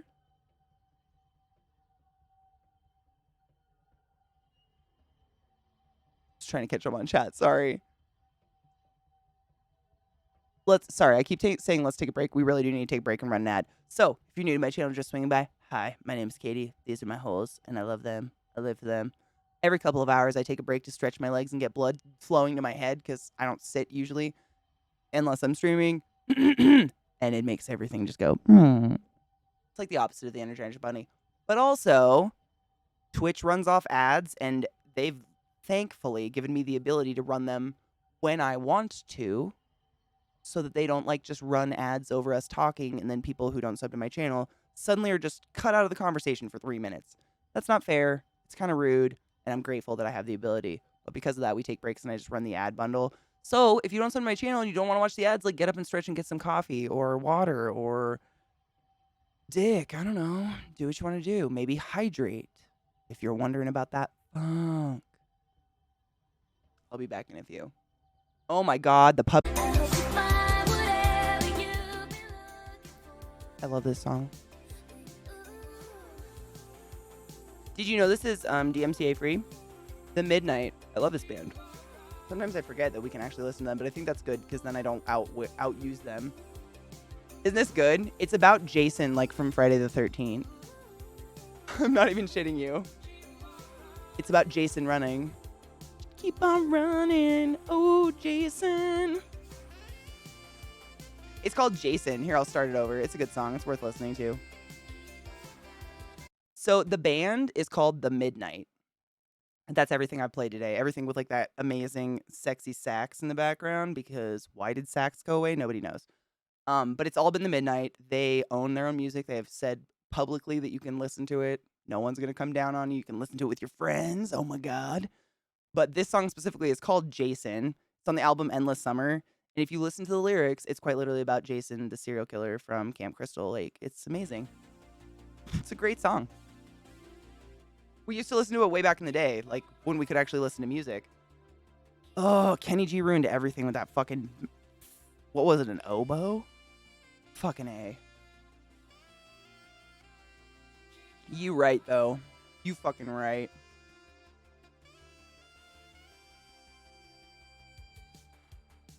Can you hear it? It's really low, isn't it?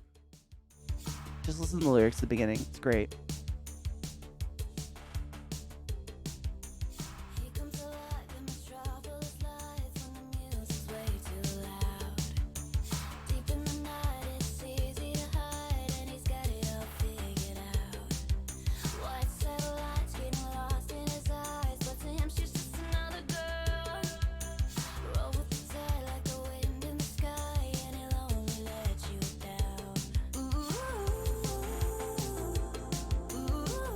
It's fantastic. And it's a good song. Ooh, Jason.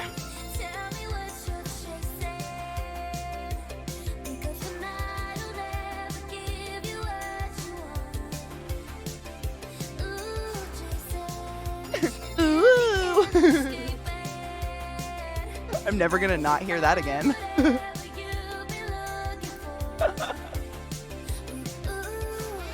Cheers to Jason.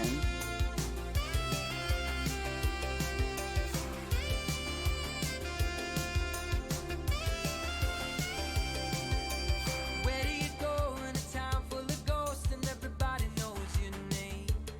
And all the homecoming queens in the small town scenes, they'll offer you a place to stay. Someone forever instead of whenever, when they're naked in the light. It's a strange little potion, but sometimes emotion almost makes you feel alive.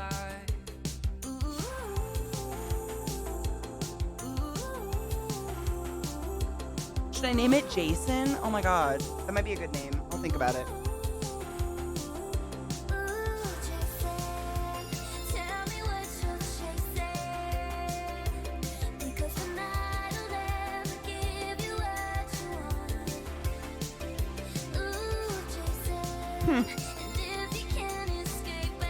I just realized the arm had writing on it. It says Night View Inc. Was that a game I played?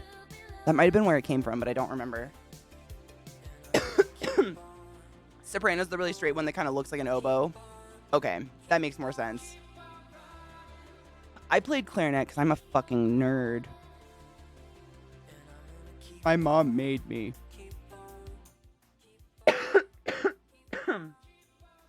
But I think we can all agree that the smell of an old reed in any reed instrument is enough for all of us to have nightmares. Yeah? Yeah. Fuck yeah, cocky. There were too many saxes. Honestly, that's why I got into clarinet. When I joined up, every kid wanted to play sax. Like, for some reason, my class, every kid thought, probably because we're kids of the early 90s, 80s, we were all like, sax. And so it was like, my teacher just got to pick, and he was like, all right, you're clarinet. And I was like, what the fuck is that? Oh boy, did I learn.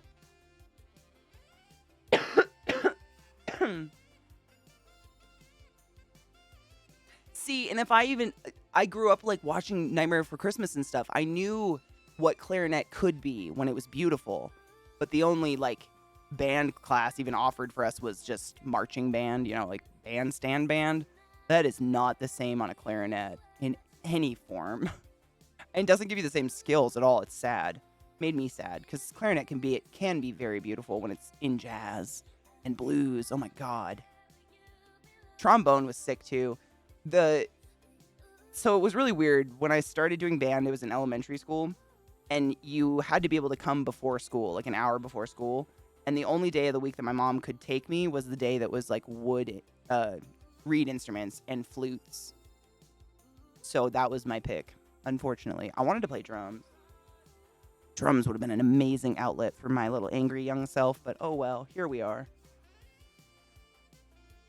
Oh my god, Zoe, I might not have my clarinet anymore, but I might be able to send you a picture of a really old, sick, nasty reed. You into that shit?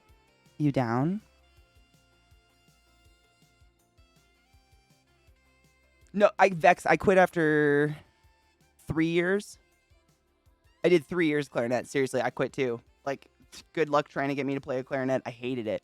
Because it wasn't an instrument that sounded good by itself. So no matter how much you practiced at home, you were practicing marching band clarinet by yourself in your room, it sounded horrible. Like, it just wasn't a song. It never sounded good. And that's why I started playing piano, I think. Well, I stuck to piano, I think. I did them both at the same time. Fuck yeah, Zoe. I'll dig. Nah, dude, none. Like, we didn't have a jazz band. It sucked. My school was really small, though. I was really honestly lucky to have band. Quit middle school, me too. Well, it was like 9th grade, I think. I was even doing jazz band, but I wanted to do other stuff, so I gave up. I feel that spiritually. I really wish we would have had jazz band. I feel like jazz band is cool because it's still band. You're still learning how to play with a mass amount of other people, cooperation, not trying to stand out, blend in, make the music beautiful. But it also gives you skills that you can go on and take and actually play music on your own and enjoy it. You don't grow up just being like, yeah, I can play marching band clarinet.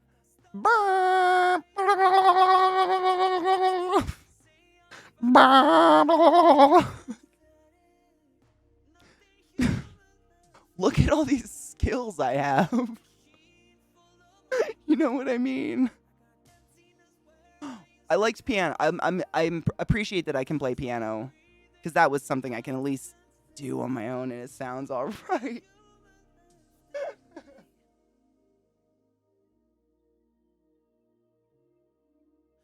You know, Ghetto, I read about that somewhere because I read that because of that, because the same part of your brain that processes math and problem solving also is the part of your brain that tends to have like your music taste, quote unquote. For that reason, and like a whole bunch of asterisk I'm not putting in because I don't remember it. People who tend to like opera and classical like operatic music and people who like metal tend to have almost identical personality traits and lifestyles outside of like, you know, we can't look at the way they look, obviously, but it was really, I can't remember. I read it years and years and years ago when I was in school, but it was really fascinating. It was cool to read about. I like both. I mean, it made sense to me. I was like, oh my God, I play classical piano, but I listen to a lot of metal and I like both. That makes sense to me, but I don't know the science behind it. I love instruments. I'm a vocalist though, so I found I could do so much theater course ensemble. Honestly, that I appreciate that I can sing as well. I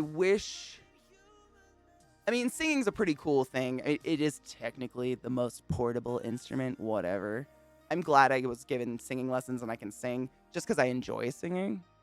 I don't know. I don't sing for anybody. I just enjoy singing in my car, really, or in the shower. But I wish I had taken on an instrument that was more portable because, like, a piano, like, those skills are great if someone has a fucking piano. Who lives that lifestyle? Unless it was, like, handed down to your family. My family literally has a piano. It's, like, 130 years old or something. Upright, ancient piece of bitch. Oh, dude. I learned bass guitar. That was kind of cool. Teacher was mad when I started playing metal. Called me evil child. Sounds like a weird metal teacher.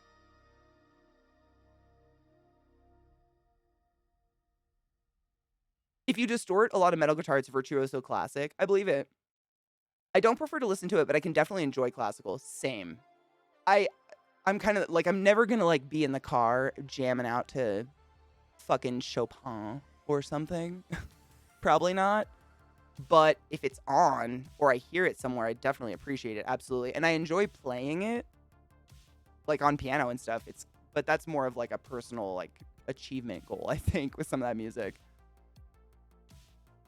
But like a lot of music like in the 90s and stuff, for instance, Moby, you ever heard the song Porcelain? Almost the entire song, that sound in the background is violin played backwards. That's it. They recorded one song on a violin and then they just played it backwards. I don't know, that was kind of cool. That was one thing I learned in the same study on music and stuff. It was cool. Polyphia, oh my God, yes.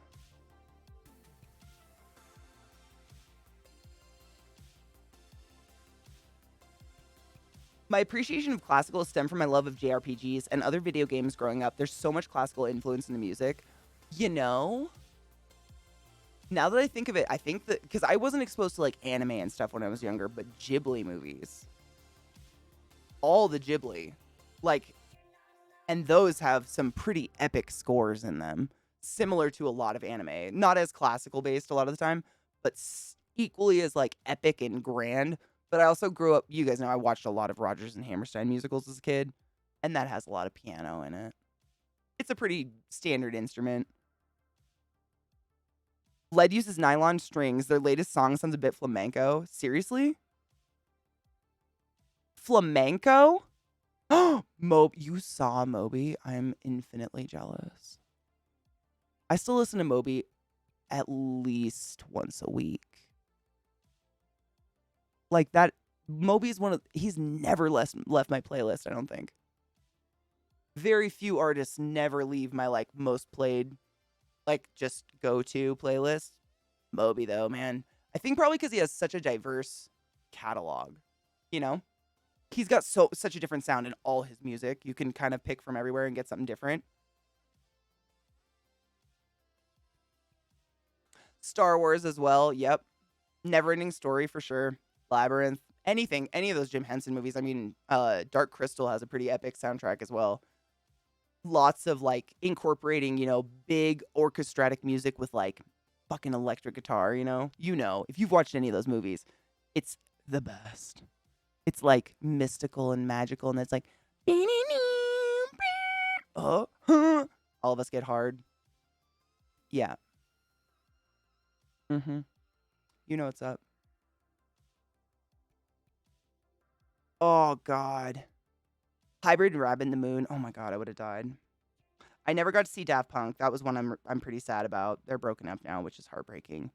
I've seen Deadmau5 a couple times. He puts on a great show, just in terms of, like, the electronic music I have been able to actually attend.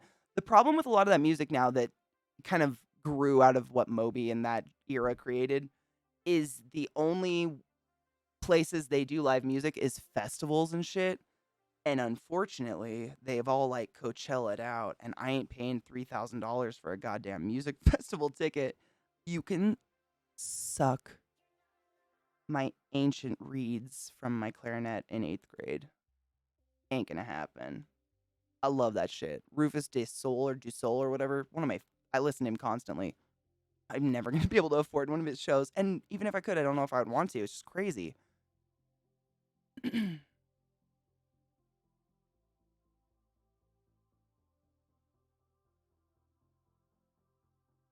I'm going to copy it and paste it in my browser just in case. I think I've listened to it from the music Discord. It's probably our Discord I go to the most often because I'm crazy, but I'm not crazy. I'm constantly trying to find new music. It's really hard. I fucking love this. Yep. I'm still saving it, but I remember the music video. Yeah. Churches. Uh-huh. Yeah. Oh, did you, Minty? Oh my God, was it incredible? Did you see them during like the Around the World? Was that the Around the World? That was Around the World. You saw Around the World?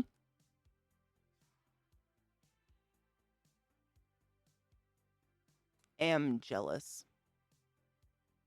I realized I just wheeled my nose like a rabbit to infer anger. I don't normally do that, but I guess that's my thing now. Am jelly. That is something I would love. I mean, it's just crazy. I feel like a lot of those shows are so astronomically expensive, comparatively. I don't know. Is it just me? They feel like they've just kind of... Why are they so much more than any other show ever? I can see stand-up comedians for less, which is wild to me. Motherfucking Hunter Wild. Bitch, how is you? How are you, love? Thank you for the raid. Welcome, raiders. My name's Katie, and I love Hunter. How are you? I hope you treated him well today. I hope stream was wonderful. Welcome. It was an eargasm, I imagine. I imagine it was probably one of those moments where you just didn't ever want it to end, ever, no matter how long you stood. Too little sleep. Oh my gosh, go get some rest, you silly effer. Out of here with yourself. Brush your teeth. Don't be nasty. But for real, get some sleep. Did you know, fun fact, you never make up sleep in your life? You probably already know that from a Laffy Taffy rapper or something. But that's real. You never get it back. It's a nightmare. What a sad thing. You know how many hours I've missed out on? Hours!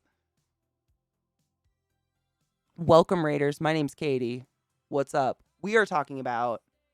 I think we got back to going to concerts again. Literally, we started the day talking about our favorite concerts and our least favorite concerts we've ever been to. I started playing Hades, and suddenly we're back to music. It's almost like we super like it or something. I don't know. Raise your hand if you can't live without it. Hey-o! That'd be me. Stream is wonderful today, and I am wonderful today as well. Thank you for asking. I hope you're doing wonderful other than being very tired. I hope you get good quality sleep, for real. Least favorite Third Eye Blind? No shit. You went and saw Third Eye Blind. Was it terrible live? You know what's crazy? One of my friends earlier was saying that she went and saw... The Weeknd? You know, like The Weeknd, but The Weeknd. She said it was horrible live. I really like a lot of his songs, but that's sad. Glad I didn't waste my money there. Watched Monster Magnet like 8 times in my late teens, and that was fun, I think. I don't know, drugs.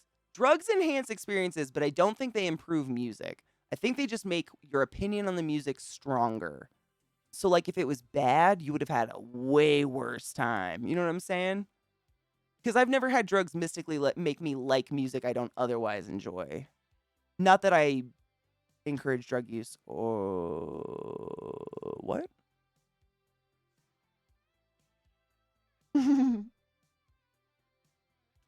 Felroth, you silly fuck. How are you? Thank you for the resub. I knew there was a fucking resub. It just popped on my thing. Thank you so much for resubbing the class, keeping the classy alive, and giving it swings. How are you, love? Hydrate, bitches. I knew it was. I was trying to scroll for it, but I figured I'd just drink and accept. I'll check it off later. Unsound Gaming, how are you?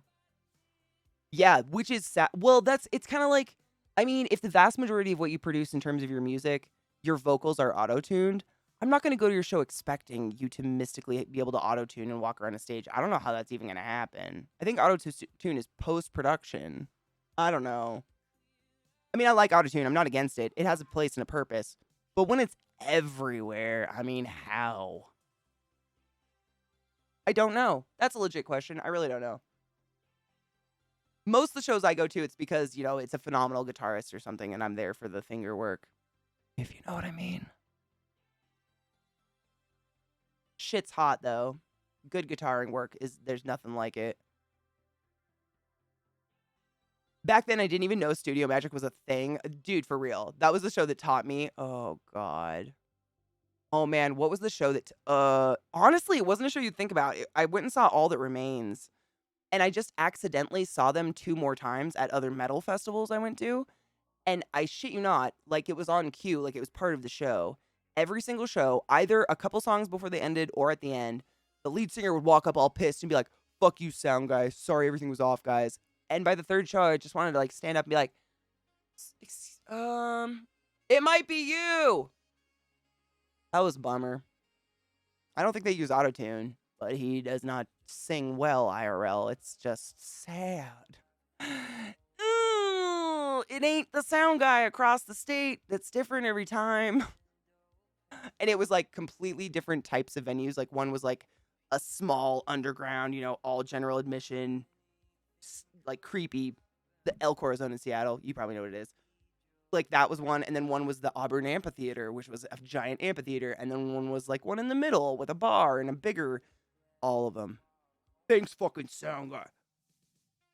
Bro, you just can't sing without someone fixing it. I don't know if anyone's told you yet. I don't know how you don't know, but no one's told you. It's a you thing, my friend. Which is sad, because I did like their music. But, it's kind of like comedians. Like, I'm sad Ricky Gervais is going all like, I'm going to teach you how to laugh at transphobic jokes so I can keep going on with my old-ass comedy. And it's like, but then there's Bo Burnham, who's not knocking down or offending anyone. Like, we know it's possible to do it. So, like, stop doing it that way. It's not, like, inevitable or forced. You know what I'm saying? We know people can sing on stage and not fucking tell a sound guy it's their fault every time. Stop it. He really has. His comedy has matured so much, but it's still like dumb hilarious, which I love. Oh, I'm still so glad. Like I don't know if you watch the extras on YouTube. They're fantastic, but I agree with you 100%. And I love that he doesn't like erase any of it. He kind of acknowledges it in most of his specials. Like, I don't know, man. Guy's kind of beyond his years. I don't know what it is. He's like one of those like Leonardo da Vinci or something. Like he's going to cut off a body part. Don't do that, Bo. Please don't do that. But I worry. Bo Burnham used to be pretty rough. Yeah, no, totally. From your final remarks of the stream, if you dream of me, I imagine it involves waterfalls of blackberry jam. I love blackberry jam. Are you doing this to taunt me? It's my favorite. Is this on purpose? That's why Seinfeld's still going. He's always played clean, so he can't really get canceled. Did you see the quote? Someone shared a really good quote by him in stream the other day. There was a bunch of comedians together, like Chris Rock and Ricky Gervais and everything. You know, the ones that have gotten just like, what's the word? I'm going to say what I want to say regardless of who feels about it. Like a stick in the ground kind of thing. And I've found all of these people previously quite funny. So I mean, no hate, no shade. It happens. He said, regarding the N-word, he said, you've all found humor in racist comedy and the N-word where I've just never found it funny, I guess. And that was like his excuse for never putting it in his shows. It wasn't that he wrote it out or like avoided it. It was just not humorous to him. And I just kind of feel the same. I don't know. I love George Carlin. George Carlin was the master of masters. Wow. Oh, fucking Carlin. What a person I would have kept alive for longer if, that was feasible. What a cool human though. If we should often, if not always, accept the flaws of the past, which we've grown 100%. I think trying to hide them makes it even weirder. Do you know what I mean? Like, I'm totally up for being like, hey, I made a mistake and I'd like to grow as a person. Let's change together. And if I fuck up again, I own up to it and apologize and continue. That's the only way to grow as a human, though. Like, how else do you do it? I don't know. I never want to be stagnant. That feels like death. You know what I mean? Like, what do you do at that point? It just feels like death. That's like dying. I'm not ready. Yeah.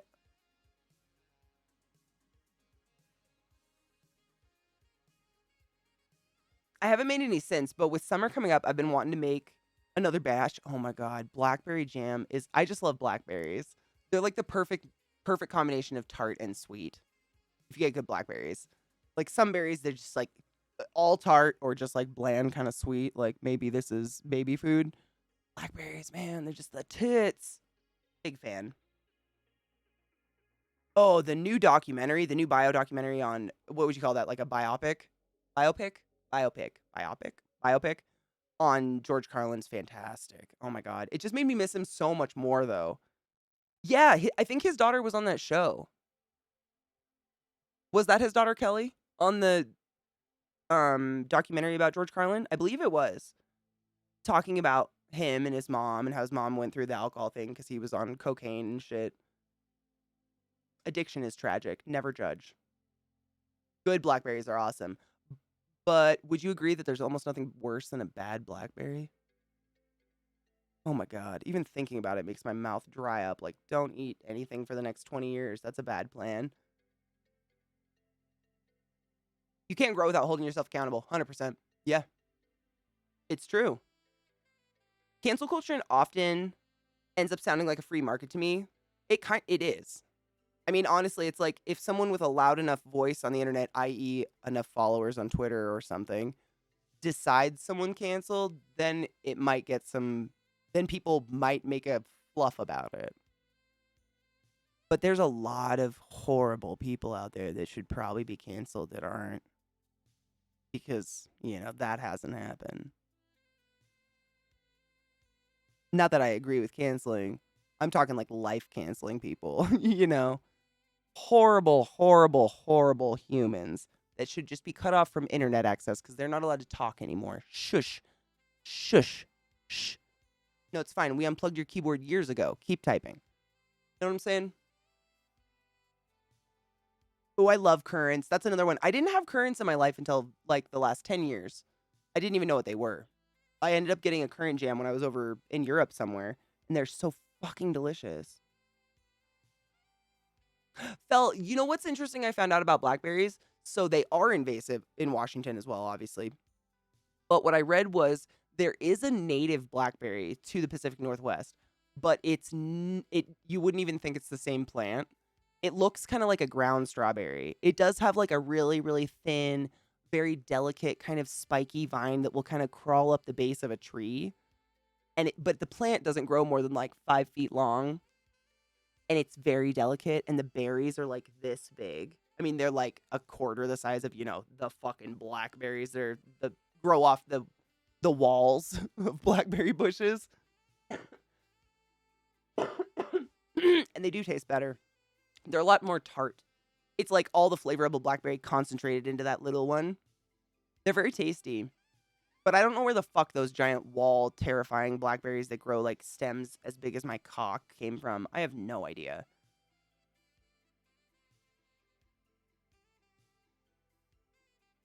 I know. I mean,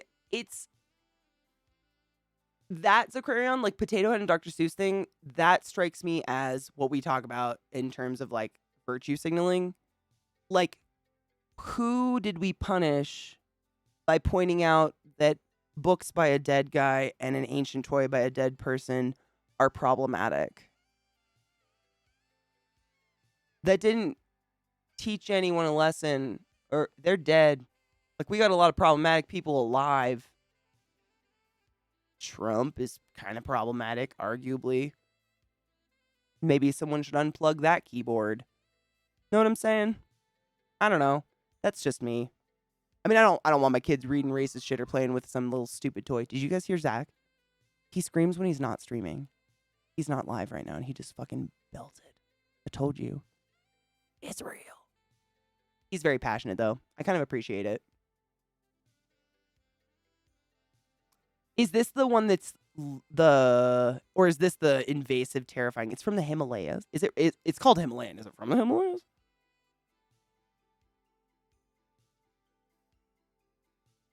It's a Class C noxious weed that's not selected for required control. Are you kidding me?